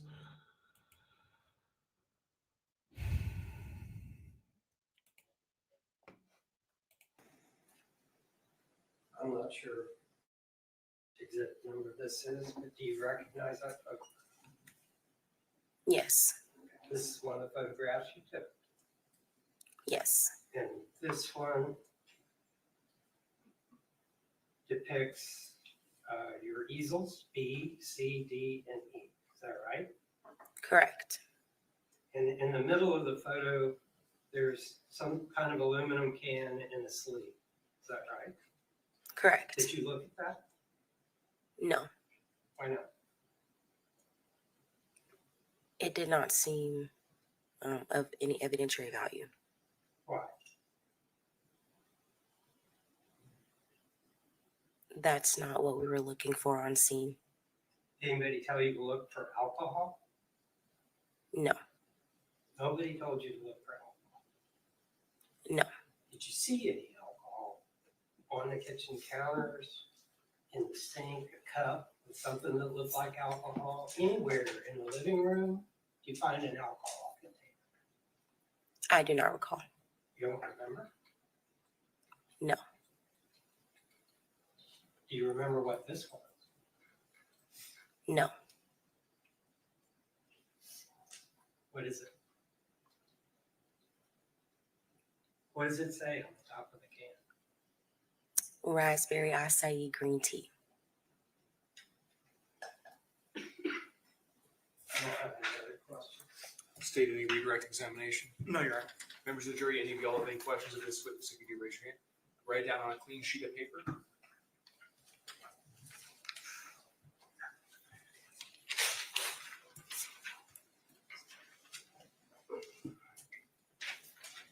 Counsel, approach. I'm going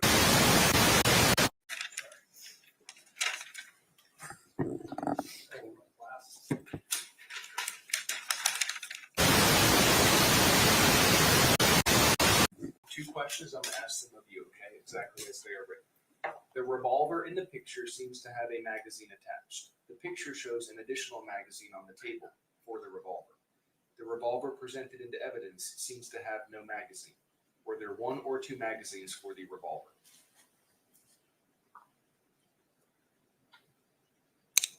The firearm that was letter A, marked letter A. I'm only going to ask you exactly what they have written. From my recollection, in the photograph, there was no magazine in the firearms on the table. Next question. How many rounds in a magazine?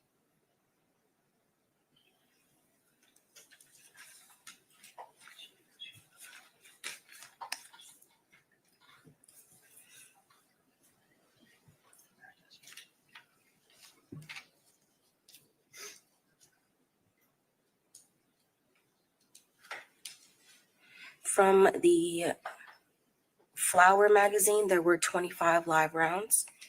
From the 9mm Luger, there were 7 live rounds located inside. And from the rifle magazine, the black rifle magazine that was under evidence marker D, there were 25 live rounds located inside. State any follow-up. 1 second, Your Honor.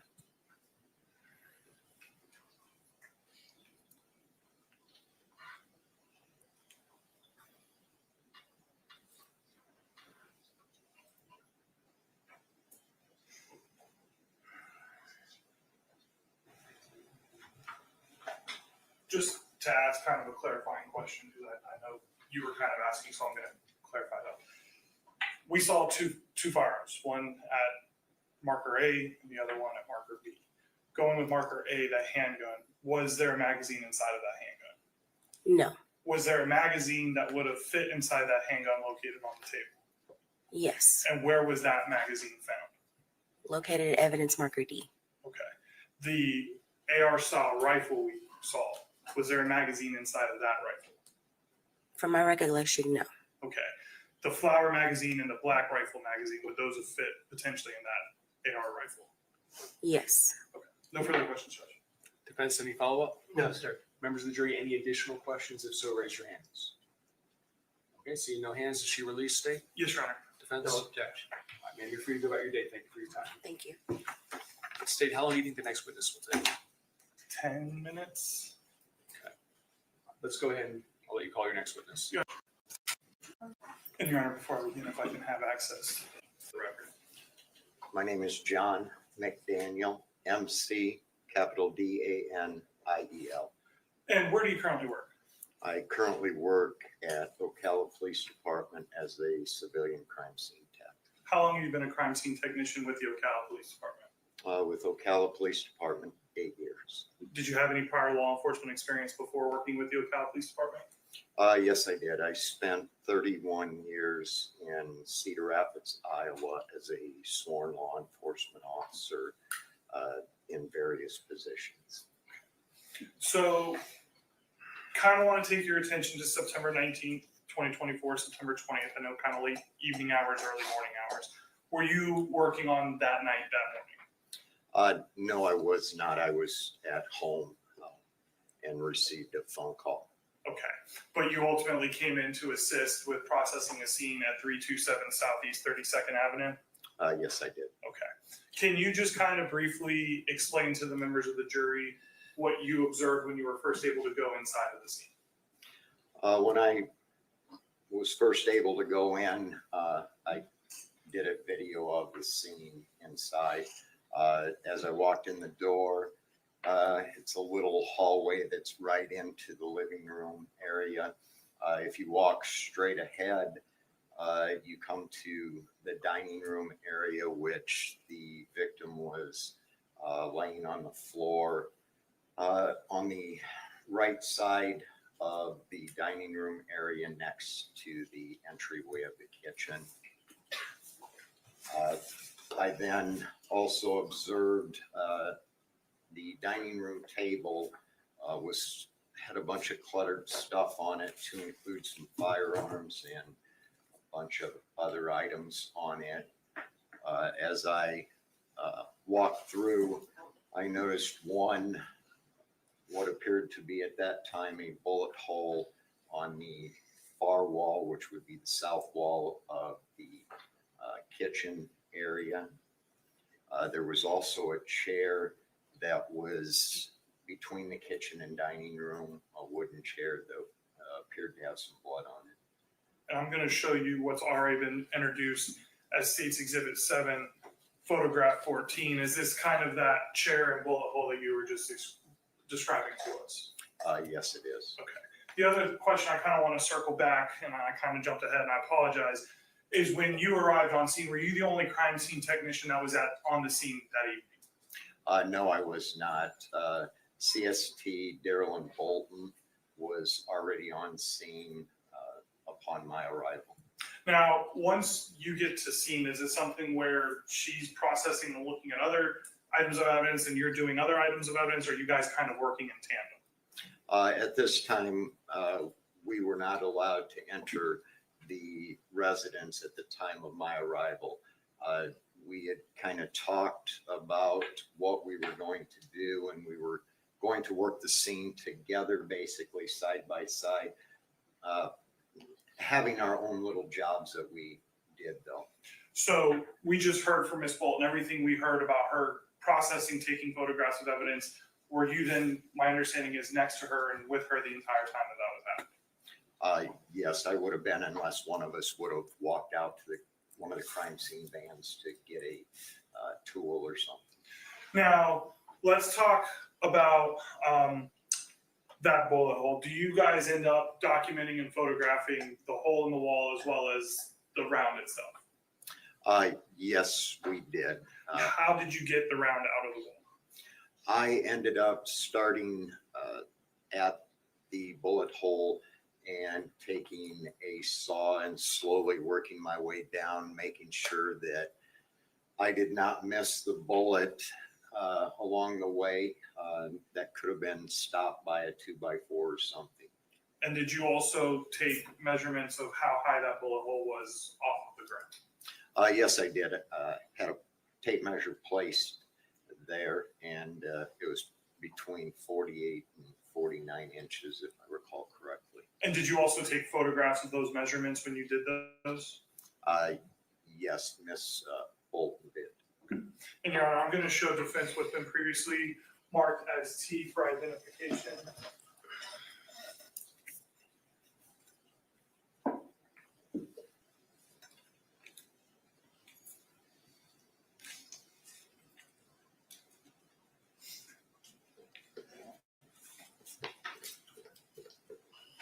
Without showing the jury yet, if you don't mind, can you just look through those and let me know if you recognize those?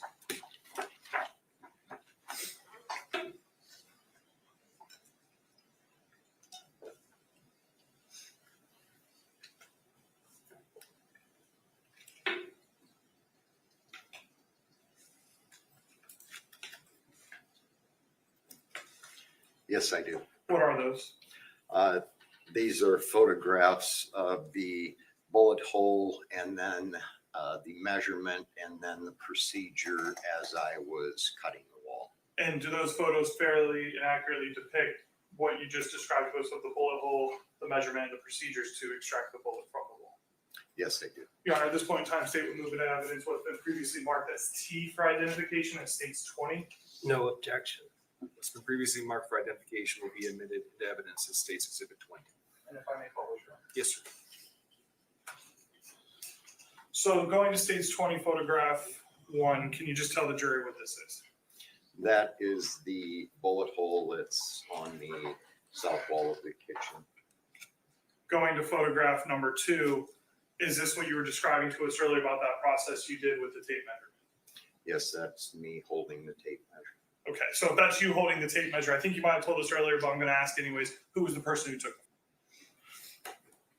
And this was that measurement that you were telling us earlier about how high the bullet hole was from the ground? Yes, it is. Okay.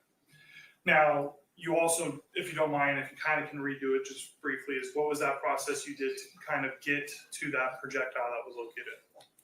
I had a saw that I started sawing to the side of the bullet hole, trying to figure out if the bullet hole or if the projectile was lodged in a piece of wood or if it kept falling in a downward angle.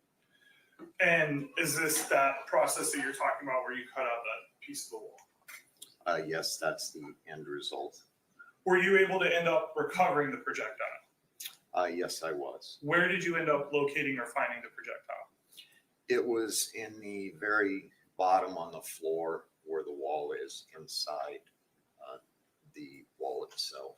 And just to confirm, so it was the projectile, because we see that marker H. What is marker H identifying or highlighting as to? H marks the projectile that was in the wall. Now, I see that H is kind of on the outside of the wall. Was the projectile found there outside the wall or inside the wall, just in that general area? It was inside the wall. However, by the time I got down to it, there was sheetrock dust that had basically covered it. So at that time, you couldn't really photograph it. So I pulled it out and placed it in front to be photographed. Did you also end up collecting that projectile? Yes, it was collected. Your Honor, I'm showing defense what's been previously marked for identification purposes as states U. This is a little cutter. If you need it, if you don't mind, can you open that up and let me know if you recognize what's inside?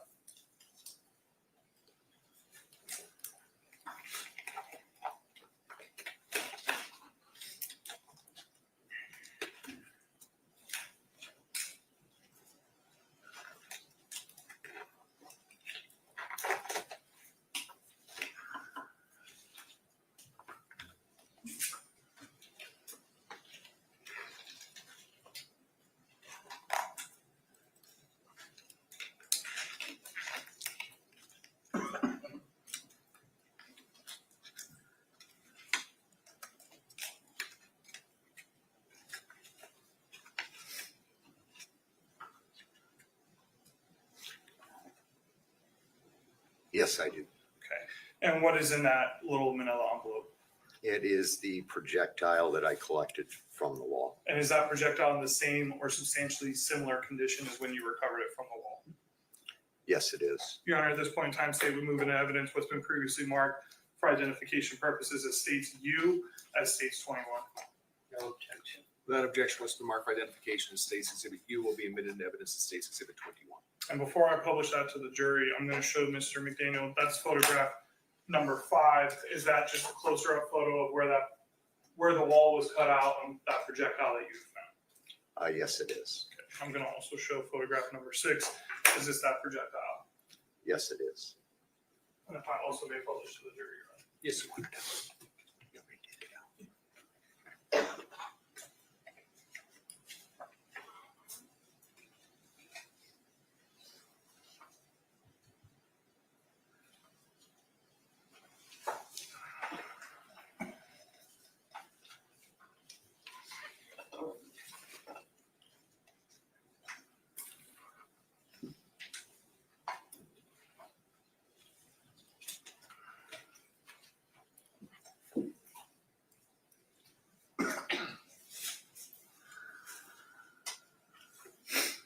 Now, I know a lot of these items were documented and photographed on scene, but did you also end up taking photographs of some of these items later on at the evidence lab or police station? Yes, some were photographed there. And were some of the photographs you ended up taking of the Glock handgun that was recovered from the scene? Yes, they were. Your Honor, I'm going to show defense what's been previously marked for identification purposes as V as in Victor.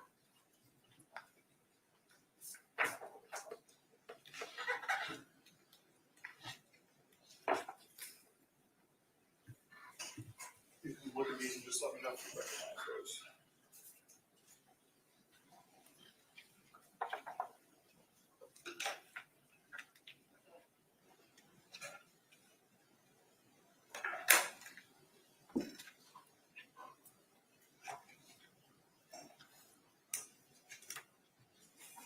Yes, I do. What are those photographs of? These photographs is of a Glock 43 9mm handgun. And did you actually take those photos? Yes, I did. And do those photos fairly and accurately depict the way the handgun looked when it was recovered? Yes, they do. Your Honor, at this point in time, state removing evidence what's been previously marked for identification purposes as V as states 22. No objection. State's Exhibit B will be admitted to evidence as State's Exhibit 22. And if I can just publish to the jury. Yes, sir. Is this that handgun that you were just talking to us about? Yes, it is. Now, in this photo, are you able to make a determination? Actually, let me back up real quick. Are you familiar with handguns? Yes, I am. And as a trained or previously sworn officer, did you carry a handgun on you for duty purposes? Yes, I did. Okay. Are you familiar with the Glock handguns? Yes, I am. Looking at this photograph, are you able to make a determination if there's a magazine in the handgun? Yes, I am. There's no magazine in the handgun. And do you recall when the handgun was recovered from the scene, was there a magazine located inside of the handgun? There was not, no. And then I'm going to go to photograph 2 of State's Exhibit VR22. And can you just kind of briefly tell the members of the jury, we see kind of a substance on this side of the handgun. What was that substance, or what were you believing that substance to be? It was blood on the handgun. Your Honor, if I can just have a brief moment to confirm. Yes, sir. Excuse me.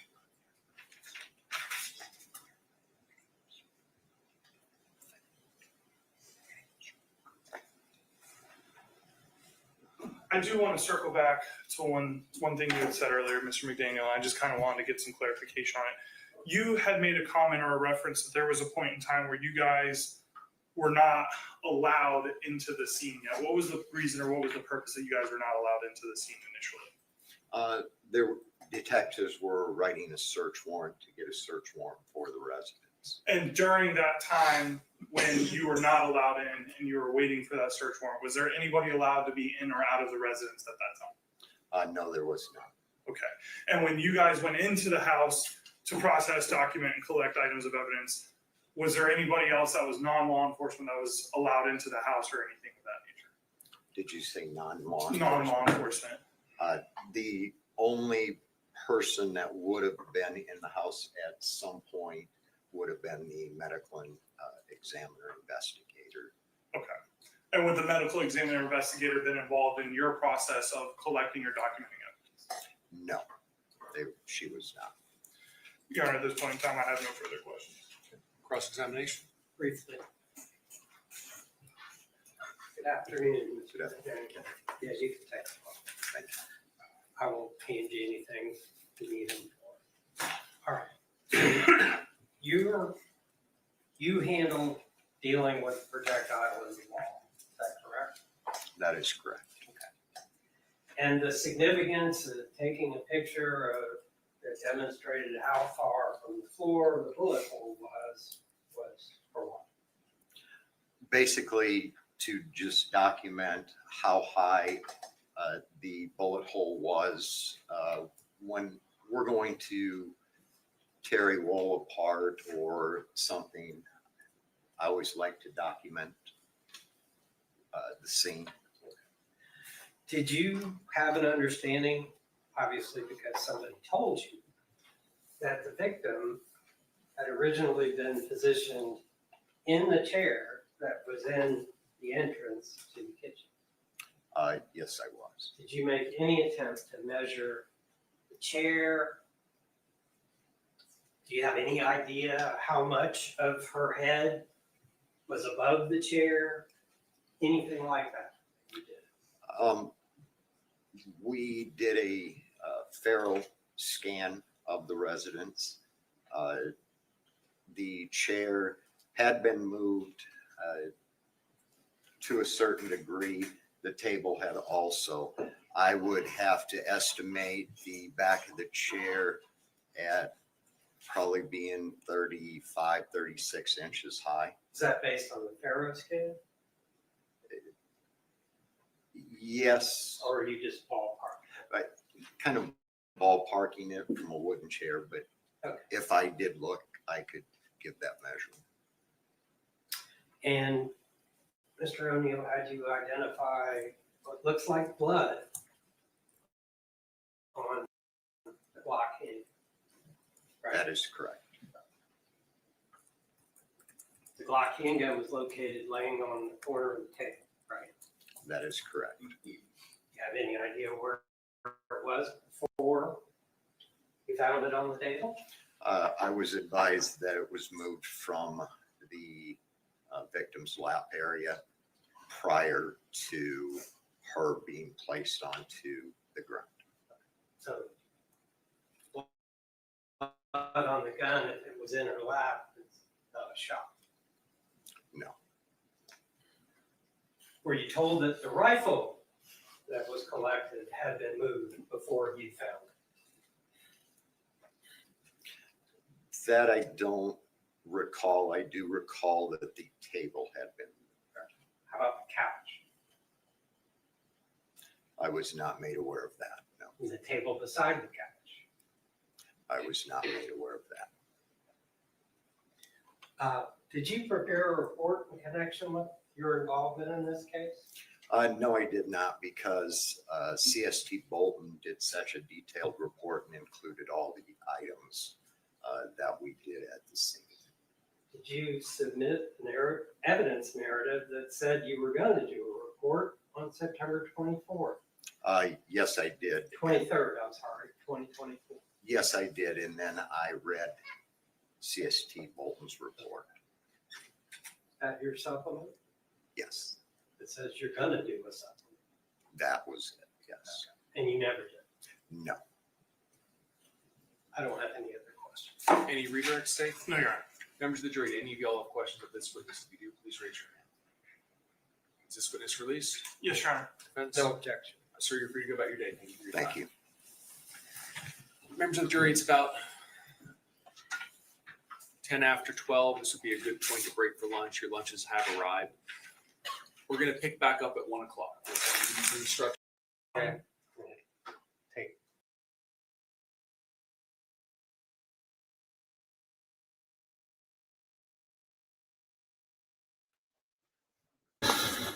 So what we've done now is we've skipped the whole lunch break, so we'll be live in a second. Are we ready to bring the jury back in? Just one quick matter I wanted to address with the court, Your Honor, while the jury is out. Yes, sir. It's not obviously the next witness. In fact, there's two more witnesses before the FDLE expert.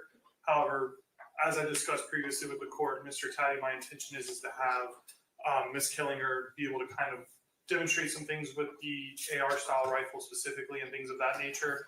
I just wanted to have an opportunity to have the lock removed from the firearm before she testifies. I didn't know if that's something the court would rather have done now, or if we're going to just naturally take a break before her and have it done at that point. Just that way it's not being taken off and removed in front of the jury. Defense wish to be heard. What's wrong with taking it off in front of the jury?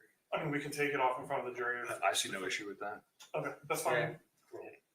Take half a second. I mean, it's a key, right? Yeah, that's fine. That's fine. Okay. I have no objection to the demonstration with an appropriate witness. Yes. Hopefully she's an appropriate witness. I would hope. We'll see. All right. Who's the next witness state? Your Honor.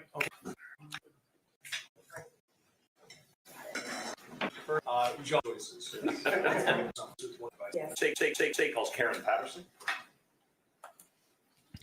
So, right, we are live there, so I'll just chat for a second. I'm not sure if people are still watching this or not, or what you think about it.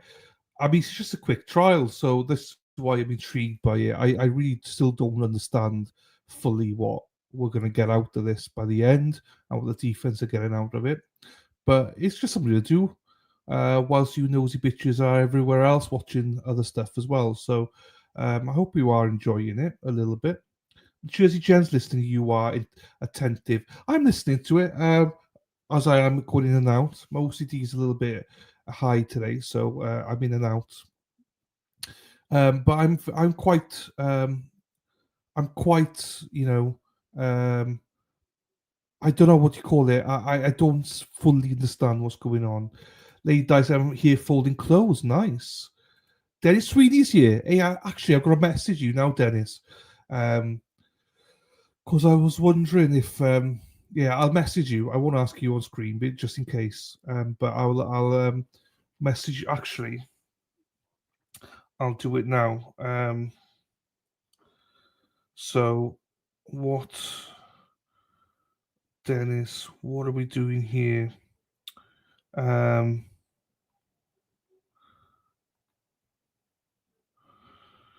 um,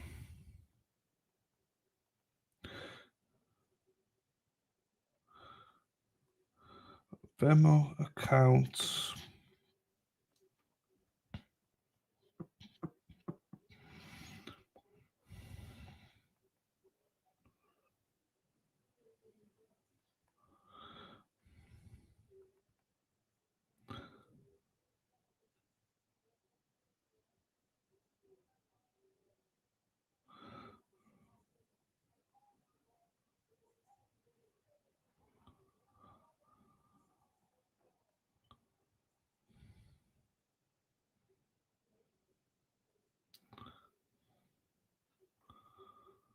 Right, I've messaged you, Dennis. Fine. Peasant, present, peasant. Pot kettle black, the lad. Ooh. No, I've not actually been anywhere. Well, I got stuff open, but I don't have anything. My internet just sucks. Now, I've turned my VPN off, so that seems to work. Well, and I do have a question. We know the guy shot her, but is the state trying to prove he was intentional? I think so. I think so. That is a good question, Jersey Jen. That is a good question. Yeah, I don't really know. Robert G, haha, yes, exactly. No, well, I mean, X is open, yes. I had about 300 tabs open. However, I'm not on the tabs. Basically, I'm too lazy. I never switch my laptop off, so I keep them all open. So for the last like 5 trials, they've all been open. And then whenever I do Canva and all that, I just open stuff up. If he's guilty of manslaughter or accident. So this is what I don't get. Jersey Jen, that's a good question. Badazza's got it here. There's no question that he killed her. So the battle must be about whether the intent was there or not. That might play a factor on the number of years that he gets, maybe. Or whether the defense could say it's completely accidental. So what, I really don't know. I really don't know. There's no question that he did it. So I don't know. Manslaughter. That's all I know is manslaughter. We've not heard anything else. Manslaughter. Because there were no open statements that we could see. I've not seen anything else really. But yeah. I don't know. Figured out where I saw it. Oh, you're having another conversation in here. Separate conversation. Spacey Stacey, Robin G messaged you in the chat. Thanks, Delant. No problems at all. I guess if they had open statements, it would be more clear. Yeah, we'd understand where they're all coming from then. Do you know what I mean? In the sense of, so open statements did happen. They didn't stream it for whatever reason. Maybe the cameras weren't set up on time or something. At least then we'd understand the angle both sides are taking. Because I don't even know what the defense are saying. They're probably just saying it's accidental. But does he still get guilty of manslaughter? So I really don't know on this case, if I'm being honest. But we'll see. But what I like about it is short and sweet. Do you know what I mean? So we've got 4 more witnesses left this afternoon, and then they rest. Then so I will put a poll in the chat. Oh, hang on, everybody. 2 seconds. Let's go down. Yeah, can I look about it? Can I go over? Right, sorry. My nieces and everybody's here tonight. Right.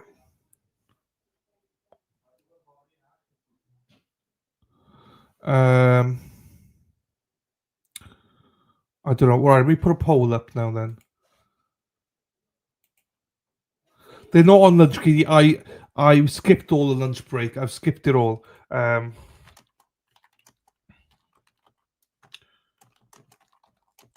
Defendant.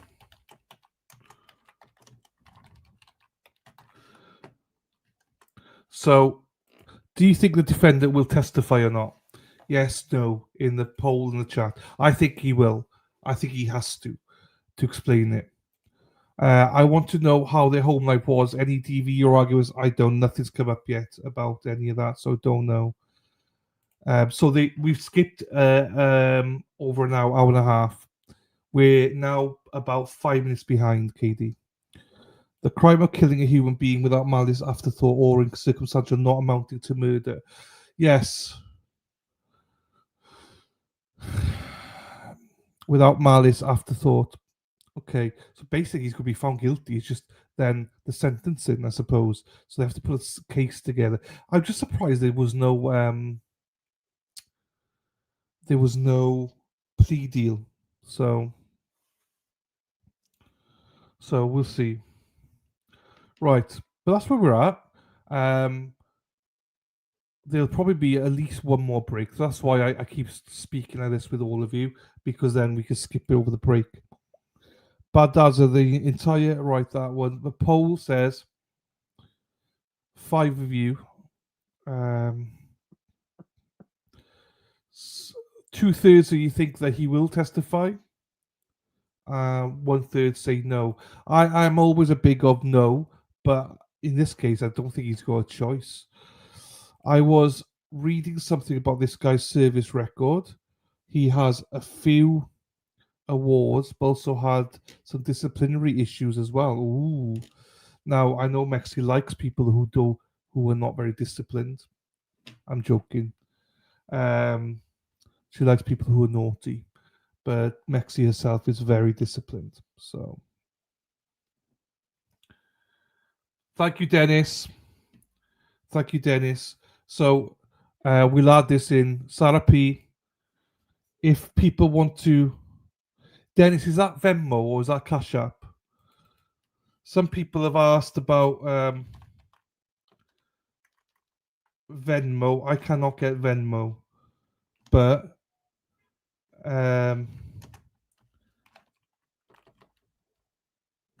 you can now send. Thanks, Dennis. Got you.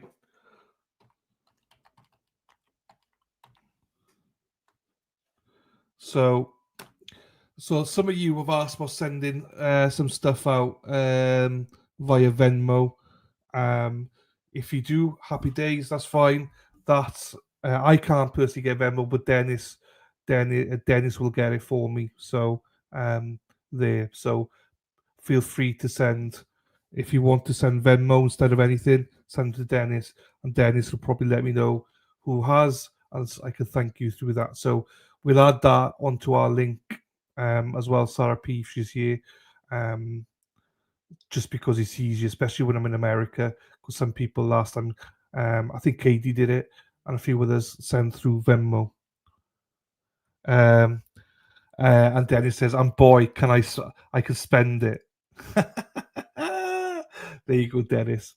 So he will take. Don't worry, Dennis will spend it all. Don't you worry about that. But yeah, I know that some people have said. I think it was Katie. I don't remember. But yeah, if people do want to, I'm not saying that anyone should. I'm just saying I know some people in the past have said if we had Venmo. So that is an alternative for people. Venmo at Dennis. I think Dennis J. Sweeney. So thank you to Dennis again. Right, everyone. I'll update the banner and we'll update the links as well. Right, everyone. Strap her in and strap her on. We'll get back to the trial now. We are about 10 minutes behind. I don't have any of those cash apps. You don't do any of them. But that's why I think, Lady Di, I'm going to keep the what is it? The what's it called? GoFundMe. Because GoFundMe, thank you to Lady Di. Actually, Lady Di, you'll be pleased to know, my darling, that I should have said this, actually, I forgot to say, you pretty much paid for my ferry.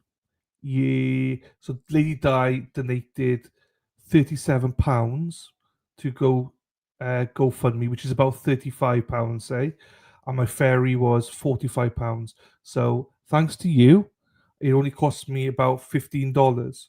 So for my ferry, I booked it yesterday. So from Holyhead, from Wales to Dublin. So honestly, it was I was waiting for it to come down. I saved it, and your gift, GoFundMe, was the reason I was able to then spend that. As I say, you saved me. Well, you saved me like what's that about? Well, that's about $50. Obviously, they take a little bit, so it was about $48. So you saved me about $15, basically. No, I had to pay about $15. So and it would have cost something like $70. So or $65, whatever it was. Anyway, you know what I mean. Thank you very much for that, and I think I'm going to keep that as well because I do. That's probably the best one because I get to keep 97% of it. So I did send you some. Yes, you did. So that's what I mean. Thank you. Thank you very much. Oh, thank you, Lady Di. Lady Di, yay. I don't have any of those apps. No, well, I have PayPal and that's it. And I have Buy Me a Coffee, that's it.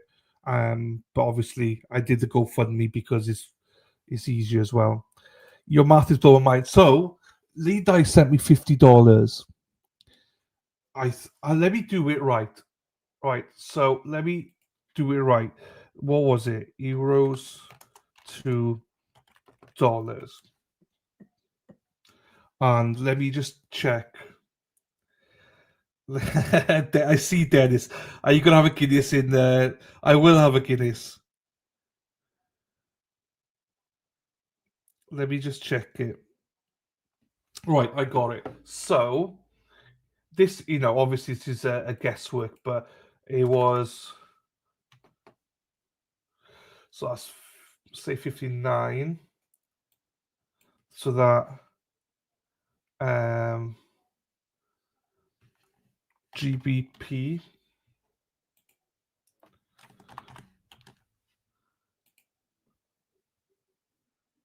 So 58, 69. So it came to. Oh shit! Right, okay. So it came to. Oh no, sorry, I've done it wrong.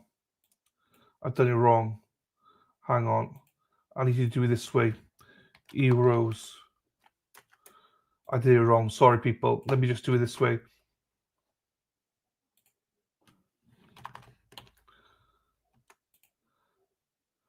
$43.65, fine. And then I'll do this one. USD.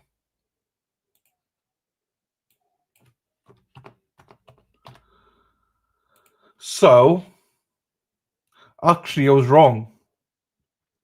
I had to pay just under $10. Just under $10 I had to pay. So thank you, Lady Di. It wasn't 15. I paid in euros, but I actually do pounds, so I got lost. So yes, mathing. I know mathing. I should have charged a service charge for putting up with you all day. Shut up, will you? You got to have a Guinness in Dublin this time. I will for you. There you go, Sarah P. Lol I know. Thank you so much for the weekly donations, but again, I think they take 50% of that, so you do gift a lot. To be fair to you, I think that comes out to about £15. How much is £15? That's $20. Just over $20 I get. So thank you very much for that, Lady Di. Definitely, thank you very much.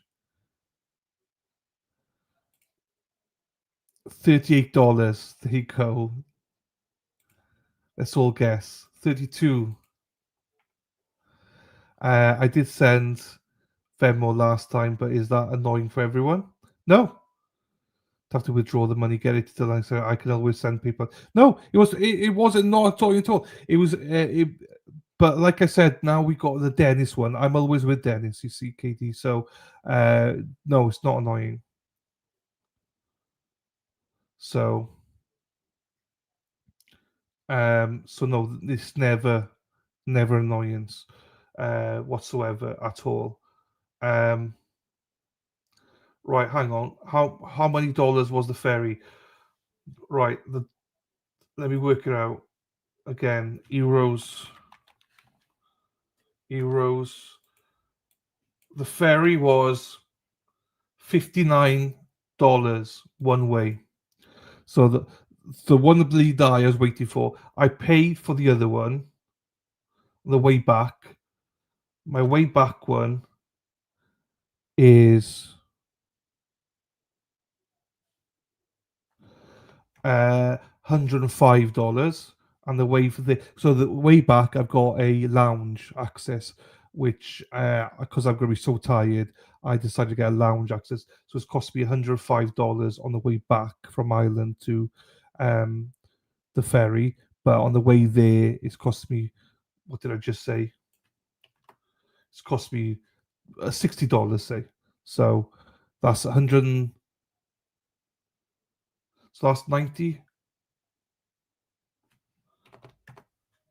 In total, this cost me $165 both ways. So $165. So when you in Dublin, I am there. I'm arriving.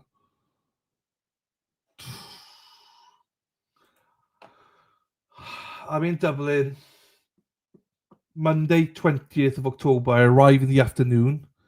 And then I'm staying overnight there. And then first thing in the morning, I'm flying to Boston. So just the 20th. Just the 20th for a few hours. Stop thanking me. Sorry, I didn't even mean to thank you, but thank you. The one with a dash, I believe. I'm not sure what that is, but that's fine. Mexi, I don't know where we are now. I'm lost now. I didn't go to work today and he has me doing math. I know, I'm sorry. That's fancy sauce. I did well. So last time I came back, Mexi, I felt seasick. So the lounge is higher up.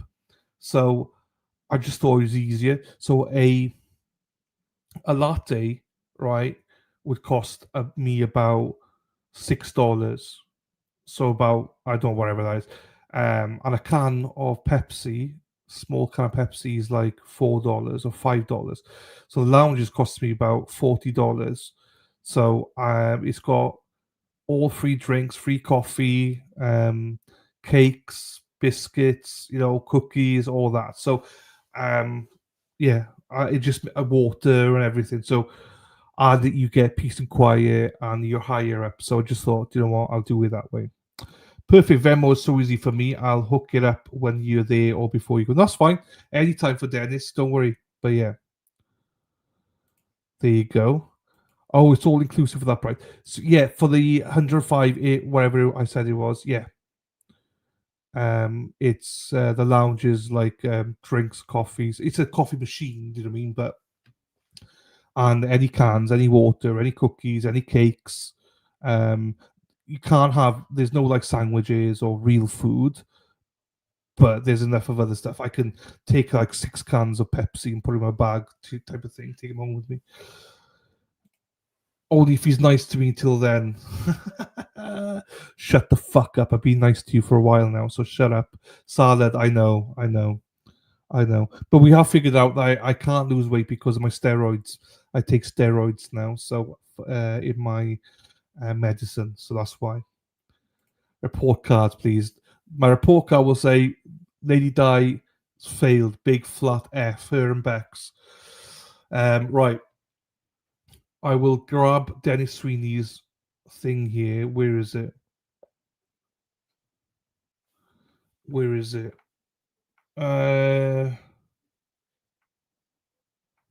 I lost it now. Where's Dennis Sweeney? Because I need to see what it is. So I can add it to. Here we go. That one. So Dennis J. Sweeney. Right. Because I need to copy that and put it in the. Hey, Sasmas, by the way, you snuck in there. I didn't even see you there.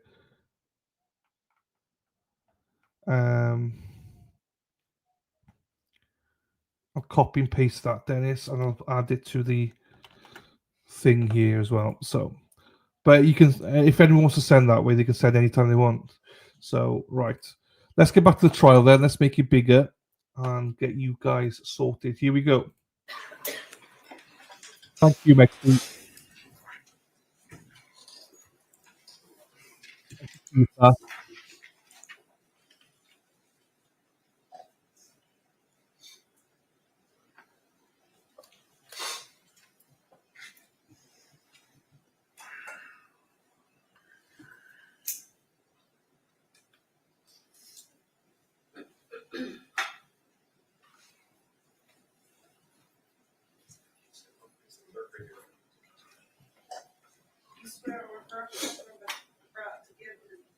The whole truth and nothing but the truth, so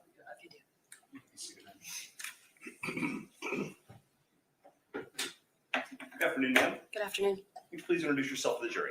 I'm Karen Patterson. Where do you work? I work at the Ocala Police Department. How long have you worked there? I've worked there for about 7.5 years. What do you do there? Digital forensic analyst. Can you explain to the jury what that involves? What do you do on a day-to-day basis? Sure. That means that I work with cell phones, laptops, computers, vehicles to try to extract data that is relevant to the cases that we work with. Can you describe for the jury your educational background or the training that you've had that allows you to do that job? Sure. I spent 3 months with the Marion County Sheriff's Office working on the job with their senior digital forensic analyst, training in that regard. And then I've taken a variety of classes through industry organizations. Can you estimate about how many different cell phones you've forensically analyzed or extracted data from during your career? Probably over 200. Are you familiar with the different makes of phones and operating systems that the various phones have? Yes, sir. What equipment do you use to do a forensic analysis of a cell phone? I primarily use 2 programs. One is called Celebrite and the other is Magnet Gray Key. Before we get into those 2 programs, what is meant by the term forensic analysis? Forensic analysis is using scientific methods to extract, examine, and report on the data that's contained in the devices. Is the majority of your analysis, does it involve basically taking the data from the cell phone and removing it, putting it in a readable format using those programs? Correct. Have you been trained in how to use those 2 programs you just described, Cellbrite and Gray Key? I have. Can you briefly explain that training? Sure. I took 2 classes with Celebrite. One is called Celebrite Certified Operator, which trains you how to use the software. The other is called Celebrite Certified Physical Analyzer, which is the program that then allows the data to be presented in a way that's readable. And then Gray Key, similarly, I've also done webinars and classes with Magnet, which is the company that owns Gray Key. Can you give the jury a very brief rundown of logistically how you go about taking a cell phone, what you do to get the data off of it? Sure. What you do when you try to get the data from a cell phone is take that cell phone, connect it via the USB port on the bottom to either the Magnet Gray Key or the Celebrite software. And then the system will kind of walk you through what steps you need to take in order to access that phone and extract the data. Once that data is extracted, what do you do with the actual data? The data is then loaded into that physical analyzer program that I spoke to you before about, and it is presented then in a variety of reports. You have a selection. You can do an Excel report, PDF, reader report, etc. And what type of things does this process extract from a phone? Videos, messages, photos, location data. Okay. Let me direct your attention to September 23rd of 2024. Were you requested to perform a data extraction on a cell phone belonging to the deceased victim in this case? Yes, sir. Showing you what's been introduced into evidence to states 19. Can you take a look at that item and tell me if you recognize that? Yes, I do. And did you perform such an extraction like you described on that specific phone? Yes, sir. What kind of phone is that? That is an iPhone 11. And how did you get possession of that phone? I received it from the Ocala Police Department Evidence Department. Did you have any involvement in actually collecting it from where it was in the scene? I did not.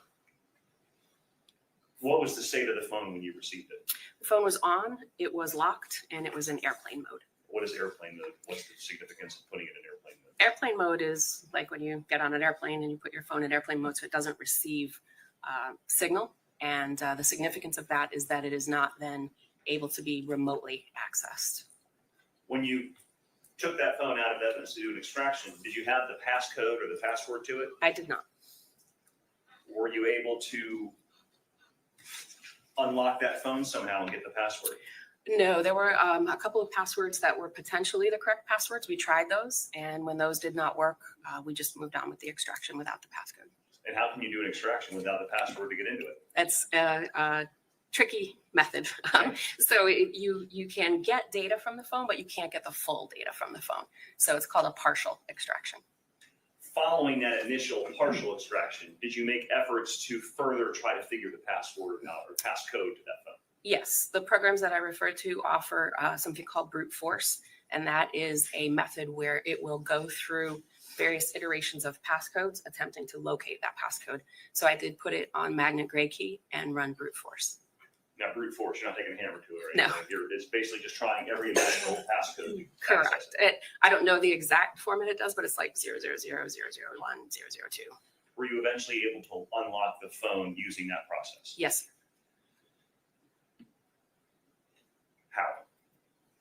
How? I put it on magnet gray key went through, gray key located the password. And then once it locates the password, it puts it on the screen and shows you. So then I had the passcode and I was able to use that to unlock the phone. So let me direct your attention to October 14th of 2024. Yes, At that point, did you obtain the passcode, enter it into the phone, and able to access all the data? correct, yes. What did you do at that point with the phone? So at that point, I put the phone back on the magnet gray key. I unlocked it with the passcode and I reran the extraction. And were you able to obtain the data off of the phone? Yes. Were there any problems with the extraction process? No, sir. If there were problems, would the program itself tell you there's a problem? It would. When there was an issue, it would flash an error message on the screen and let you know that there was a problem. Once you extracted all the data from the victim's cell phone, did you then create that digital forensic report of the data? Yes, I did. Did you go through personally and analyze the data? Meaning, did you look at text messages, photos, videos, things like that? No, I did not. Okay. Is that kind of beyond the scope of your job? Typically what I do is I just look to make sure there is data. And then once I see there is data, I put it in the report and that report goes to the detective. And in this case, would that have been the lead detective, Kyle Kern? Correct. All right. So any questions about what was actually on the phone would be better asked of him? Yes. Thank you, ma'am. No other questions, Your Honor. Any cross-examination? No. Members of the jury, do any of you all have questions of this witness? If you do, please raise your hand. All right, seeing no hands, is this witness released? She is, Your Honor. Thank you. No objection. All right, you're free to go about your day, ma'am. Thank you for your time. State. Your Honor, next, state's going to call Detective Kyle Kern to the stand.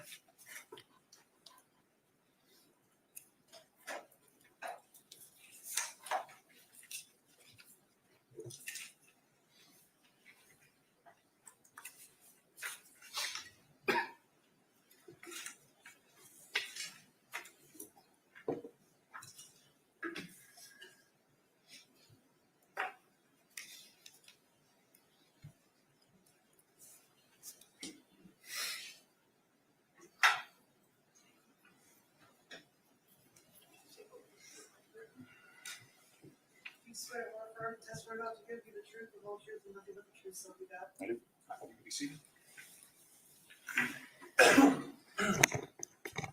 Good afternoon. If you don't mind, can you introduce yourself to us and spell your name for the record? Yep, Kyle Kern. Kern, Kern is my last name. Where do you currently work? The Ocala Police Department, What's your job title or position with the Ocala Police Department? Patrol Sergeant. Have you held any other positions with the Ocala Police Department besides Patrol Sergeant? Yes. What positions are those? Major Crimes Detective, Property Crimes Detective, and Patrol Officer. How long have you been with the Ocala Police Department? 7 years.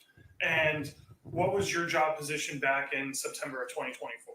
Major Crimes Detective. Can you just kind of briefly explain to us what that means to be a major crimes detective? Like, what are your job duties and obligations when you're a major crimes detective? Case assignment. Typically, major crimes deals with robberies, homicides, and sexual offenses. Did you, on September 19th, late evening, early morning of September 20th, 2024, did you get involved with the investigation of a shooting that occurred at 327 Southeast 32nd Avenue? Yes, sir.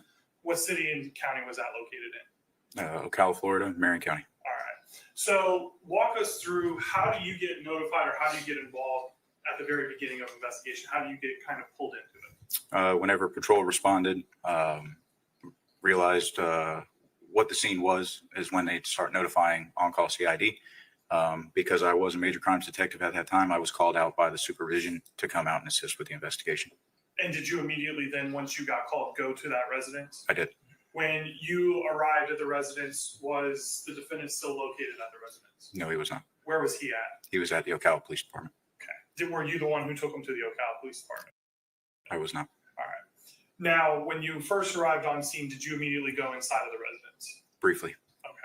And did you ever have an opportunity to investigate or make any determinations or essentially look at the scene at the time? Briefly. Can you kind of just briefly describe to us what it was that you observed or what you saw? Just looking through the front door of the resident, saw the deceased on the floor of the resident, kind of in the dining kitchen area. Just a quick overview, and then I went to the Ocala Police Department. And was there anybody located besides the victim? Was there anybody else inside of the home at that time? No, sir. Was there anybody allowed to go inside the home at that time? No, sir. We heard earlier there was testimony about a search warrant obtained to eventually go inside the home to document and photograph. Did you have involvement in getting the search warrant for the residence? I did. And was anybody allowed inside of the home until you obtained the search warrant to go inside the residence? No, sir. Now, you said that you briefly looked into the home and you ended up going back to the Ocala Police Department. What was the purpose of going to the Ocala Police Department at that time? To interview Mr. Boileau. Okay. And did you, in fact, have an opportunity to interview Mr. Boileau? I did. And the person that you interviewed as Dale Boileau, do you see him in the courtroom today? I do. Can you please point him out and identify him by an article of clothing? Bluish jacket.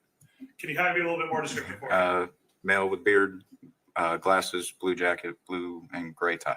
Let the record reflect the witness has identified the defendant. No objection. Without objection, the record will reflect witness identified the defendant.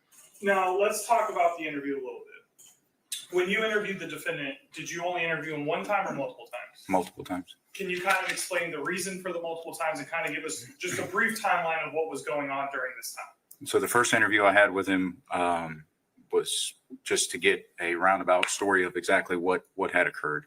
There was a break in between my first and second interview with him. That was the time that the search warrant was executed at the residence. And the second interview was to clear up timelines and information from the first interview I had, coupled with what we had from the search warrant. Okay. So just to make sure I'm understanding correctly, you got an initial statement from him, executed the search warrant. So did you go back to the residence at that time yourself? I did. Then at that point, did you go inside of the residence? I did. After you went inside the residence, viewed everything for yourself, is that when you did your second interview with Mr. Boileau? Yes, sir. Okay. And what was the purpose of doing that second interview? Just to clarify the original statements, again, what we located at the house during the search warrant, and just to get a more definitive timeline about what had occurred. Now, when you do these interviews, are they recorded? They are. How are they recorded?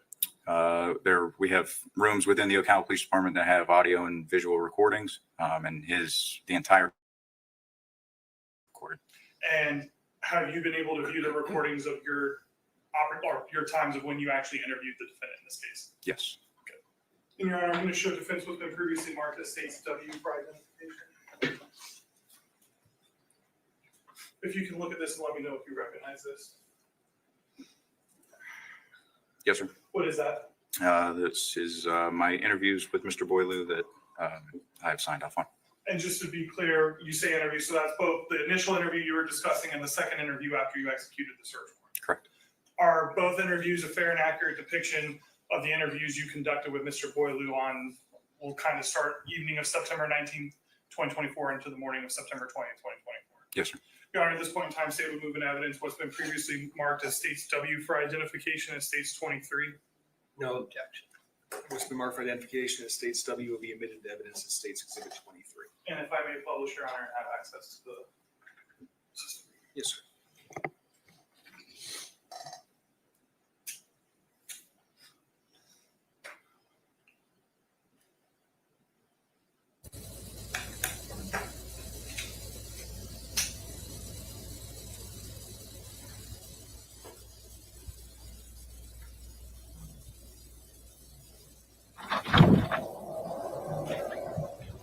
Okay.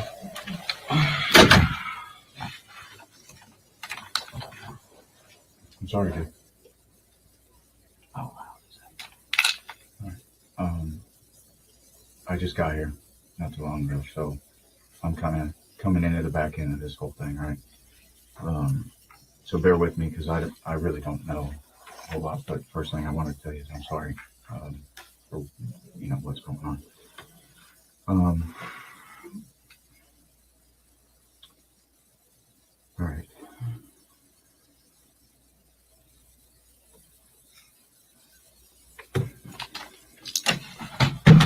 Dale, what's your birthday? 9/7/92. 92. And what's the home address? 327 Southeast 32nd Ave.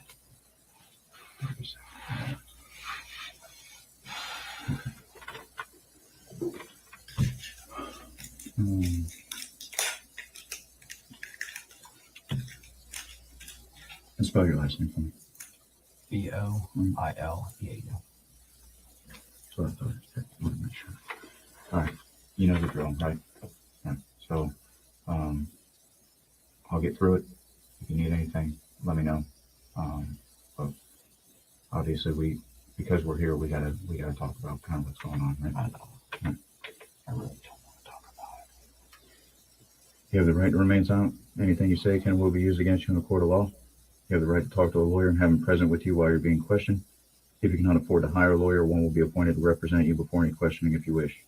You can decide at any time to execute these rights and not answer any questions or make any statements. Do you understand each of these rights if I explain them to you? I do. All right. So kind of, like I said, I was kind of coming into the back end of this. Tell me exactly what happened.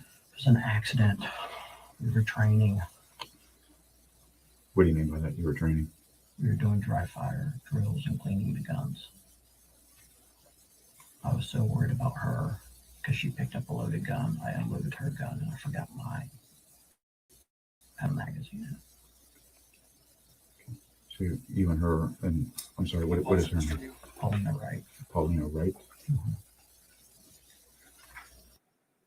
I'm having some difficulty hearing it. I don't know if you can turn it up on your device. I do have the content volume as far as I can control it turned up to the maximum. Your Honor, just to make sure nothing's shown, can you take this down just so I can exit out of this and try to? Yes, sir.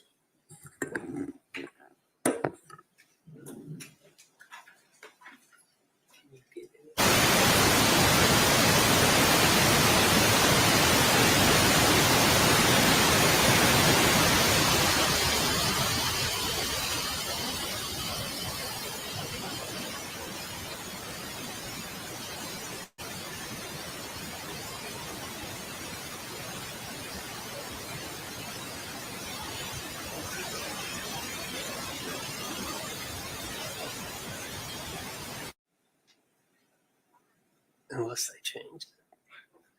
They may have changed the codes because I knew it.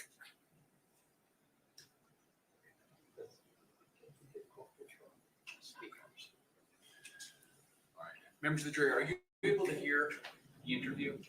Not that much. Okay. All right. We're going to take a short recess and try to get this so that you all are able to hear it. Okay. I'll have you leave your notepads on the chairs face down. Get you back in the seat straight.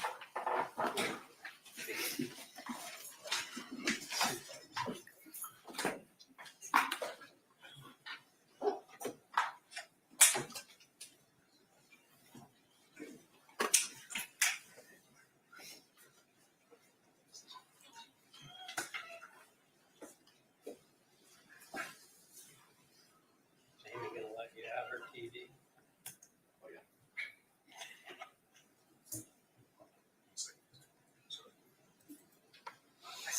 Some jurors have left the courtroom.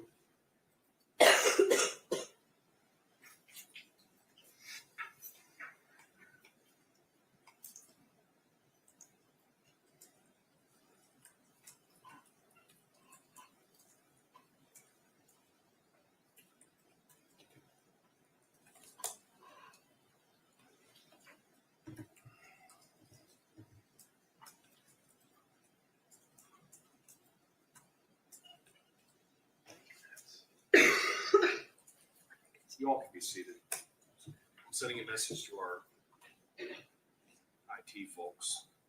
In the meantime, would you like me to go down and get our up and get our? Probably, yeah. Okay. May I be seated for a Yes, moment? sir. They'll bring a car with some speakers on it. I trust them. theirs works better.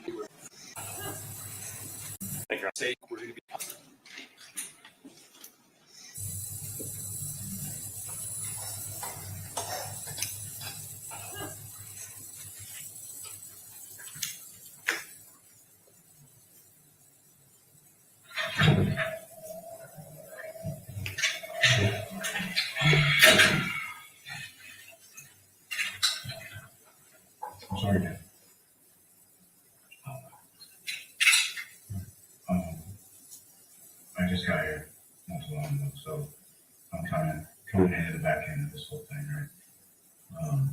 So bear with me because I really don't know a lot. But first thing I want to say is I'm sorry for, what's going on.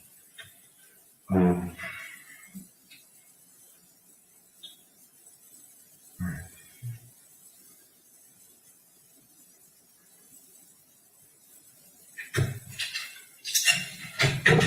What's your birthday? 9/7. What's that? 327 Southeast 32nd.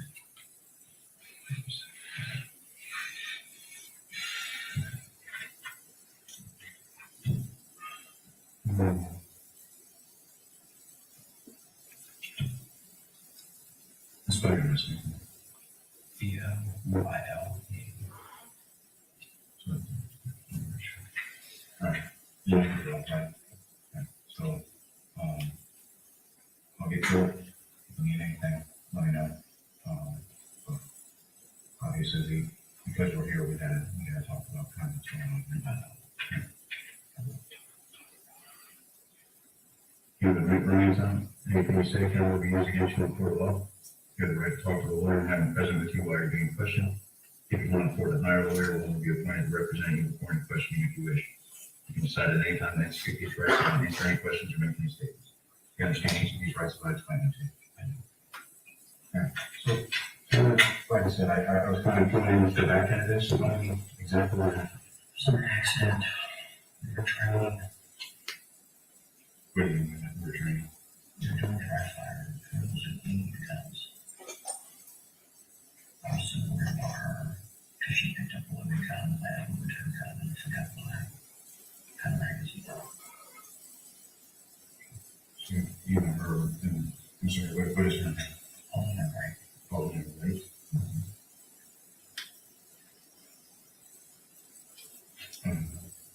You said you were dry firing training with guns. What kind of guns? Mine was my annual defense rifle. Or that's considered a pistol. And when she, it was a 5.56 round. And then when she picked up my 9mm pistol, those were the two guns. So, what time did you guys start doing this training? More cleaning and doing that for maybe an hour. I don't expect you to. We were sitting at the table. We just got done with dinner. We went out, had dinner, came back. We were starting to watch the football game together. And we sat down and just ordered all of that stuff that was on the table to do stuff, the mat and stuff. And she wanted me to show her how to do it. So we started doing it. So, was she pointing the gun at you? Were you pointing the gun at her? Like, trying to go through that? Showing direction, which I know is fucking wrong. We should not have been doing that.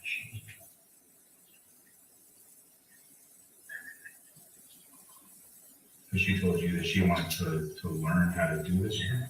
Okay. And is it just doing it properly?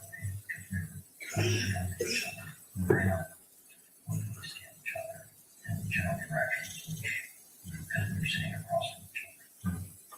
at the table? You're on one side, she's on the other. The green mat was where I was. And she was across the table. And so are you cleaning those or are you teaching her how to like to aim and stuff? We started with the cleaning. She had the rifle first. Okay. After I got done putting it back together, she was messing with the gloves, putting different parts of it. We started to put it all back together. I forgot that I put the magazine back in it. And she picked up the pistol. That was loaded. And I was waiting for she started waving it around, moving the shot. She doesn't know. I don't think she's ever shot a gun before. She like showed me how to do it. I was like, well, first give it to me. I didn't want this to be. So originally she had a rifle. It was on, you had cleaned it, is that? It was in parts. Right. You had assembled it. Yeah. And you were cleaning it or? She was picking up different pieces of it, showing it to her, stuff like that. Then I put it back together and she picked up the pistol. And then when you put the rifle back together, you loaded the magazine into it? Correct. I only keep the magazine with it. I don't keep them in the chamber. I keep the magazine with it. And that's gonna be my next question, because I don't know shit about guns. I don't even know what the hell a Daniel defense gun is, to be honest with you. Okay. So, but when you put the magazine into it, is it? There wasn't one in the chamber at first. Right, because you had you disassembled it. I was kind of put it up, but then we started doing our dry fire things. So at some point you charged it? Yeah. So then she has a 9mm. Yeah. And she's waving it around, but you cleared it. Yeah, I want to make sure hers was on the Okay. So obviously I have to be able to do the same thing for it. but during that time where you guys are doing this training, this cleaning, the guns are being pointed at one another. Yeah. So, good.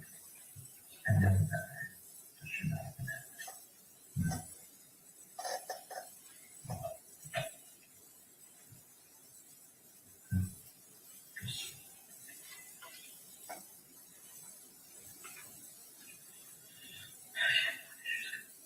So,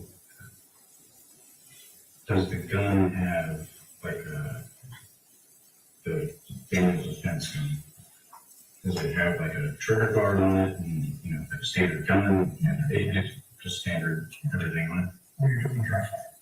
I dry fired it 3 or 4 times. And is that normal for when you're like when we're at range? Yeah, you have to dry fire to get it to the same thing with this one. You don't have to do it to disassemble it, but to just like a check or make sure it's still functioning correctly. Same concept. Obviously, she had the box, so the same concept.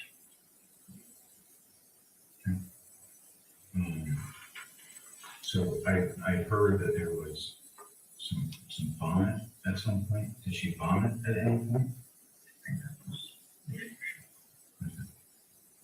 She wasn't doing that. That was all after. That was all part of she vomited. Were you guys eating when this was happening? Because you said you were going out to dinner. Yeah, we went out to dinner. For good food. Los Mexican restaurant, Los Beginners. Right there on Baseline. Oh, okay. Yeah. What time do you open that? I'm going home. I started watching football game. Well, I turned it on. I got the packaging there. I undid the packaging. And she wanted to see what it was. She was asking questions. So I just gave her a shot and just let her do what happened. How long were you guys been together? 2 years. So when you start doing the packaging, you get home roughly 8 o'clock from dinner. Between 8:30, you get home from dinner. Get the packages for your guns, your things. On the table. Now this was like the cleaning materials and stuff. So you got your cleaning materials. You guys started talking about how she wants to learn how to. She brought it. And what did she want to learn specifically? Just anything about it? Yeah, just in general. Just general stuff. Said that she wanted to get information to them. You're sitting there and teaching her how to, I'm assuming, look at their sites and all that. Yeah. Now, does that rifle that you have, does that have like a sight or anything on it? Or red dot? Okay. Was the red dot on at any point? I turned it on. She was looking at it. Was that turned off when you got it, like when you charged it? Or was it still on? I don't know shit about red dots either. I mean, that sounds funny, but I don't know shit about it.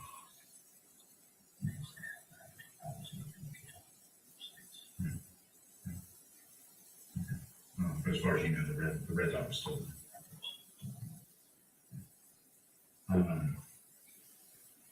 So Did you guys eat anything when you guys got back home? With nothing like that? Did you guys have anything to drink at dinner?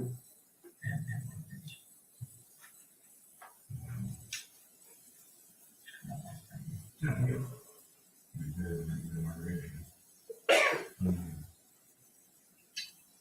Was there anybody else at the house other than you two? Is that your house or hers? My house. How long have you stayed there? I bought it in 2019.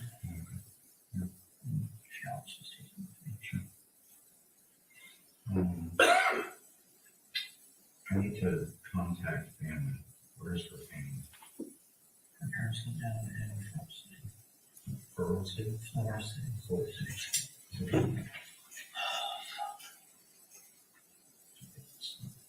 John.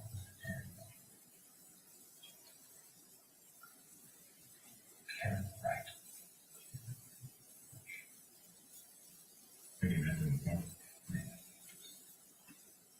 Say the phone.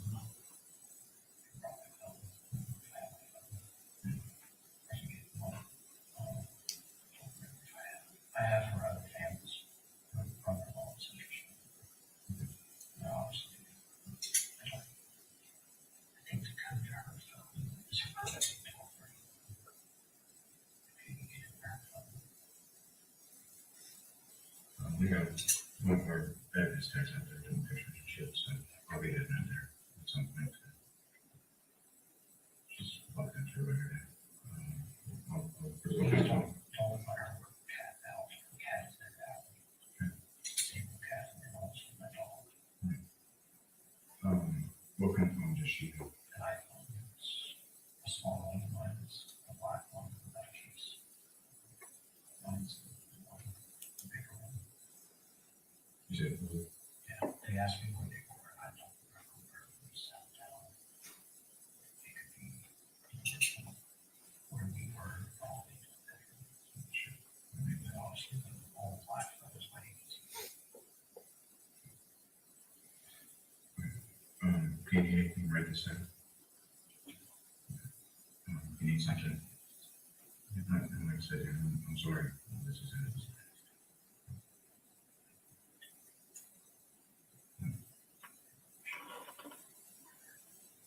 I'm sorry. At some point, when the evidence officer gets back, I'm just gonna have him take pictures of me. I guess when officers showed up there, I mean, they were holding her, trying to get her moved or something along those lines. Yeah. So just take pictures. Obviously, she's the condition she is. Clothing wise. She wants to ask. She's her choice. Who's supposed to be doing it?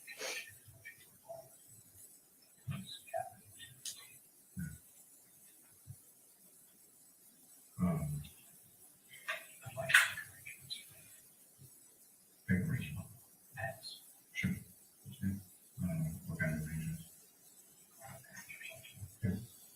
So as soon as I get out there, I can take the phone.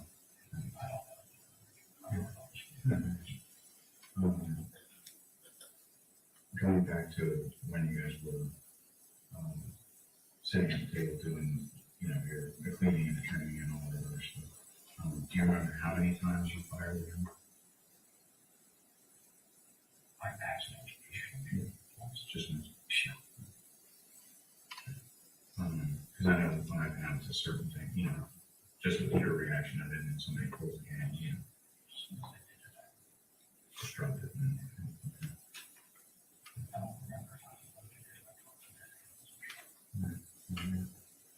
I don't expect you to know like super finite details right now. Give me just a second. I'm gonna be right out. I call my own once.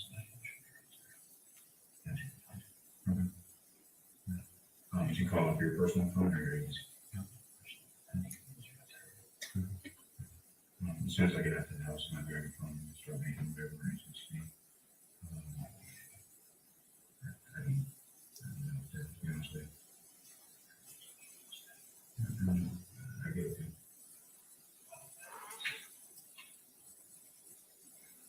You know, you and I have known each other for a long time. And I'm not gonna bullshit you. So I didn't ask for a lot.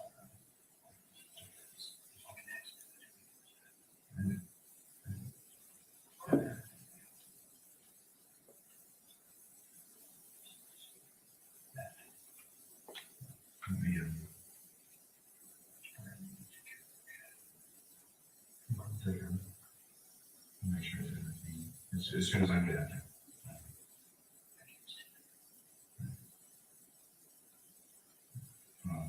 Like I say, you don't need anything right to say. And as soon as the EO gets back, I'm just gonna have him take pictures of it.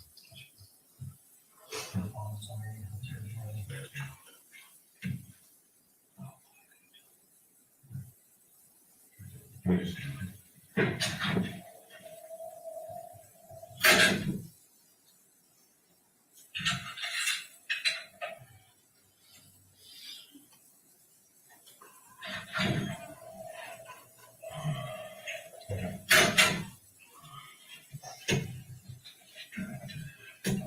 Alright, so I just got back from the house. I just want to go over everything again, just to make sure I didn't miss anything. Kind of just get a little bit more of a detailed thing. But before I do that, do you remember the Miranda rights I had? Okay. Do I need to read those to you again? Are you okay with talking to me? Okay. All right. So you said that you went out to dinner at that Los Magallanes Mexican place at about 7 o'clock, right? Here's when you guys got there. I Right. think it was around. It was a little later. It was dark when we came out. What car did you take? You got back home around between 8 and 8:30 roughly? I wanted to keep it drinking time. Was it when you said you turned the football game on, had it already started? Oh, yeah. Yes, it was after 8. Okay, so you get home, you turn the football game on. Go through it again, please. You sit down, start messing with it. Start messing with the guns. You say you sit down, you're sitting down at the table? Yeah. Now, are you guys sitting on the same side of the table? Across from each other. Okay. What side of the table are you on? So if I'm going through your front door and I see the table. Left side, where the green mat is. I start to show her how to clean the gun. Trade goes back and forth, stuff like that. So when you're sitting there, do you have the rifle out at that point? Yeah. Okay.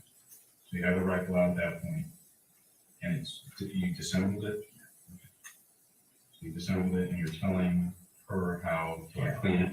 Yeah, how to clean it, what parts of what, like her hand or some of the parts. And like she's all been messing with it while I'm cleaning other parts, type of deal. Now, does she have the 9mm at that point? No, she's just, I'm just trading parts back and forth at that point for the rifle. I reassemble the rifle. She holds it, and she like dry fires it a few times. You say you have the red light on it, or red light? Just to show her. I'm pretty sure I tried to go. Went back and forth.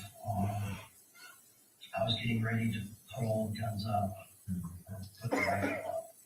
That's when she grabbed a 9mm. Had the magazine back in the rifle at that point because I was about to put it up. So after you were going back and forth, this is where you're like looking down the red light, or the red dot, kind of going through that whole thing. She's messed it. So at that point, you're done with it. You put the magazine back into the gun and charge it. No, I did not charge it. Did not charge it. I don't charge it. I don't leave around the chamber rifles. I just put the magazine in. Okay, so you put the magazine in, getting ready to put it in. Yeah. That's when she grabs the 9mm. I unload that for her because she's kind of laying it around. She starts to dry fire that one. And I'm like, oh, okay. And I go to dry fire my rifle. I dry fire right the first time and then the second time.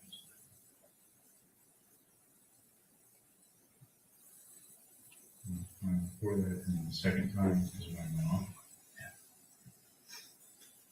Now, for somebody that's not a gun guy, why does it, how does a round get in there? If you dry fire it one time, We had to reset the trigger. I should dry fire the second time. and that forces a round in there. The magazine was in there. I forgot. I put the It's a magazine back. So you're going to put the rifle up and put the magazine in the gun. Yeah. She grabs a 9mm. Is that an agency gun? Okay. So grabs the 9mm, but you realize that it was loaded. Yeah, because it was in the holster. I took it down with me. It was sitting there on the table. But like there was a paddle holster on them.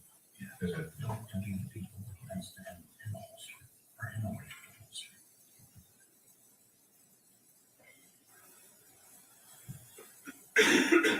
So she grabs the 9mm. You want to load it because you realize that it's loaded. Yeah, I told her to be careful. Because it was loaded. I was like, hey, here, let me unload that. So you're going to mess with it, kind of deal. I wasn't going to clean that one. I had no reason to clean that one. So I just unloaded that one and handed it back to her. She started doing her thing. Her dry firing that, and you start dry firing the rifle. So and she dry fired the rifle one time, and then when you did it the second time, because the magazine had been loaded into it, it forced you around in the chain. So after you realize that she's been hit, I know that you said that you had held her, but were you behind her? Like her left side? Yeah, because you know how my table is. She was sitting there. I came around and I was handing it.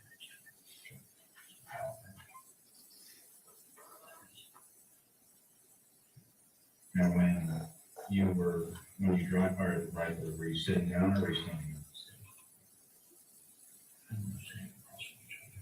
So the entire time you were sitting there? Okay. Like I had to extinct actually. Right. Come back and forth. We were talking, we were chatting. Now, earlier you told me that the cleaning stuff had come. That's what triggered us to start messing with it. Now, I saw some Amazon boxes there. Is that what it came in? So you get all this cleaning stuff, the mat maybe. Yeah, I got the mat, the swabs, and pads. Yeah, it is a little swabs. And the AR. So then you stand up there and hold her after you realize that she's been hit. Where the speakerphone. And your phone had a rubber case on it. It was on the table. I'm just saying. So it was a bigger one? Yeah, it was a big one. Her phone, I believe, was in the living room.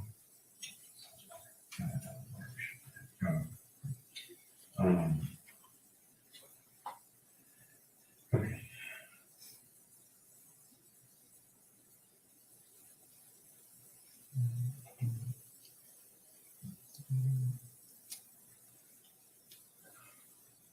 I'm sorry, I'm just reading my stuff here, just to make sure I'm not missing anything.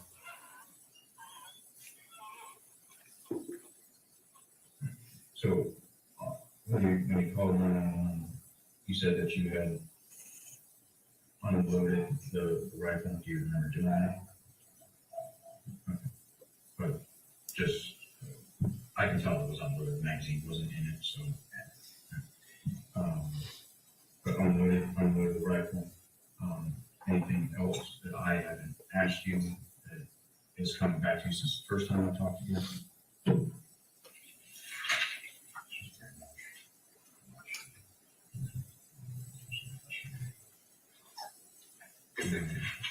And when you guys are doing the training where she's dry firing and all that, you mentioned before that it was because of where you guys were sitting, the guns were pointed in each other's direction. Is that right? Have you guys done this before in the past? Okay. So It's not bad. After we do have a few drinks. I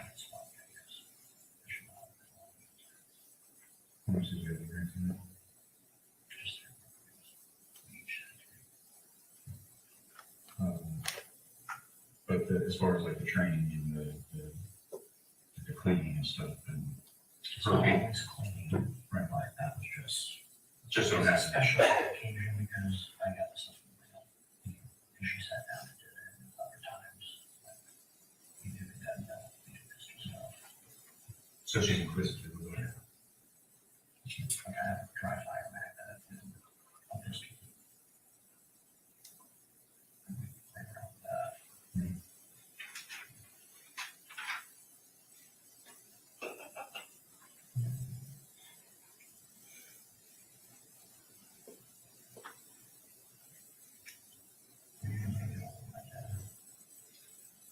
I can, what is his phone? Do you know the program? No, I didn't, but that doesn't mean somebody else did. All they were asking me about, I couldn't give it to you. Just number that I felt. No, there's not, I didn't get that part, but that's me, I can get that distinct. Yeah, okay, what we're doing. Or I'll get your phone so we can do all that. So again, as far as her like being inquisitive about the training and stuff, and I guess her having some sort of fascination with either cops or the firearms and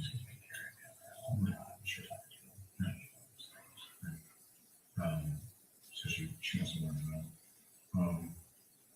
But nothing like this is, you mentioned that you got sloppy, but nothing like crazy had happened in the past where, there was like safety issues. That this just happened to be. What was the code to your phone there? Give me just a second, give me a second. Yeah. Yep.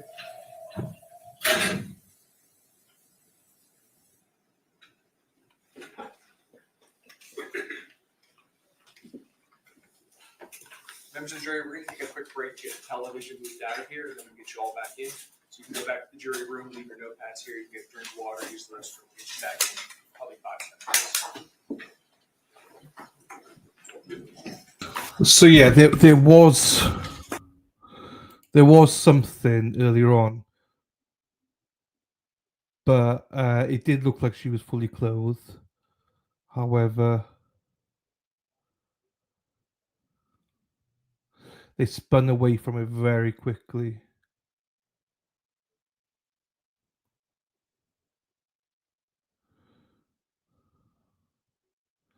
I'll try and see if I can find it.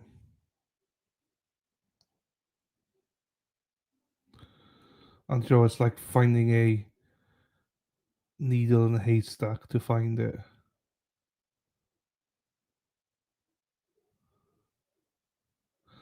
I've got the nighttime videos here.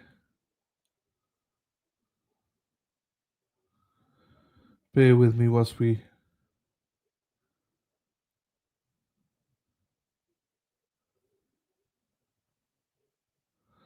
I should have put a timer on it.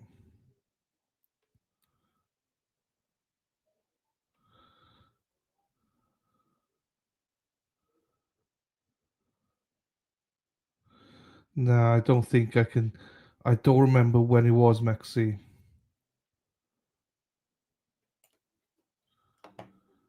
So it's tough.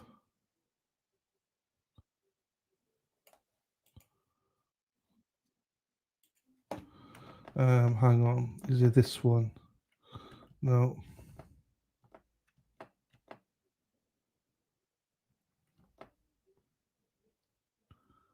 I got it. What a fucking legend I am. Right. So I found it. Mexi, everyone. So this is right. Obviously, trigger warning. If you don't like this sort of thing, trigger warning.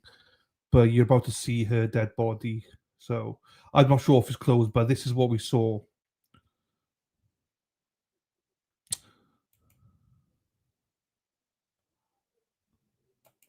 So there you go.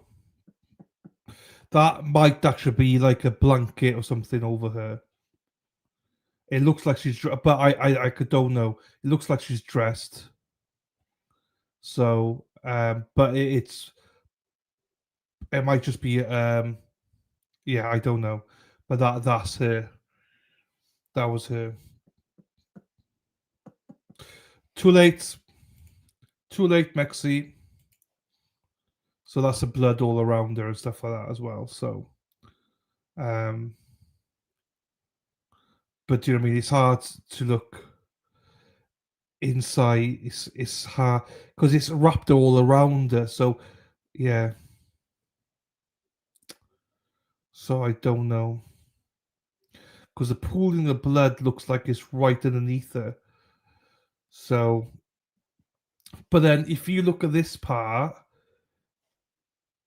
it does look like this part is, it's not flesh. Do you know what I mean? Looks like clothes.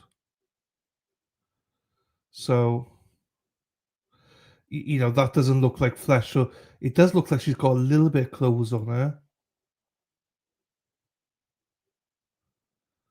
So I don't know. I don't know. I don't know. Everybody, obviously, we don't know. But it looks like something's over. But it doesn't look like she's like it's. I don't know.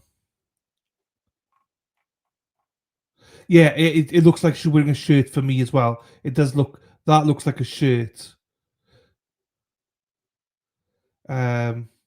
Because that's not flesh. Do you know what I mean?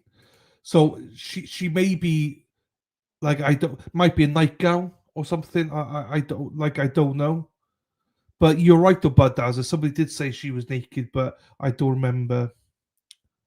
And then they probably put a blanket over her or wherever that is then. So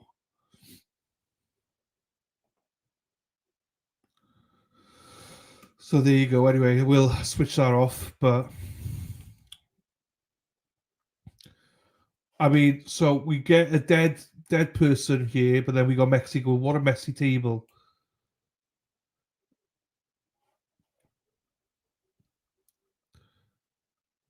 Mexi-texi. Fucking hell. Right. Yeah, Eva, I agree with you. Eva, I agree with you. Right. So let's get back out of this one then. Some people might call me a legend for finding that. It's fine, but you know, it is a murder trial, so I don't want any credit. It's fine. You know, it's absolutely fine. It's absolutely fine. I don't need any credit. Oops, the wrong one again. Shit, sorry. Let me take that off.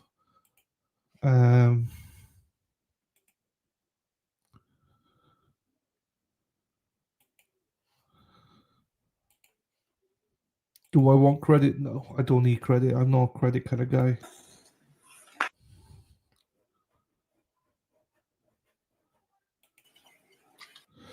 Right, let's skip it to there and they start again here. So I'm not a majoress. Defining, I can't help it. I was born with eyeballs. You born with tits as well. Do you know what I mean? So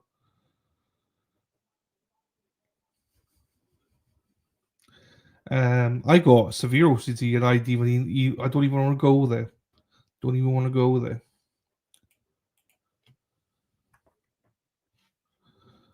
I can actually text the credit for asking the question. Fuck it, always somebody else's credit. I Am Legend. What a film. I Am Legend. I am legend. Oh, I knew the bitches in the chat will never give me any credit. Mexi-Texi's got eyeballs on low balls. No balls, Mexi, or low balls, Mexi. Hey, but does he playing a dangerous game because she'll be the one streaming here one day, and they'll be like, "You'll be banned before I know it." Yeah, but my tits don't help me see. If anything, they get in the way. Well, they don't get in my way. The more that you flush them, the better my eyesight gets, Mexi. Fucking hell. Stop being so selfish and send me some pictures. If you have OCD, why do you always have 5,000 tabs open? Because I have OCD. Because once it's open, I can't close it. My OCD is not like that. You know, my OCD is totally different. Because if I close something, that means somebody might die. So that's why I don't close them. Mine's completely different. It's not about tidiness and stuff like that. If there's something on my desk right now, I can't move it no matter what. It doesn't matter if it's I can't move it. Facts, Lady Di. Dylan, that won't be anything new. No, it won't be. Good job, Dylan. Now shut it. Oh, look at you. You know it, Jersey Jen. Now I gotta tell you. I have to now tell you too. Hey man, just want to let you know that sometimes you gotta shut the fuck up. And this current time is just one of those times you gotta shut the fuck up. I don't think you're a bad person. I just don't want to hear you talking anymore. You gotta shut the fuck up. My OCD is it does include cleaning and stuff, but I can clean all around. But if there's one thing that resembles in my head, I have to leave it no matter what, because otherwise something bad will happen. So it's always a fight. Always a fight. Bahaha. Hello. Hey, Tuddy Pip. Rhonda now wants the great tits. Correct way of pronouncing this word is great tits. Great tits. Great tits. Great tits. Great tits. Once more time. Great tits. Great tits. Repeat it with me. Great Great tits. tits. Great tits. I hope that the pronunciation of this word is clear to all of you. So, the correct pronunciation of this word is great tits. Relating to that article. Objection, Your Honor. Lack of foundation calls for speculation. What did he do to her? Unintelligible. I don't understand. I don't understand, Your Honor. Ready to bring the jury back in? Yes, sir. Okay, let's bring them back in. Okay, great tits. Just take pictures of your opened tabs if you need them for later and close them. Problem solved. Lady. I wish that you could spend a day in my brain. You would see loads of tits, and you would like, this guy's fucked up. Yeah, I am. It's very hard for me to explain to you. Yeah. What the fuck have I walked into? Great tits, Dudley. Great tits. And sometimes I am like, why do people think that I'm disgusting? Because they walk in like Tully just did and was like, "Are we got playing great tits?" Repeat after me. Great tits. If you were properly feminine and one of those, then yeah, you're not staying around here. That's for sure. Hell nah. Brain does fascinate me though. Yeah, my brain is fucked. The good parts are like the tits, the women, and stuff like that. And the rest of it is like fucked up. Fucked up, dude. Hey, Rhonda. Right, let's get back to it then. Let's get back into the trial.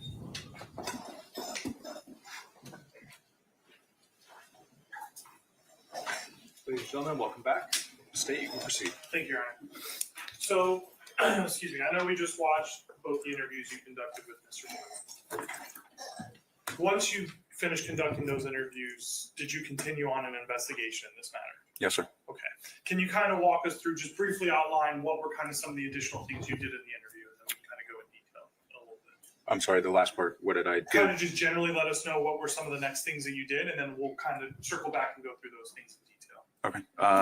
We did a cell phone extraction, a forensic cell phone extraction on Paulina's phone. I did subpoenas to verify the Amazon package delivery. I did interviews at the Mexican restaurant to verify Mr. Boileau's account given to me during his interviews. So let's kind of, and like I said, I want to take those things into specific terms. So let's talk about that phone extraction first. Were you the actual person who did the extraction on the phone? I did not do the extraction. Who did the extraction on the phone? Karen Patterson. Okay. But once she does that extraction, are you the one who actually then goes through and looks at the contents of the phone? Correct. Did you have an opportunity to look through Polina Wright's cell phone, full extraction of her phone? Yes, sir. Was there anything in her phone that, let's just kind of put it this way, assisted you in your investigation of the case?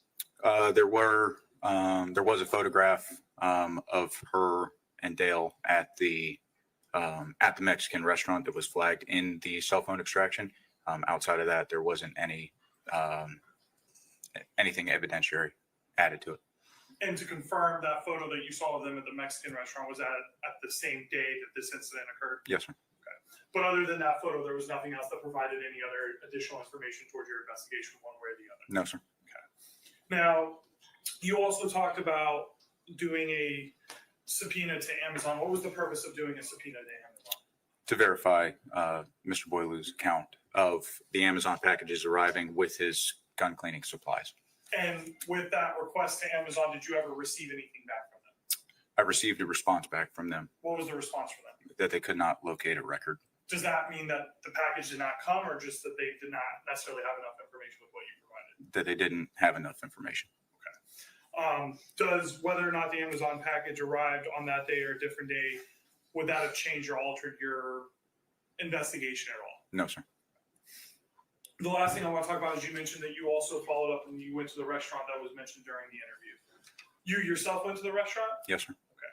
Were you able to essentially were you able to receive any sort of documentation or proof that the defendant and Polina Wright were at the restaurant that evening? Not conclusive that they were actually there. Can you kind of explain what that means by not conclusive? So I have a receipt from the restaurant that outlines 6 total margaritas that were purchased during the time frame that Mr. Boileau said that he was there. However, there's no identifying information to actually positively identify that that was Mr. Boileau's table. So just to confirm, there was nothing on the receipt indicating that Mr. Boileau or Ms. Wright were the ones who purchased those. Correct. However, it was somewhat consistent with what Mr. Boileau said was consumed at the restaurant. Correct. Okay. And was it during that general time frame as well that the defendant provided you? Yes, sir. What about, did you, was the neighborhood canvassed for potential other witnesses or other videos that would have maybe captured the incident? Yes, sir. Was there any other witnesses that were discovered that would have provided any additional information? No, sir. Sorry, excuse me. What about any surveillance videos? No, sir. It also came up during the interview, and we've kind of heard it throughout the trial, but I kind of want to talk to you for a second about it. You ultimately determined or knew that the defendant was at the time employed by law enforcement. Yes, sir. What agency was he employed with? Marion County Sheriff's Office. Okay.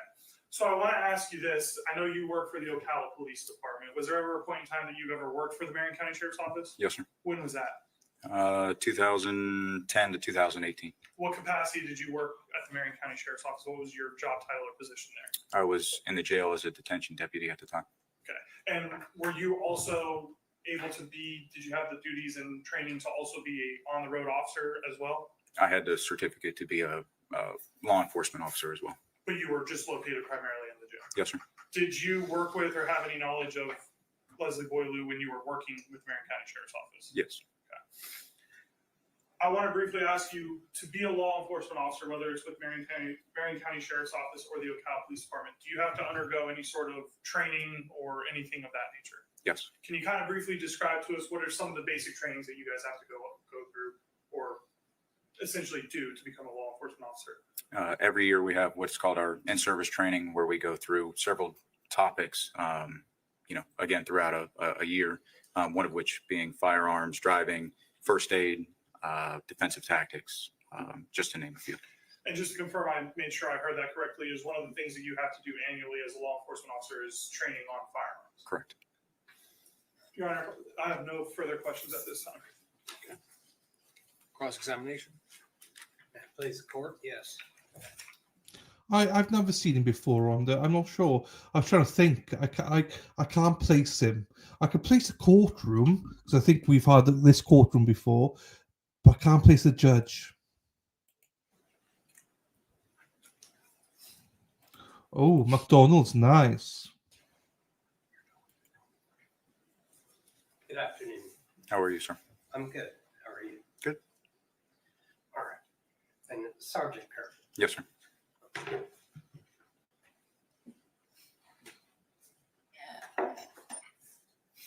Your first contact with Mr. Boileau that night was at the police station. Yes, sir. Do you know how long he had been at the police station before you spoke with him? I couldn't give you a direct time or an exact time, I should say. But you spoke with him twice. I did. And then after your second conversation, you came in an hour and a half later, took photos of him, took his clothes, and told him he was under arrest. Sure. Yeah. I mean, and in that time period after the second interview is when those events occurred. Yes, sir. Okay. Do you know how long your first conversation was with him? I can't give you a time frame. I would say roughly 30-ish minutes or so. About 16 minutes and 13 seconds. From the time you walked through the door to the time you walked out the door. That sound right? It sounds about right. Yes, sir. Well, that's what was on the video. Okay. Do you know how long your second conversation was? I can't give you an exact time, no, sir. 11 minutes and 13 seconds. That sound right? Sounds about right. Do you know how long he spent in the interview room before you arrested him? I would say several hours. Over 8 hours. That sound right? Sounds about right. Yes, sir. Because he got to the interview room at midnight, right? I didn't take him there, sir. So I don't know what time he actually arrived there. As the lead detective, are you responsible for checking the information provided by the deputies or the other officers and everybody involved in the case? Yeah. Yes, sir. Do you know who brought him to the police station? Patrol brought him to the interview room. Do you know which patrol officer? No, sir, I don't.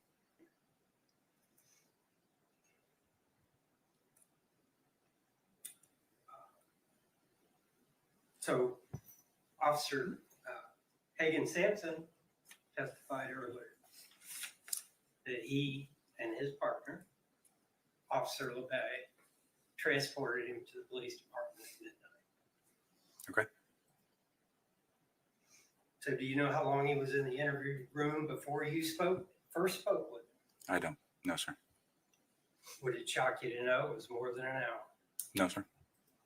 Do you have any idea what he was doing in the interview room before you spoke to him? No, sir. You ever watched the tapes of him in that interview? I've watched the interview room video. Yes, sir.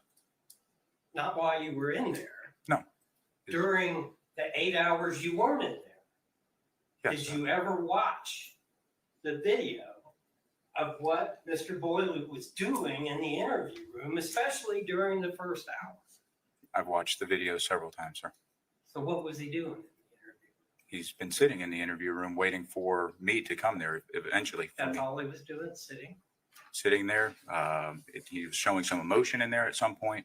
Well, he was crying, Yes, sir. screaming, right? Yes, sir. End up on the floor. That went on for the entire hour before you ever saw it, right? Yes, sir.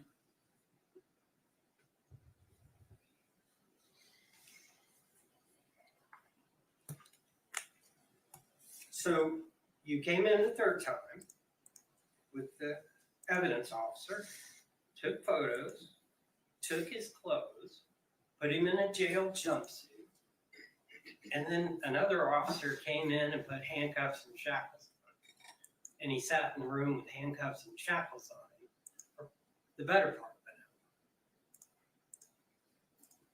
hour. Right? Yes, sir.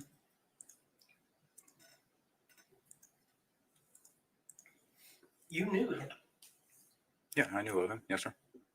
Well, you knew him because you used to work in the jail Yes, sir. and you saw him almost every day. I would not say I saw him every day. I said almost every day. Okay. But yes, sir. I You know. knew who he was. I do. You know he goes by Dale and Yes, sir. not Leslie. Yes, sir. Did you tell your superiors that you knew him before you went in there to interview him? Yes, sir. Was that calculated? No. Was it appropriate for you, knowing him, to interview him under these circumstances? I don't think it was inappropriate. Okay. Did you give any consideration to having somebody else talk to him that didn't know him? I was the lead detective in major crimes at that time, sir. So it was my case. Right at the beginning of the first interview, you told him you didn't know anything about guns. Was that true? Partially. How? Explain partially to me. The Daniel defense thing, I couldn't tell you what that was when he told me what that was. Go ahead. Well, you had firearms training when you worked for the sheriff. Yes, sir. You have firearms training while you work for OPD. Yes, sir. Have you been trained to use an M4 or an AR style rifle? I have personally shot a AR style rifle that are issued to the Ocala Police Department officers. However, I do not have one assigned to me. Okay. But you've trained them. Briefly. Yes, sir.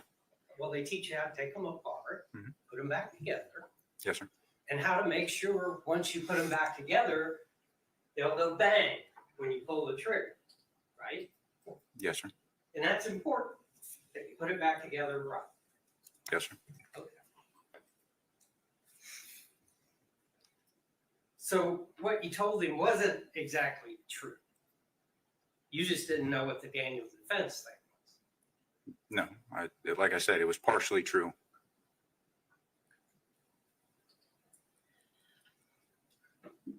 He mentioned in his statement resetting the trigger. Did you know what that meant? Yes, the resetting the trigger pull. Yes, sir. Tell me what that is. If you pull the trigger of a firearm, you can feel a trigger reset on that. It's kind of hard to explain without actually feeling it for yourself, but you will feel the trigger reset on that. In this case, he would have had to have put the bolt forward on the second trigger reset which would then chamber around into the rifle. Well, isn't that part of the process of resetting a trigger on an AR style rifle? Again, I'm not issued a rifle. I have very limited training with the rifle. So did you ask him what he meant by reset a trigger? Yes, I did in my interview. Yes, sir. Did you have him describe exactly what he did Yes, sir. to reset the trigger? Yes, he said he pulled the trigger. Okay. And I asked him several times to clarify his statement while I was in the interview with him. All right. He told you it was an accident, right? Yes, sir. And he told you they'd been having a good evening. Yes, sir. No disputes. You didn't ask him about earlier in the day, did you? No, sir. Do you know how long the two of them had been together that day? As in how long they were together that entire day? That day, yes, sir. No, sir. I know. That wasn't relevant to you, what had gone on between the two of them that day? No, sir. Why not? That had nothing to do with what happened hours beforehand. What happened was at that residence, and that was what I was investigating. He told you they'd been to dinner that evening, right? Yes, sir. And he told you they had 3 drinks each, margaritas. Yes, sir. And you went to the restaurant and you found a receipt for somebody that ordered 2 meals and then 6 margaritas. Yes, sir. Yeah. Yes, sir. What time was the tap open on the receipt? Roughly 1930. Okay, so that's 7:30. Yes, sir. And what time did it close? Roughly 2030. It would be 8:30. 8:30. Yes, sir. Okay. So it wasn't just margaritas on the receipt. There was dinner on the receipt, right? Yes, sir. And that's what he told you. Yes, sir. They had dinner and 3 margaritas apiece. Yes, sir. Do you remember how much all of the margaritas cost? Roughly $30.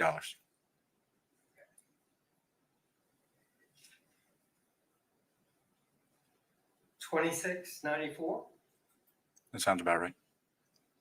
So those margaritas were $4.49 a piece. If you divide 6 into that number, what kind of margarita can you get for $4.50? I don't know what kind of margaritas they're serving there for $4.60. Well, obviously not one with a lot of alcohol. I can't comment on that, sir.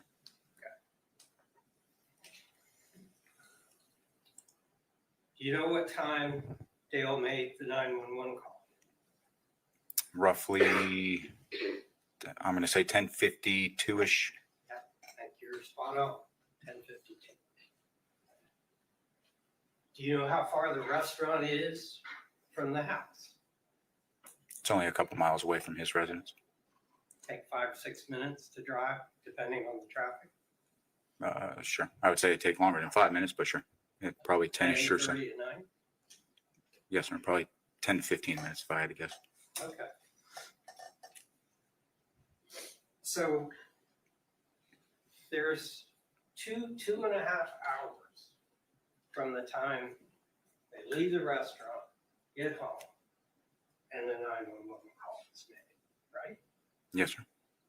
What did they do for 2.5 hours? Went Do you home know? based off of what he told me. That's the account that I have. Did you ask him if they did anything else? I asked him what they did that night, and he told me what they did that night. With the guns? Did you ask him if they ever got up from the table? Did I ask him if he got up from the table specifically? He or Polina? If they got up from the table at all? During this firearm thing, No, sir. I didn't ask specifically if he got up from the did table. that mean anything? No, sir. How long that took and what was going on in between? That didn't mean anything. No, sir. Why not? Again, I went there to investigate a shooting, which ultimately resulted in the death of Polina Wright. What happened in those minutes is what I was investigating. There was no indication in the house that any more alcohol was consumed when they got home, right? No, sir. There was no indication of alcohol. Right. Nothing on the table, No, sir. nothing in the kitchen, No, sir. nothing in the living room. No, No sir. cups, empty cans. There was one can, but it was green tea. Did you see that? I was at the house. I did not see any alcohol related items.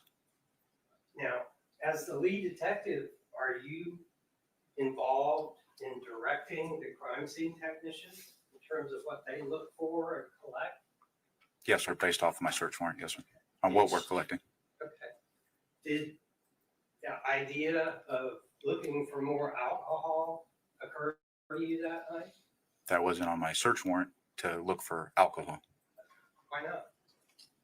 because the alcohol was not anything. I had no indicators of alcohol when speaking to him the first time. Okay. So there was nothing about the way he talked to you or your observations of him that led you to conclude that he was under the influence of alcohol at all. Correct. So you didn't ask the text to look for I didn't. I hear the it. second. You did not ask the text to look for anything Not alcohol related. alcohol related, No, sir. but you didn't see anything. Correct.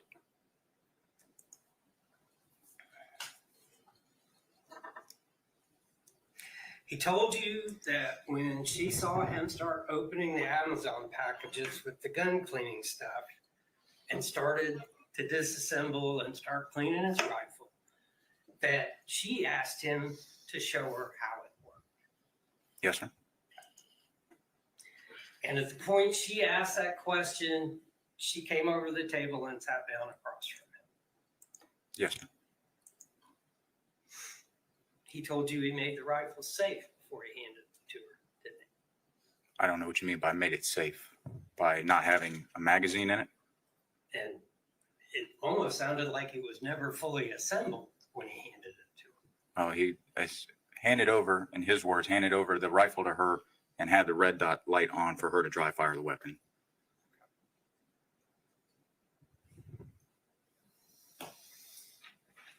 He told you when she finished looking at the rifle, he took it back from her Yes, sir. and set about to finish cleaning and putting it back together. Putting away the firearms. Yes, sir. And then he told you he saw her grab the handgun that was in a holster on the table. Yes, sir. That he told you he knew was loaded. Yes, sir. And he stopped what he was doing, put the rifle down, and got the handgun from her. Yes, sir. Got it out of the holster, took the magazine out, and cleared the round from the chamber. Did you see the magazine and the single round laying on the table in the area where he was sitting? In the area where he was sitting? Yes, sir. No, sir. You did? No. There's photographs of it. Did you look at the photographs? I was there at the scene. The firearm that was in question was on Polina's side of the table. I said the magazine and the round. The magazine and the round were on his side of the table. Okay. Yes, sir. I'm sorry. I misunderstood. Okay. Did you see that? Yes, sir. I was there. Well, that's indicative of him unloading it like he said he did, right? Yes, sir. And the handgun itself had no magazine in it when it was found in Miss Wright's lap. Correct. 4 bullets. Correct.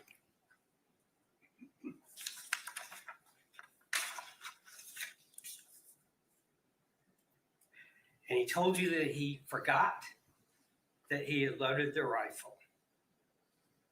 That he pulled the trigger one time, it clicked. Then he charged the weapon and pulled the trigger again, Yes, sir. and it went off. Yes, sir. Does that process sound like resetting a trigger? That would be the process in resetting a trigger. Yes, sir. Okay, and it's a little more involved than that with an AR style rifle, right? I don't know what you mean by the question. Pull the trigger the first time. Mhm. Listen for the hammer to fall. You pull the charging rod out, except you haven't released the trigger yet. Right. While you're holding the charging rod out, you slowly release the trigger. You reset it. It clicks. Then you put the charging rod home. And if the gun is empty, you can pull the trigger again and it's gonna, and you'll hear everything sync up and reset again. So you know it's gonna fire the next time you need it. Yes, sir. Did you ask him about doing all that? He told me that when he pulled the trigger the first time, it was a dry fire. He pulled it the second time. The only way for that round to go forward is if the charging bolt went Right, forward. I got that. There was a magazine with bullets. Yes, sir. Okay. What I'm asking you is, you ask him if he went through all those intricate steps to reset the trigger? No, sir. No. But that's how this weapon went off. Isn't that true? I don't understand the question. How? It was in the process of resetting the trigger based on what he told you that the weapon went off. Yes, on the second pull of the trigger and charging the rifle, therefore putting a round in the chamber.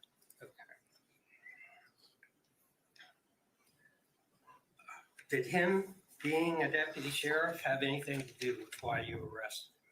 No, sir.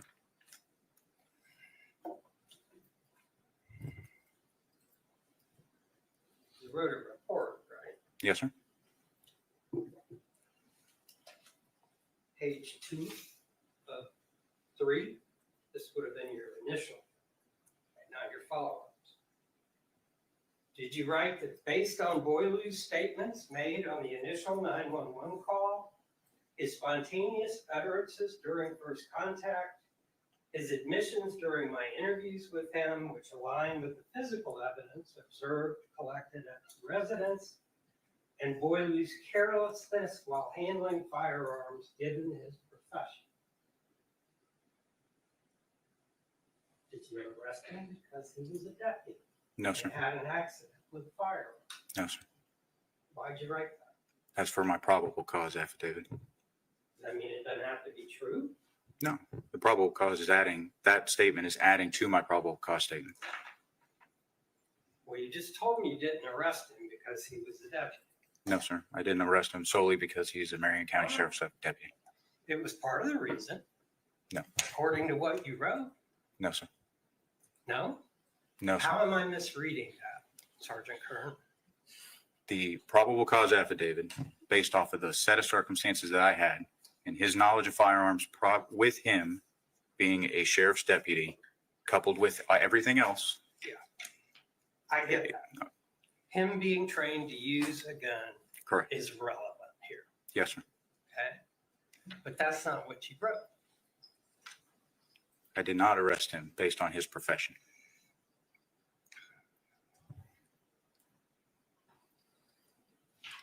So you don't believe that the law is applied any differently to law enforcement officers than to average citizens? The law is the law, sir. Right. Regardless of what you do for a living. Correct.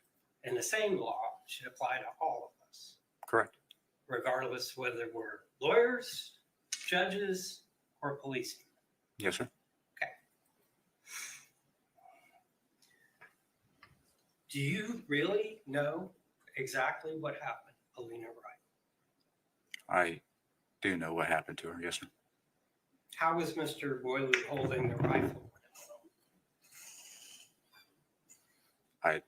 How was he holding it? Yeah. He had to be holding the trigger or holding the gun in Well, such you're a assuming. What did he tell you how he was holding the rifle? based on the evidence that we have, I can line up a trajectory of the bullet. I asked you if he told you. No, he didn't specifically tell me. No, Did sir. you ask him? No, sir. Wouldn't it be helpful to know exactly how he was holding the rifle to come to the conclusion that this was a manslaughter and not just an accident? To ask him how he was specifically holding the firearm? Yeah, exactly. No, That's sir. how this happened. No, sir. You don't think so? No, sir. But you didn't ask. No, sir. So you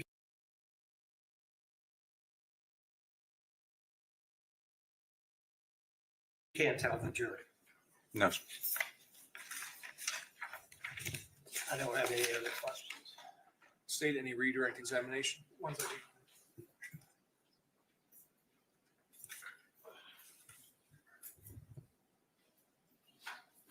No further questions, Your Honor. Members of the jury, do any of you all have questions of this witness interview? Please raise your hands. All right, seeing no hands, state is this witness released? Yes, Your Honor. Defense? I do have one thing I would like to do with it, and I believe the state's agreed to let me introduce a piece of evidence out of turn. That's fine, Your Honor. Yes. Okay. So I'm going to show you what's been marked for identification as state's exhibit or defendant's exhibit B. Yes, sir. You recognize that? You say B as in Bravo? B as in boy, Bravo. Yes. Baker. Yeah, I recognize it. Yes, sir. How do you recognize that first? This is a picture taken off Miss Wright's cell phone. From the extraction? Yes, sir. And that was provided to you by the technician that did the extraction? Yes, sir. Were you able to identify from the data associated with the photograph when the photograph was taken? It was taken on Snapchat, I do believe. As far as a time frame, I cannot recall a specific time frame, but I want to say it was in the appropriate time that they would have been at the restaurant. Okay. And does it appear to be them at the restaurant? Yes, sir.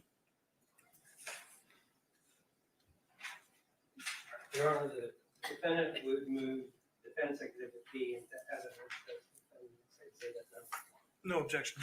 Without objection, defense exhibit B will be admitted to evidence as defense exhibit 1. Yes, sir. Do you want the overhead projector? I'll hand it down the road. Very well. Please report. Yes, sir.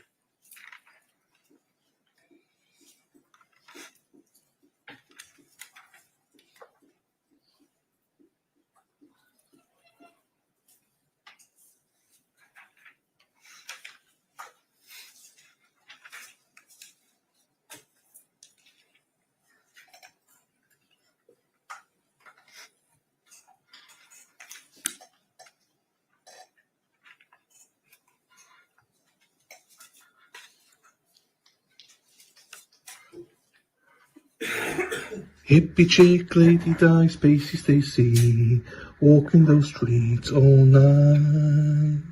You go, ladies, come and see what's going on now. Let's go, girls. Relating to that article. Objection, Your Honor. Lack of foundation calls for speculation. What did he do to her? Unintelligible. I don't understand. State any follow-up? Not off that, no, Your Honor. Members of the jury, any questions from any of you all based on the additional questions? All right. So state, is he released? Yes, Your Honor. Defense. No objection. Okay, sir, your Law enforcement. okay, what's the mark of identification states? Your Honor, next state would call to the stand, Kristen Killinger from Florida Department of Law Enforcement. Ma'am. My name is Kristen Killinger, Kissing.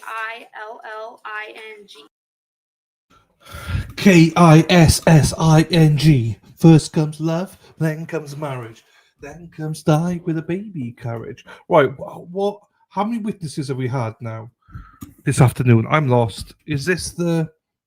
So they said there's 6 left. We had 2 before lunch. We've had that person just now. We've had this one. Is there any? Am I missing one? Are we missing one? Then because alimony payments. You're right in the CG. You're right.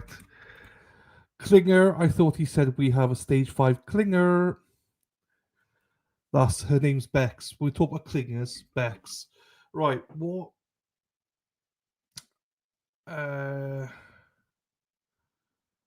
Oh, there's a woman. This guy. So 2, 3. So I think there's like one more witness after this one, isn't it? Then they're arresting, or is it 2 more after this one? I don't remember. Come on, chat. You should fucking know. Don't rely on me, chat. Don't rely on me. I think we haven't got many after this. Either 1 or 2 after this. Take your pick. 1 or 2. 1 or 2. What did I do with this one? So to close the poll, do you think the defendant will testify? Yes, 62%. There you go. So majority think that he will. Question now, ladies. You have been out for a meal, then you go home, you get naked, cuddle up to watch the game. Would your partner get up and start cleaning his guns? What would you think? When your partner gets up and start cleaning your guns, what do you think? Bow, chicka, wow, wow. You're probably thinking, let me clean your tool. Bow, chicka, wow, wow. Absolutely not. For what? What are you talking about, Mexi? Are you live or are you way behind? I know you normally like it from behind, Mexi, but which one are you right now? Are you in line with us or are you behind us? I don't know what Mexi's talking about. So, unless you mean the defendant, you do not think that he should. Are you saying the defendant should not testify? I don't know. If that's the case, I don't know. Would you clean the guns tomorrow? Yeah, I mean, I don't think that I would be like, hey, babe, go and get the guns. Let's go and shoot some blanks. Jersey Jed, love, I think you, Katie, and me can be the ones. Shut the fuck up, ducks. That's true. That's true. Bex. Now Bex is another one that I'd love to I'd shut the fuck up. I think I'd marry the loon. Can we talk to your husband, Bex? I think that he would say, I did marry a loon. Just saying. You're answering Darcy's question. So, Darcy asked, you have been out for a meal, then you go home, you get naked, cuddle up to watch the game. Would your partner get up and start cleaning his guns? What would you think? Absolutely not. Mexi would not. Mexi's no chance. Mexi's like, you're not going anywhere. We're getting naked together. I'm in. The defense attorney was lol. Bexler, hush up. Truth hurts. The truth hurts. Bex, the truth hurts. Georgia, go Dogs. Oh, the Dogs lost to Alabama on Saturday. I forgot what that. Georgia lost to Alabama. Roll Tide. Me Too. There's a Me Too movement, isn't it? Maybe they were using those guns as foreplay. Yes. Maybe. Bow. Bow. Because he might literally be shooting blanks. Do you know what I mean? Well, it's not just the guns that can shoot blanks. Bang, bang, bang. Oh, shit. No way, Robin G says. Timothy McCourt is the judge, but don't recognize any of his cases of the past 2 years. I recognize the courtroom. I don't recognize the judge, totally. That's for sure. I do not recognize the judge. The judge. Right. I'm trying to give a little bit of a gap so we can zoom past the break and stuff. So I'm not sure if there's one more witness after this or two. None of you fucking are telling me anything. So you're all useless to me. I need to know relationship. How was it? Did they fight a lot? No to the Me Too movement. That is why a lot of innocent men are in prison. I don't think he was that, but sure. Just ask Baldwin about blank bullets. So, right, if we're ready to strap it in or strap it on, ladies, let's go. And Ms. Killinger, where are you currently employed? I'm employed at the Florida Department of Law Enforcement in the Orlando Regional Operations Center. And what is your job title or job position? I am crime laboratory analyst in the firearms section. How long have you been a crime laboratory analyst in the firearms section for the Florida Department of Law Enforcement? For about 5 years. And can you just kind of briefly explain to us what your job duties entail in terms of being a crime analyst at the Florida Department of Law Enforcement with firearms? Primarily, I will test firearms to see if they're functional or not. I will also compare microscopically compare fired ammunition components, such as bullets and cartridge cases, to the suspected firearms. And are you also familiar with the general working parts and layout of a firearm and how they operate generally? Yes. Can you kind of also explain to us what your educational background is to actually get to a position of this nature? I have a Bachelor's of Science degree in Forensic Science from the University of Central Florida. I also completed a 2-year training program in the area of firearms identification. Now, aside from your background education and training, do you also have to continue to do additional training as you hold this position? Yes. And what is the requirements of that training that you have to do? How often and how much do you have to do? I have to do an average of 16 hours of continuing education per year over 3 years. So I will attend like lectures and conferences, as well as armors courses, and then read articles. Now, during your time as a firearm examiner for Florida Department of Law Enforcement, how many times have you examined firearms roughly? I would say more than 600 times. And is that about the same amount of times that you've also done comparisons with projectiles or casings? Yeah, I would say I've done more than 1,000 comparisons. And have you been able to render an opinion as to the comparisons of casings or projectiles to firearms before? Yes. And has that been in a court similar to this? Yes. About how many times have you been able to do that? I think about 20 or more. Your Honor, at this point in time, state would request that Ms. Killinger be able to give her opinion in terms of firearm ballistic comparison as well as the general operation of firearms. Do you have any objection? Okay, you can continue, counsel.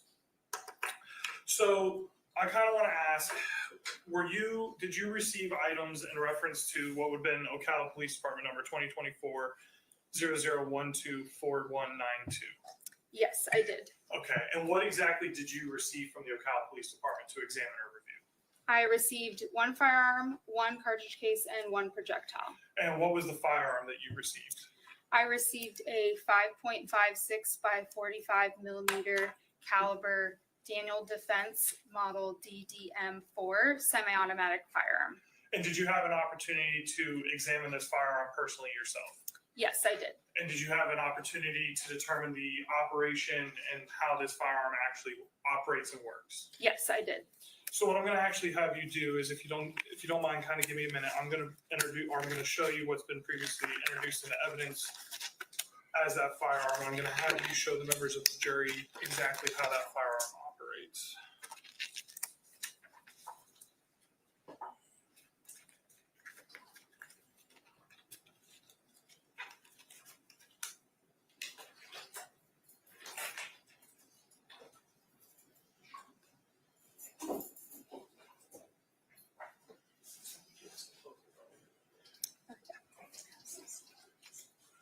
And Your Honor, once she's done loading up, I'd also ask if the witness can step down to demonstrate to the jury. She may. And counsel, y'all can move as you need to.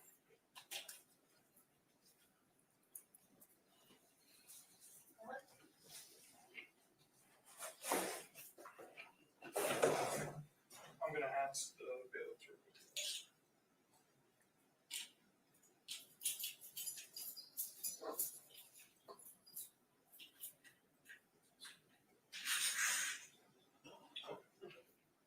All right, if you don't mind, if you could just step down.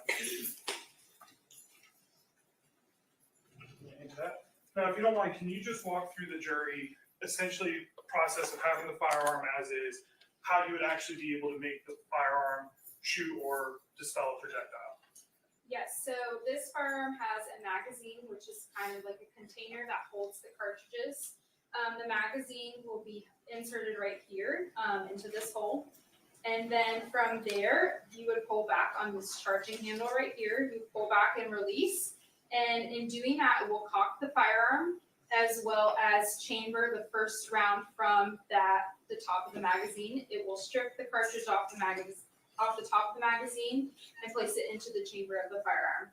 From there, the trigger is ready to be pulled. Once the user pulls the trigger, the firing pin will be released and it will strike the primer, creating a spark, igniting the gunpowder inside that ammunition. The gunpowder will burn and create a lot of gas, and the gases are what push the bullet down and out the barrel. The gases will also push back on the bolt, and it will cock the firearm again, and then a spring will push the bolt back forward, stripping the next cartridge off the top of the magazine, loading the firearm. So now the trigger can be pulled again for the next shot.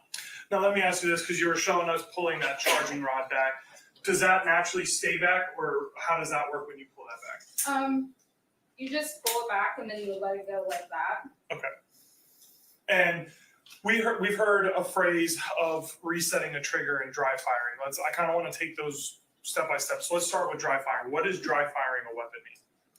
Dry firing is just basically when the chamber is empty, pulling the trigger, and so nothing will happen when you pull the trigger. Now, when you pull that trigger with the chamber empty, does the trigger change position, or does it alter the trigger in any way in terms of where it's set? The trigger will move backwards, obviously because you're pulling it, and then it will be disconnected from the hammer internally, so it will kind of be limp or depressed. And then the process of pulling that handle back and releasing it again will reset the trigger so that it's stiff again and ready to be pulled.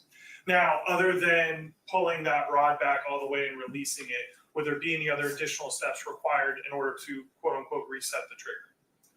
No. So you don't have to physically alter the trigger or push it back into place or anything like that? No, if the firearm's working properly, it will automatically reset the trigger. And based off of your exam and review, was this firearm operating properly? Yes, it was. let me ask you,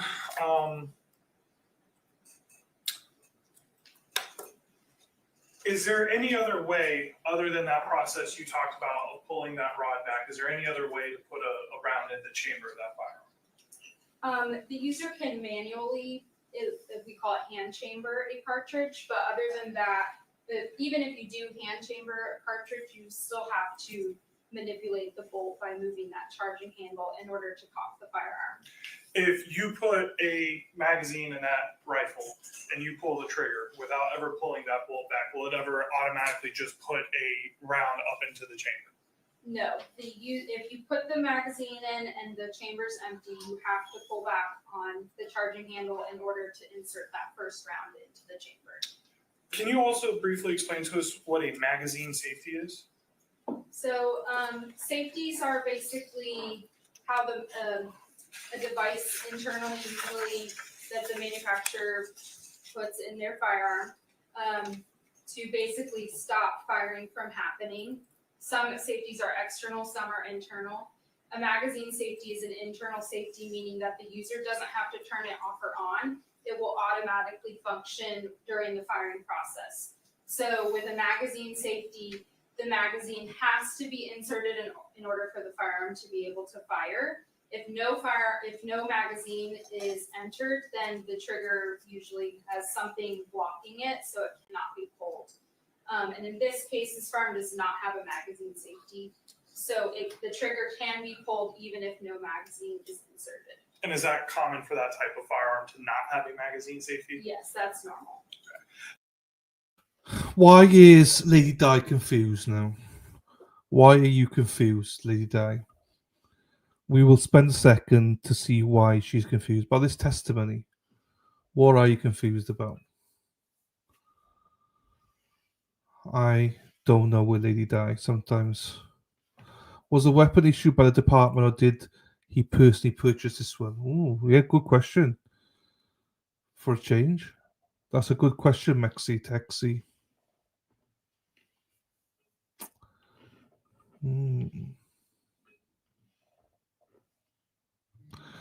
So, testimony a little and chat. Well, you've not bitten on my chat. You said earlier on, you said, maybe I'm a little slow. I said, no, maybe about it. And you didn't bite to that. So you're learning. Because hot girls stay confused. Duh. Well, I can't say anything about that, Bex. I can't say anything about that. I can't say anything about that, Bex. You got me on that one. The pistol is issued, but not the AR. Oh, yeah, okay, good. Bex, that's right, girl. Thank you, CG. Now, I know I'm going to have you sit down here in a second, but I know you also mentioned that you received a casing and a projectile. Can you just kind of briefly, demonstrating with the rifle, let the members of the jury know where the casing would be sent from and where the projectile would actually come out of the firearm as well? So the projectile will come down and out the barrel, out the front towards the target, and then the cartridge cases will be ejected out of this hole once the bolt is pulled. Once it returns rearward, the casing will fly out the side. If you think of like in a movie, you're seeing the things flying to the side. Those are the empty cartridge cases. Now, let's say you have a magazine in that gun that's loaded with more than one round. That gun fires. When we hear the term of clearing a gun, how would you clear a gun? What does that mean and what would you do to clear the gun? So if you have a firearm that you think is loaded, you would remove the magazine by pushing this button here, and then the magazine will be able to be removed. And then from there, you would want to check that the chamber is also empty. So you would pull back on that charging handle, and then it will automatically extract and eject that cartridge that's inside the chamber. If you don't see that happen, then you would want to physically look with your eyes to make sure that the chamber is empty and there's nothing in there. Thank you.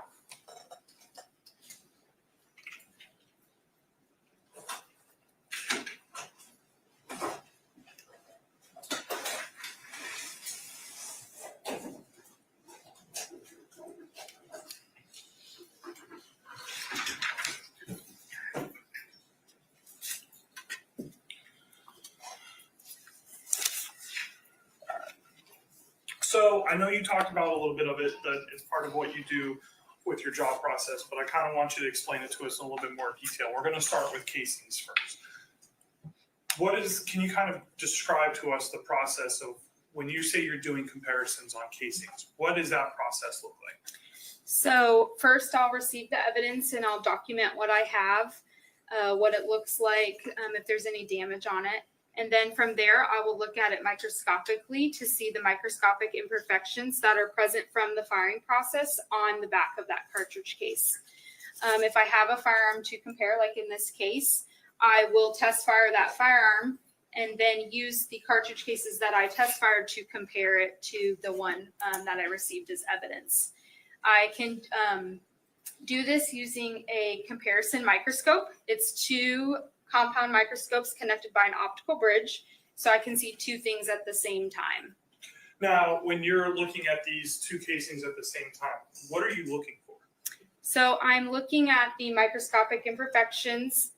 They appear as lines or striations, as shapes, depending on how the manufacturer decides to manufacture the firearm, they will look differently. So let me ask you this, because I know you talked about microscopic imperfections, but are there also what I kind of refer to as class characteristics as well too? Yes, so class characteristics are features that are determined prior to manufacture by the manufacturer. So this would be the caliber or the shape of the firing pin, the style of the marks that I'm looking at. If you think of your car in a parking lot and you're trying to find your car, you're going to narrow it down to cars with similar class characteristics. So that would be the make, the model, the type of car, the color of your car. So that's what I'm looking at. Once I see that my cartridge case that I have from evidence is similar to the class characteristics of my firearm, I will move forward and I'll look at the individual characteristics or those microscopic imperfections that are unique to that firearm. So if you think of your car again, what separates your car that's the same one that was made right after it? You're looking for the scratch on the side of your car or the bumper sticker in the back. So I'm looking at those similar features they're called individual characteristics that would happen during the manufacturing process or also during the use of the firearm over time. And I want to ask you about that with and I know we're kind of using interchangeably, the individual characteristics or those microscopic imperfections. Have you ever had a situation where two different firearms have the same individual characteristics? No, I have not. So is it that every single firearm has its own individual characteristics? Yes. Now, I'm going to show you what's been previously introduced as State 18, is if you don't mind, if you can pull that out. And I know we don't have the dual microscope that you were explaining to us, but can you just kind of show the members of the jury what the area on the casing is that you're actually doing this evaluation and examination on? Yes, so this is the cartridge case, and at the head of the cartridge case is the primer. There's a little tiny circle kind of inside of that. That's what creates the spark that's hit by the firing pin. So as the gases are building, they're actually pushing back on that breech face and on that firing pin, and it's creating like a stamp of the inside of the gun. So that's what I'm looking at. And were you able to make, and I'll kind of go in turn here, were you able to make determinations in terms of the class characteristics of this projectile? Yes. What were those determinations? The class characteristics that they were 5.56 by 45 millimeter caliber, and then it had like a hemispherical firing pin impression. As I continued further looking at the individual characteristics, I could see consistency with the firearm. And just to confirm, were you then able to render an opinion in terms of the casing to that Daniel Defense firearm that you received? Yes, I could identify the cartridge case to the firearm. And just kind of, for me in layman's terms, what does that mean that you identify the cartridge to the firearm? So the agreement of the class characteristics and the individual characteristics was to an extent that I could say that this firearm fired that cartridge case. Okay. Now, I'll let you put that away. And then you also had an opportunity to look at a projectile as well. Is that correct? Yes. And I'm going to kind of ask, the class characteristics and those individual characteristics or microscopic imperfections, are you looking for similar things in terms of the projectile as well when you do a comparison. Yes. And I'm going to kind of ask you to do the same thing you did with the casings. If you don't mind, can you just kind of show the members of the jury, I'm giving you what's been previously marked as states 21, is if you can just show the members of the jury where on that projectile are you doing your examination, or where are you looking at for these markings?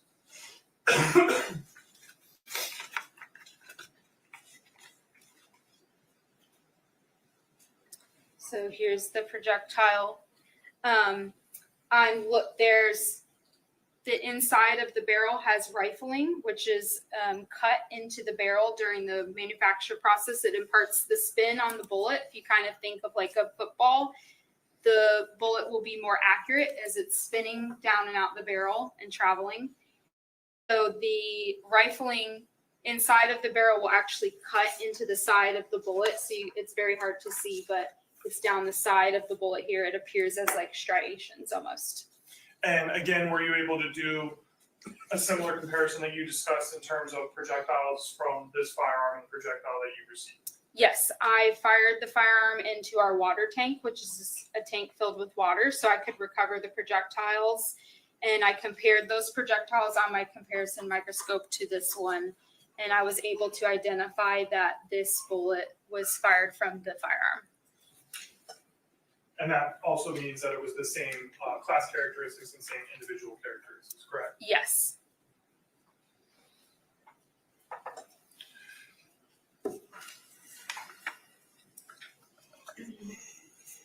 Your Honor, I have no further questions at this time. Any cross-examination? Briefly. Good afternoon. Hi. Prosecutor asked you about resetting the trigger on an AR style rifle.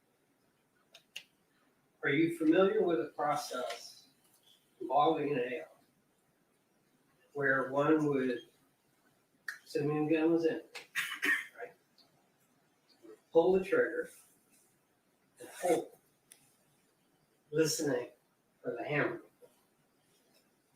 then charge the weapon, at least pull the charge handle back, release the trigger, again listening for a click, and then set the charge handle, and then you pull the trigger again. You're asking, am I familiar with this process? Yes, ma'am. No, I am not. No. Ever heard of it? No, I'm not sure why someone would do that. All right, fair enough. Thank you, ma'am. State, any additional questions? Members of the jury, do any of y'all have questions of this witness? If you do, please raise your hands. Seeing no hands, state, is she released? Yes, Your Honor. Defense? No objection. Okay, so ma'am, you're free to go about your day. Thank you for your time. Thank you. Members of the jury, does anybody need a break? All right, we're going to take a break. This will be about a 10-minute recess. We'll be back at 3:20. Okay, so they're back from the break now. So obviously, Bill has to come in and says there's no way a female can do this kind of work. So ladies, do not bite. Do not bite, ladies. Jen, Jersey Jen, get your man under control here. Get William under control here, please. Please, Jersey Jen. He needs a good spanking, Jersey Jen, and you're the person that can do it. Until you do it, Bill, this is for Hey you. man, just want to let you know that sometimes you gotta shut the fuck up. And this current time is just one of those times you gotta shut the fuck up. I don't think you're a bad person. I just don't want to hear you talking anymore. You gotta shut the fuck up.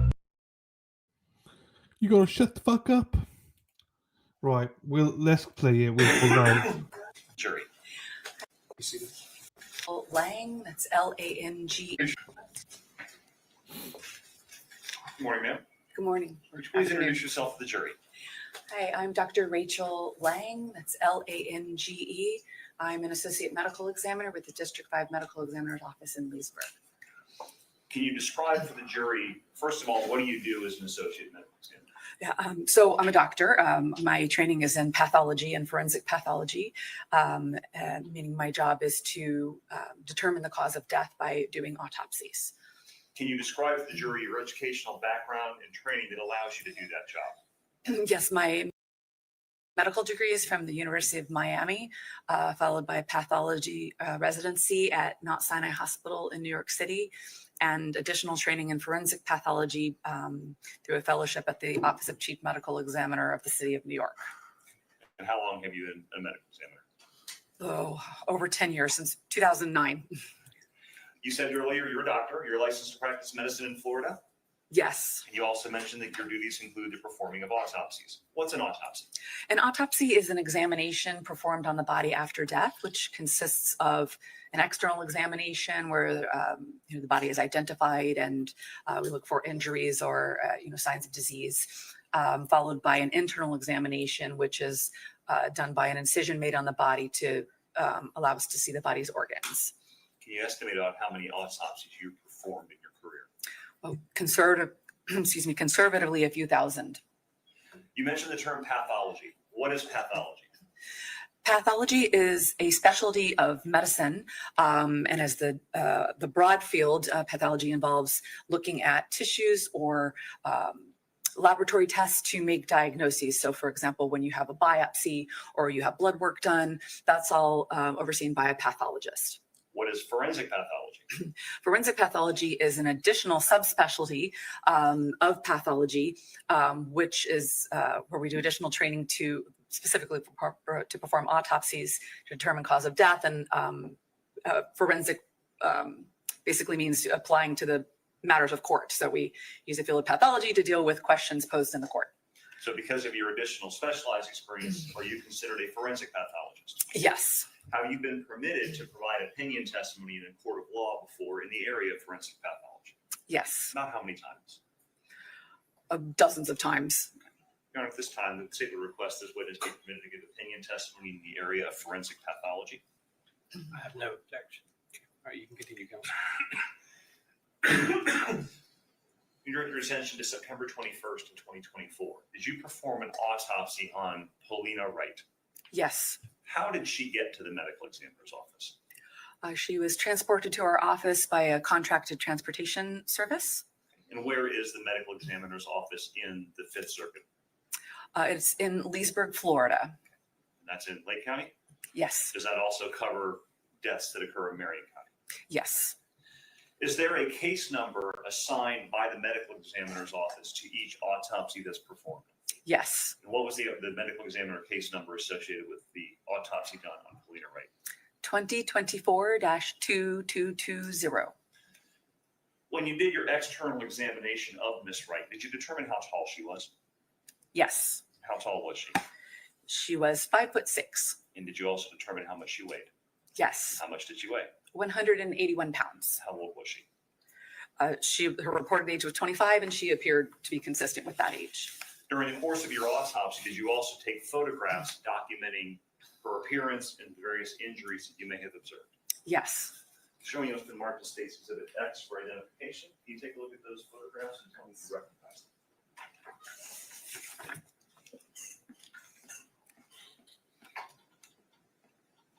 I can have a display as well.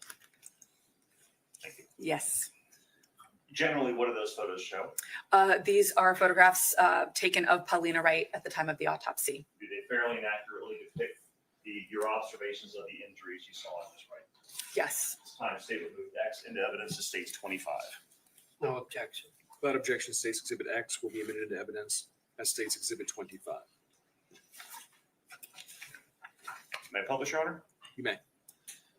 Showing you photograph 1 of State's 25. Is this Polina Wright, the woman that upon whom you performed an autopsy? Yes. And does the number on the sticker in the bottom match your medical examiner case number? Yes. When you did the external examination of Miss Wright's body, specifically her head, what did you notice as far as injuries?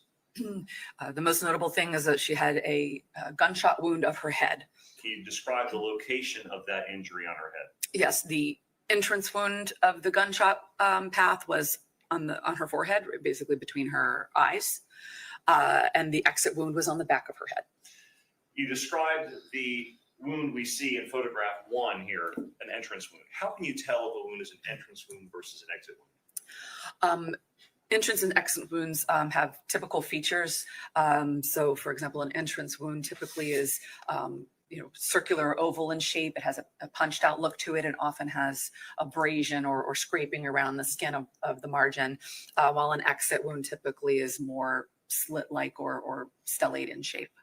You said around the edges of the margin. What is the margin? The margin, just the skin around basically the defect, the hole that the bullet leaves. When you examined this entrance gunshot wound to the center of her forehead, was that entrance circular or was it slightly irregular? It was slightly irregular. What do you mean by that? So instead of being a round or oval shape like we typically see when a bullet travels straight through a tissue, it had a bit of an irregular shape, and the abrasion that you see around the defect is also irregular instead of being circumferential. In your training experience, what is the general cause of an entrance wound of a gunshot wound being slightly irregular? This tends to happen when the bullet is no longer traveling straight. So if it hits something else or passes through something else, and it enters, at a unusual angle instead of straight on, it can create an irregular look to the wound. I'm going to ask you a few questions about that later on. Describe the damage that the projectile did as it struck the center of her forehead and traveled through her head. It caused extensive damage, which you can see the reason her face looks somewhat distorted. There were many, many fractures of the base of her skull, the top of her skull, and her brain through the bullet path. Was this wound fatal? Yes. You mentioned that there was an exit wound as well. I'm showing you photograph 2 from states 25. What do we see here? We're looking at the back of her head, and as typical in an autopsy, we will shave around a wound so that we can see all of its characteristics. So we're seeing a shaved area of her hair on the back of her head and a large slit-shaped tear in the skin we're seeing as an exit wound. You can tell this is an exit wound because of how it appears in contrast to the entrance wound? Yes. Using your own head, because the picture is a little bit deceptive of where the shaving is and where the injury is, can you point to the jury in your own head where the exit wound would be? Yes, it's the back of her head. Okay. Obviously, since there is an exit wound, I'm assuming you did not locate a projectile inside of her head. That's correct. Describe the path that projectile took after it entered the front of her forehead. So it continued basically straight through her head, damaging the skull and the brain before exiting through this defect here. So it's pretty much front to back, straightforward, without really any significant deviation to the right or left or up or down. Did you locate another injury on Miss Wright's body? Yes. Where was that? She had another gunshot wound on her right second finger or index finger. Showing you photograph 3 from stage 25. What do we see here? We are looking at a photograph of 2 of her fingers. The one in the center of the screen is the back of her right second finger or index finger, and we're seeing a gunshot entrance wound right below the knuckle. And can you describe the damage that the projectile did after it entered the right index finger? It basically went straight through her finger and came out on the other side. Showing you photograph 4 of states 25. What do we see in this photo? So now we're looking at her hand with the palm up, and the finger that's extended is her right index finger, and we're seeing the exit wound in the middle of her finger. And photograph 5 of states 25. What does this show? This is her hand seen from the side, and what you see is a probe. This is something we often use in an autopsy to try to clarify a bullet path. And this is just to demonstrate that it did go directly all the way through her finger. You said earlier that the gunshot wound, the entrance wound to the center of her forehead was slightly irregular, consistent with the projectile striking something else before it entered her forehead. Yes. If only, considering that one projectile was found at the scene, one casing was found at the scene, and the injuries that you saw, are the injuries and appearance of those injuries consistent with the projectile striking the outside of the victim's finger, traveling through the palm side of that finger, and then that same projectile striking her forehead? Yes.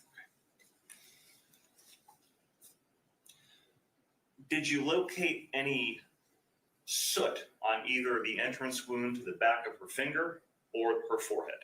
No. What is soot? Soot is basically burned gunpowder. So in addition to the bullet that comes out of the muzzle of a gun, there is also burned gunpowder or soot and unburned gunpowder fragments. What does the lack of soot on the entrance wounds, either at the back of her finger or her forehead, tell you about the distance of the barrel of the firearm to the injury?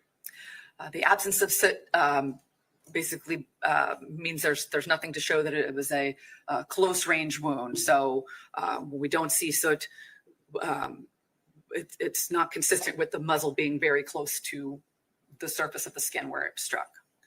What is meant by the term stippling? Stippling refers to small dot-like abrasions that you can see around an entrance wound, which is caused by the unburned gunpowder fragments striking the skin. Did you see any evidence of stippling on either the entrance wound to the back of her right finger or the entrance wound to her forehead? No. And what does the lack of stippling tell you about the distance of the barrel of the firearm that shot that projectile from the wound?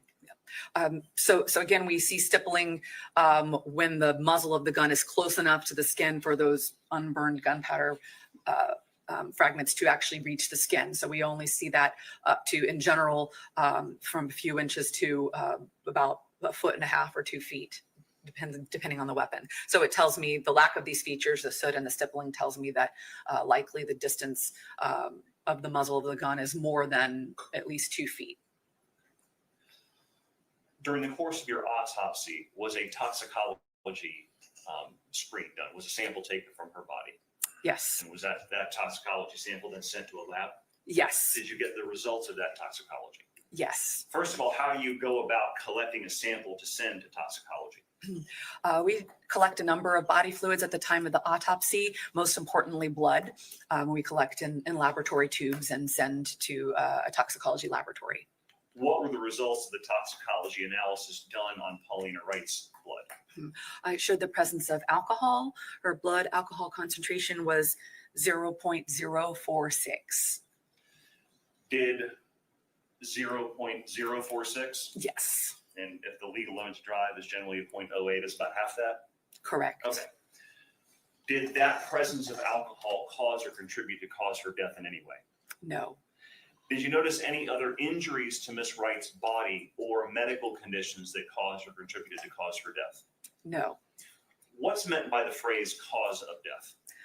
The cause of death is the specific disease or injury that leads to the physiological change in the body, resulting in no longer being compatible with life. And what did you determine the cause of death to be for Polina Wright? A gunshot wound of the head. What does the term manner of death mean? The manner of death refers to the circumstances around which a death occurs.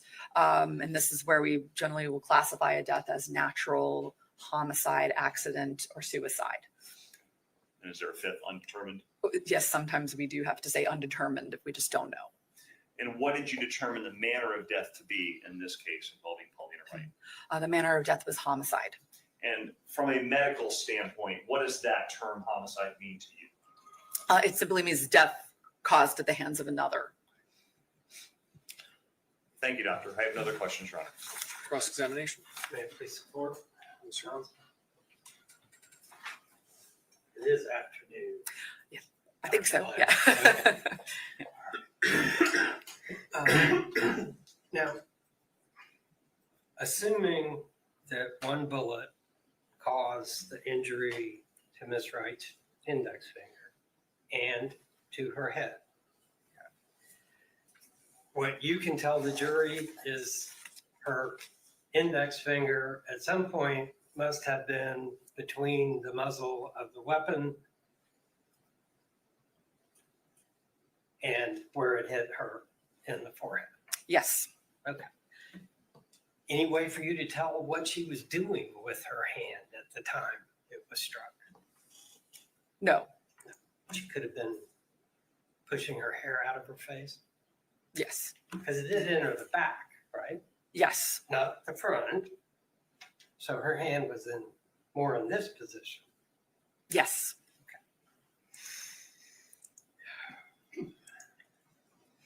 And based on your observations of her hand and her forehead, you can opine that the weapon was more than 2 feet. Yes. Width of a normal dining room table is about 3. Do you agree with that? Yes. So it could have been from the other side of a dining room table. Yes. And Ms. Wright's blood alcohol level at her height and weight was 0.046. Yes. Now, did you also find evidence that she had had a full meal prior to her death? I have to refer to my report. Yes. Okay. Could you even identify what kind of meal she might have had? Yes. I described that she had partially digested food, including green pepper. Thank you, Mexi, for sharing the links. Bill, if you want to send a coffee, also just a reminder, we have Venmo now as well. If you do want to send a Venmo instead, you can do. It will go to Dennis Sweeney, but it will eventually reach me. So if people prefer to send a Venmo, they now can. I'm waiting for the ticker to go across to see what the actual Venmo address is, because I can't see it right this second. But if you'd like to support the channel, PayPal, and then Venmo is at Dennis J. Sweeney. That's Dennis J. Sweeney. Or coffee is pinned now for you, Bill. Thanks, Mexi. Tomatoes, onion, light meat, and tortilla. Sounds like Mexican food. Yes. With the fact that she had Jersey Jed, wait, I don't have my diamond yet, so hold off on the coffee. There you go. Thank you, Mexi. a stomach full of food had an impact on her blood alcohol, or at least the way the alcohol would have affected her. Yes, having a full stomach full of food can delay absorption of alcohol. And do weight and body size also have an impact on blood alcohol level? Yes.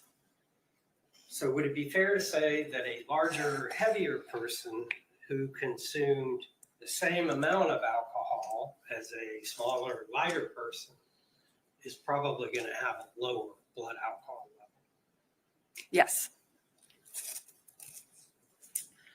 Now, you explained for Mr. Buxman that the homicide word that you use means a death caused by the volitional act of another person. Yes. I'm right with that. Yes. Okay. Homicide, the way you're using it, does not mean that the killing of Miss Wright was criminal. Is that correct? Yes, that's correct. Could have been the result of an accident or negligent act. Yes. I don't have any other questions. State any redirect examination? Very briefly, Mark. The blood alcohol content of 0.046 in her blood. Does the body stop metabolizing alcohol once she's deceased? Yes. So that would be the blood alcohol content at the time of her death. Yes. Okay, it wouldn't change after she died on anything. A short period of time afterwards. Yes. Okay. Thank you. Anything else? Nothing. Members of the jury, do any of y'all have questions of this witness? All right, seeing no hands, is she released? State? She is, Your Honor. Defense? No objection. Are you free to go about your day? Thank you for your time back. State, you can call your next witness. No, we didn't.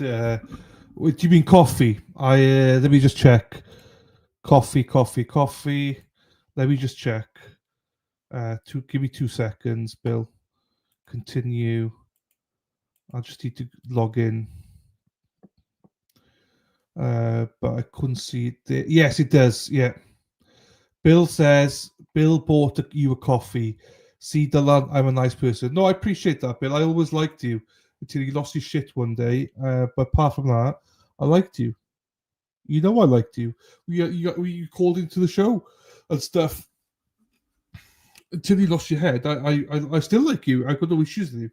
I have zero issues with you. So thank you for the coffee, Bill. I do appreciate it. I really do. Thank you so much. It's what keeps the channel going. So thank you. Your Honor, at this point, state rest. There you go, state rest. Motherfuckers, right. We'll give Dr. Lang a moment. Next time, Bill, if you send me 10 coffees, I'll love you. Not just like you, Bill. Not a minute, I like you. If you send me 10 coffees, I'll love you. So that's the difference, you know? Members of the jury, the state of Florida has rested its case. So there are some procedural matters that we have to take up outside your presence at this point. So I'm going to have you go back to the jury room again, and we'll get you back in as soon as we're able. This may take some time, so please just be patient. Leave your notepads here face down. Don't discuss the case with one another. If you use your electronic devices, don't use them to try to learn about the case with people or places involved. We'll see you back shortly.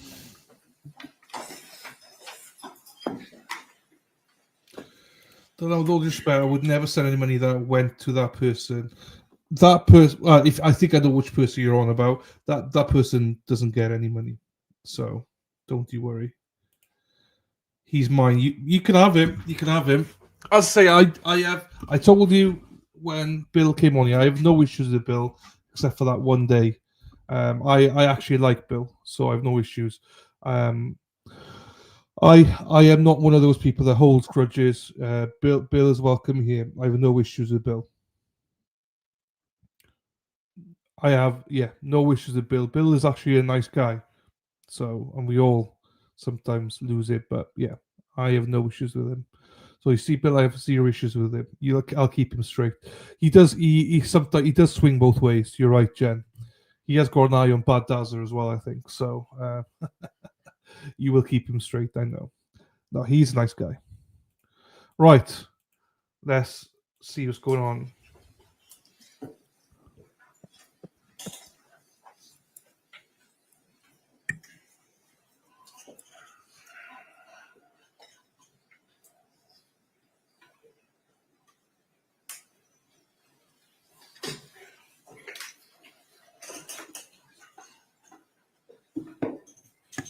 Counsel, you all to be seated. Mr. Caddy, would you like to go from here? Yes, sir. And I neglected to pull the little handful of cases there are on this subject. But there are a couple.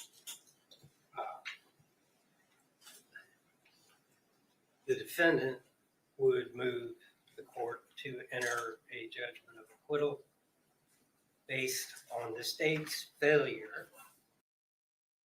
We're only about 5 minutes behind, 10 minutes behind. It will go into tomorrow because they got closing arguments.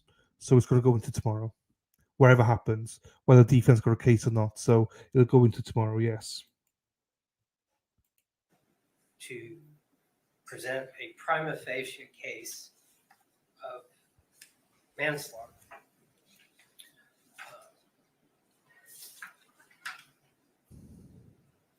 Evidence. You messaged me on.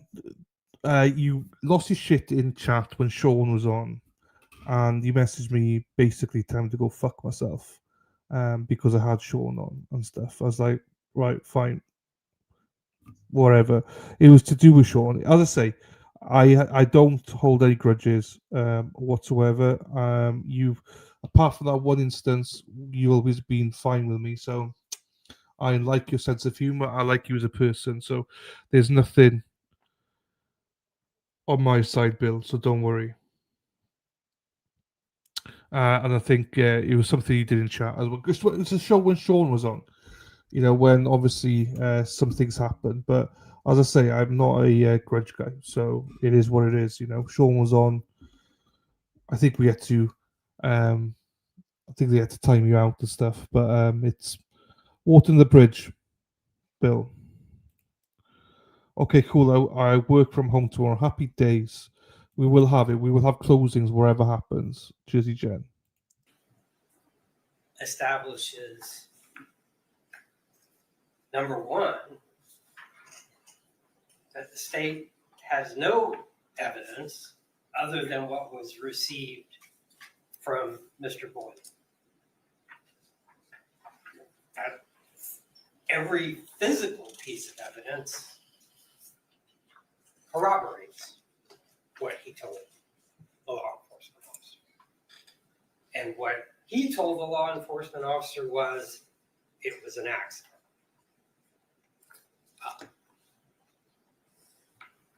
Contrary to the opening statement by the state, at no time did Mr. Boileau ever tell Detective Kern that he pointed the rifle at her and pulled the trigger. We were pointing the rifles at each other, and then when Kern asked him about it, he said in the general direction. As he explained, they were sitting on the opposite sides of the table. There was no intentional, Mr. Boileau made no statement to Kern indicating that he raised the rifle, aimed it at Miss Wright, and pulled the trigger. There's no evidence of it. Bill, we're fine. We move on, Bill. Let's not bring it up again. I will always take the piss out of you, Bill, but you're fine. Don't worry about it. It's fine. Yeah, as I say, you've always been good to me, so it's fine, Bill. And you were a big part of why I was able to go to America last time, so I thank you, Bill. That's why I was disappointed that we ended on a sour note, but you're back, clean slate. You're welcome here, Bill, anytime. No need to be sorry, Bill. Just move on, yeah? Let's just move on, Bill. We're all good. We're all good. Which is what the state has argued or suggested in an opening statement that their evidence would show. That has not happened. And I would submit, Your Honor, there is no evidence from which a jury could legally return a verdict of manslaughter. At this point in time, the court is bound to view the evidence in the light most favorable to the state, including all inferences that may be appropriately drawn from the evidence. Based upon Tillman versus State, 842 Southern 2nd, 922, Florida 2nd District Court of Appeal, 2003.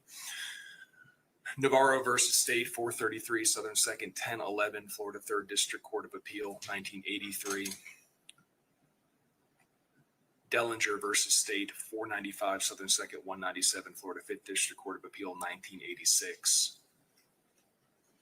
The court will find that based upon the evidence presented, there has been a prima facie case made of manslaughter from which the jury could base a finding of guilt. Obviously, this is a case where it is in the province of the jury, not the court, to determine what happened and what was proven. So the motion for judgment of acquittal will be denied. Okay. Yes, sir. Where would you like to go next? Well, they're prepared to go forward, but my assumption, perhaps dangerously, was that I would be able to present Mr. Boileau's testimony in the morning. Okay. Because it will be fairly lengthy. Okay. How long do you think his testimony will take? The direct, probably 45 minutes to an hour. State, if you had to make an educated guess about how long cross-examination would take? I would say probably at least 30 minutes. I mean, it also depends to what other additional information may or may not come out during the direct. So I would say at least a rough guess of at least 30 minutes. I don't intend to present any other evidence.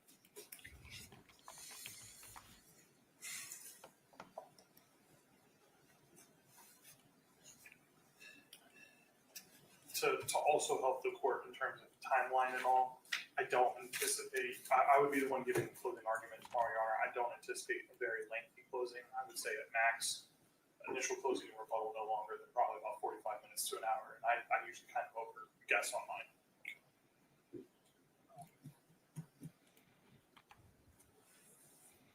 What I'm wondering is whether or not his testimony may lead to rebuttal evidence. If so, by whom and how long that person may need to get here.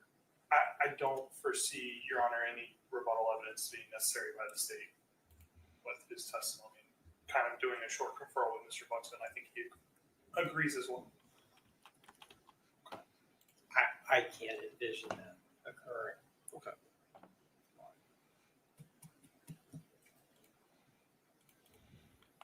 I certainly can envision the jury wanting to hear his recorded statement again during their deliberation. Sure.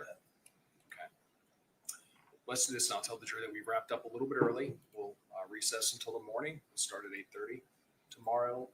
I'd like to put the afternoon to good use and try to get the jury instructions as close to an order as we can for them. Absolutely. Okay. All right. Let's go ahead and bring them back in. I'll let them know.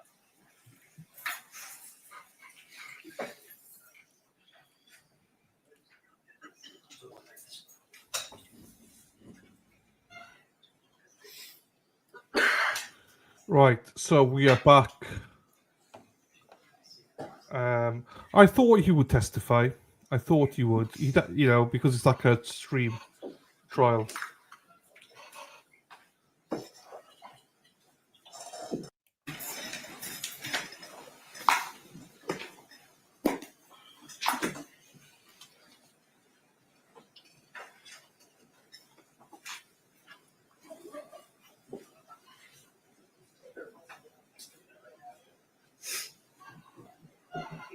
Charging conference.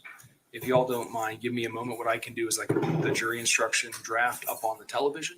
Been yes, introduction 3.2 statement of charge. Any objection state? No, Your Honor. Defense. Yes. 7.1 introduction. Unless people want, do you know what? I think I'm going to skip this bit because we're going to listen to it in the morning. So I don't really want to do that. There's only 10 people here, so I know a lot of people are going to be finishing work in a second. Going to be missing it. That's the short. Yes, Terry. All right. So I think we'll wrap up for the day. Wrap up. 7.5 hour stream today, so that was, quite good. As I say, impromptu. Did not think that I would be going live, but we are live, so it's fine. We are coming back to the defendant testifying tomorrow at 8:30 Eastern, and we should have. Well, they did say maximum of an hour, so for the closings for the state, so the defense should be less than that. So, but then a day of verdict watch. I'll prepare for a day of verdict watch tomorrow. I'll see what else we can cover tomorrow. I might just jump around tomorrow and do some stuff, because I wasn't prepared yesterday to do a verdict watch, so I'll look up some stuff to see what we can watch. But thank you very much for all of you for being here. Most of you, anyway. Some of you are fucking pain in the asses. I'm joking. You're all lovely. Most of you, anyway. So I do love most of you. So I hope you have a great evening, and I shall see you. I'll go live at 8:30 tomorrow morning, and then we'll zoom a little bit. We'll do some chatting and we'll zoom through it. So thank you, everybody, and be safe on the streets tonight. Look after each other. Look after Spacey Stacy. Hippie chick, lady die, Spacey Stacy. Walking those streets all night. You go, ladies, come and see what's going on now. Let's go, girls. And I shall see you all tomorrow. No worries, Bad Dazza. See you tomorrow, brother. Take care, everyone. Ole, ole, ole, ole, ole, ole, ole, ole. Erin hack, hack, hack, ole. Erin hack, hack, hack, ole. Let's go, Erin hack, hack, hack, ole. Erin hack, hack, hack, ole.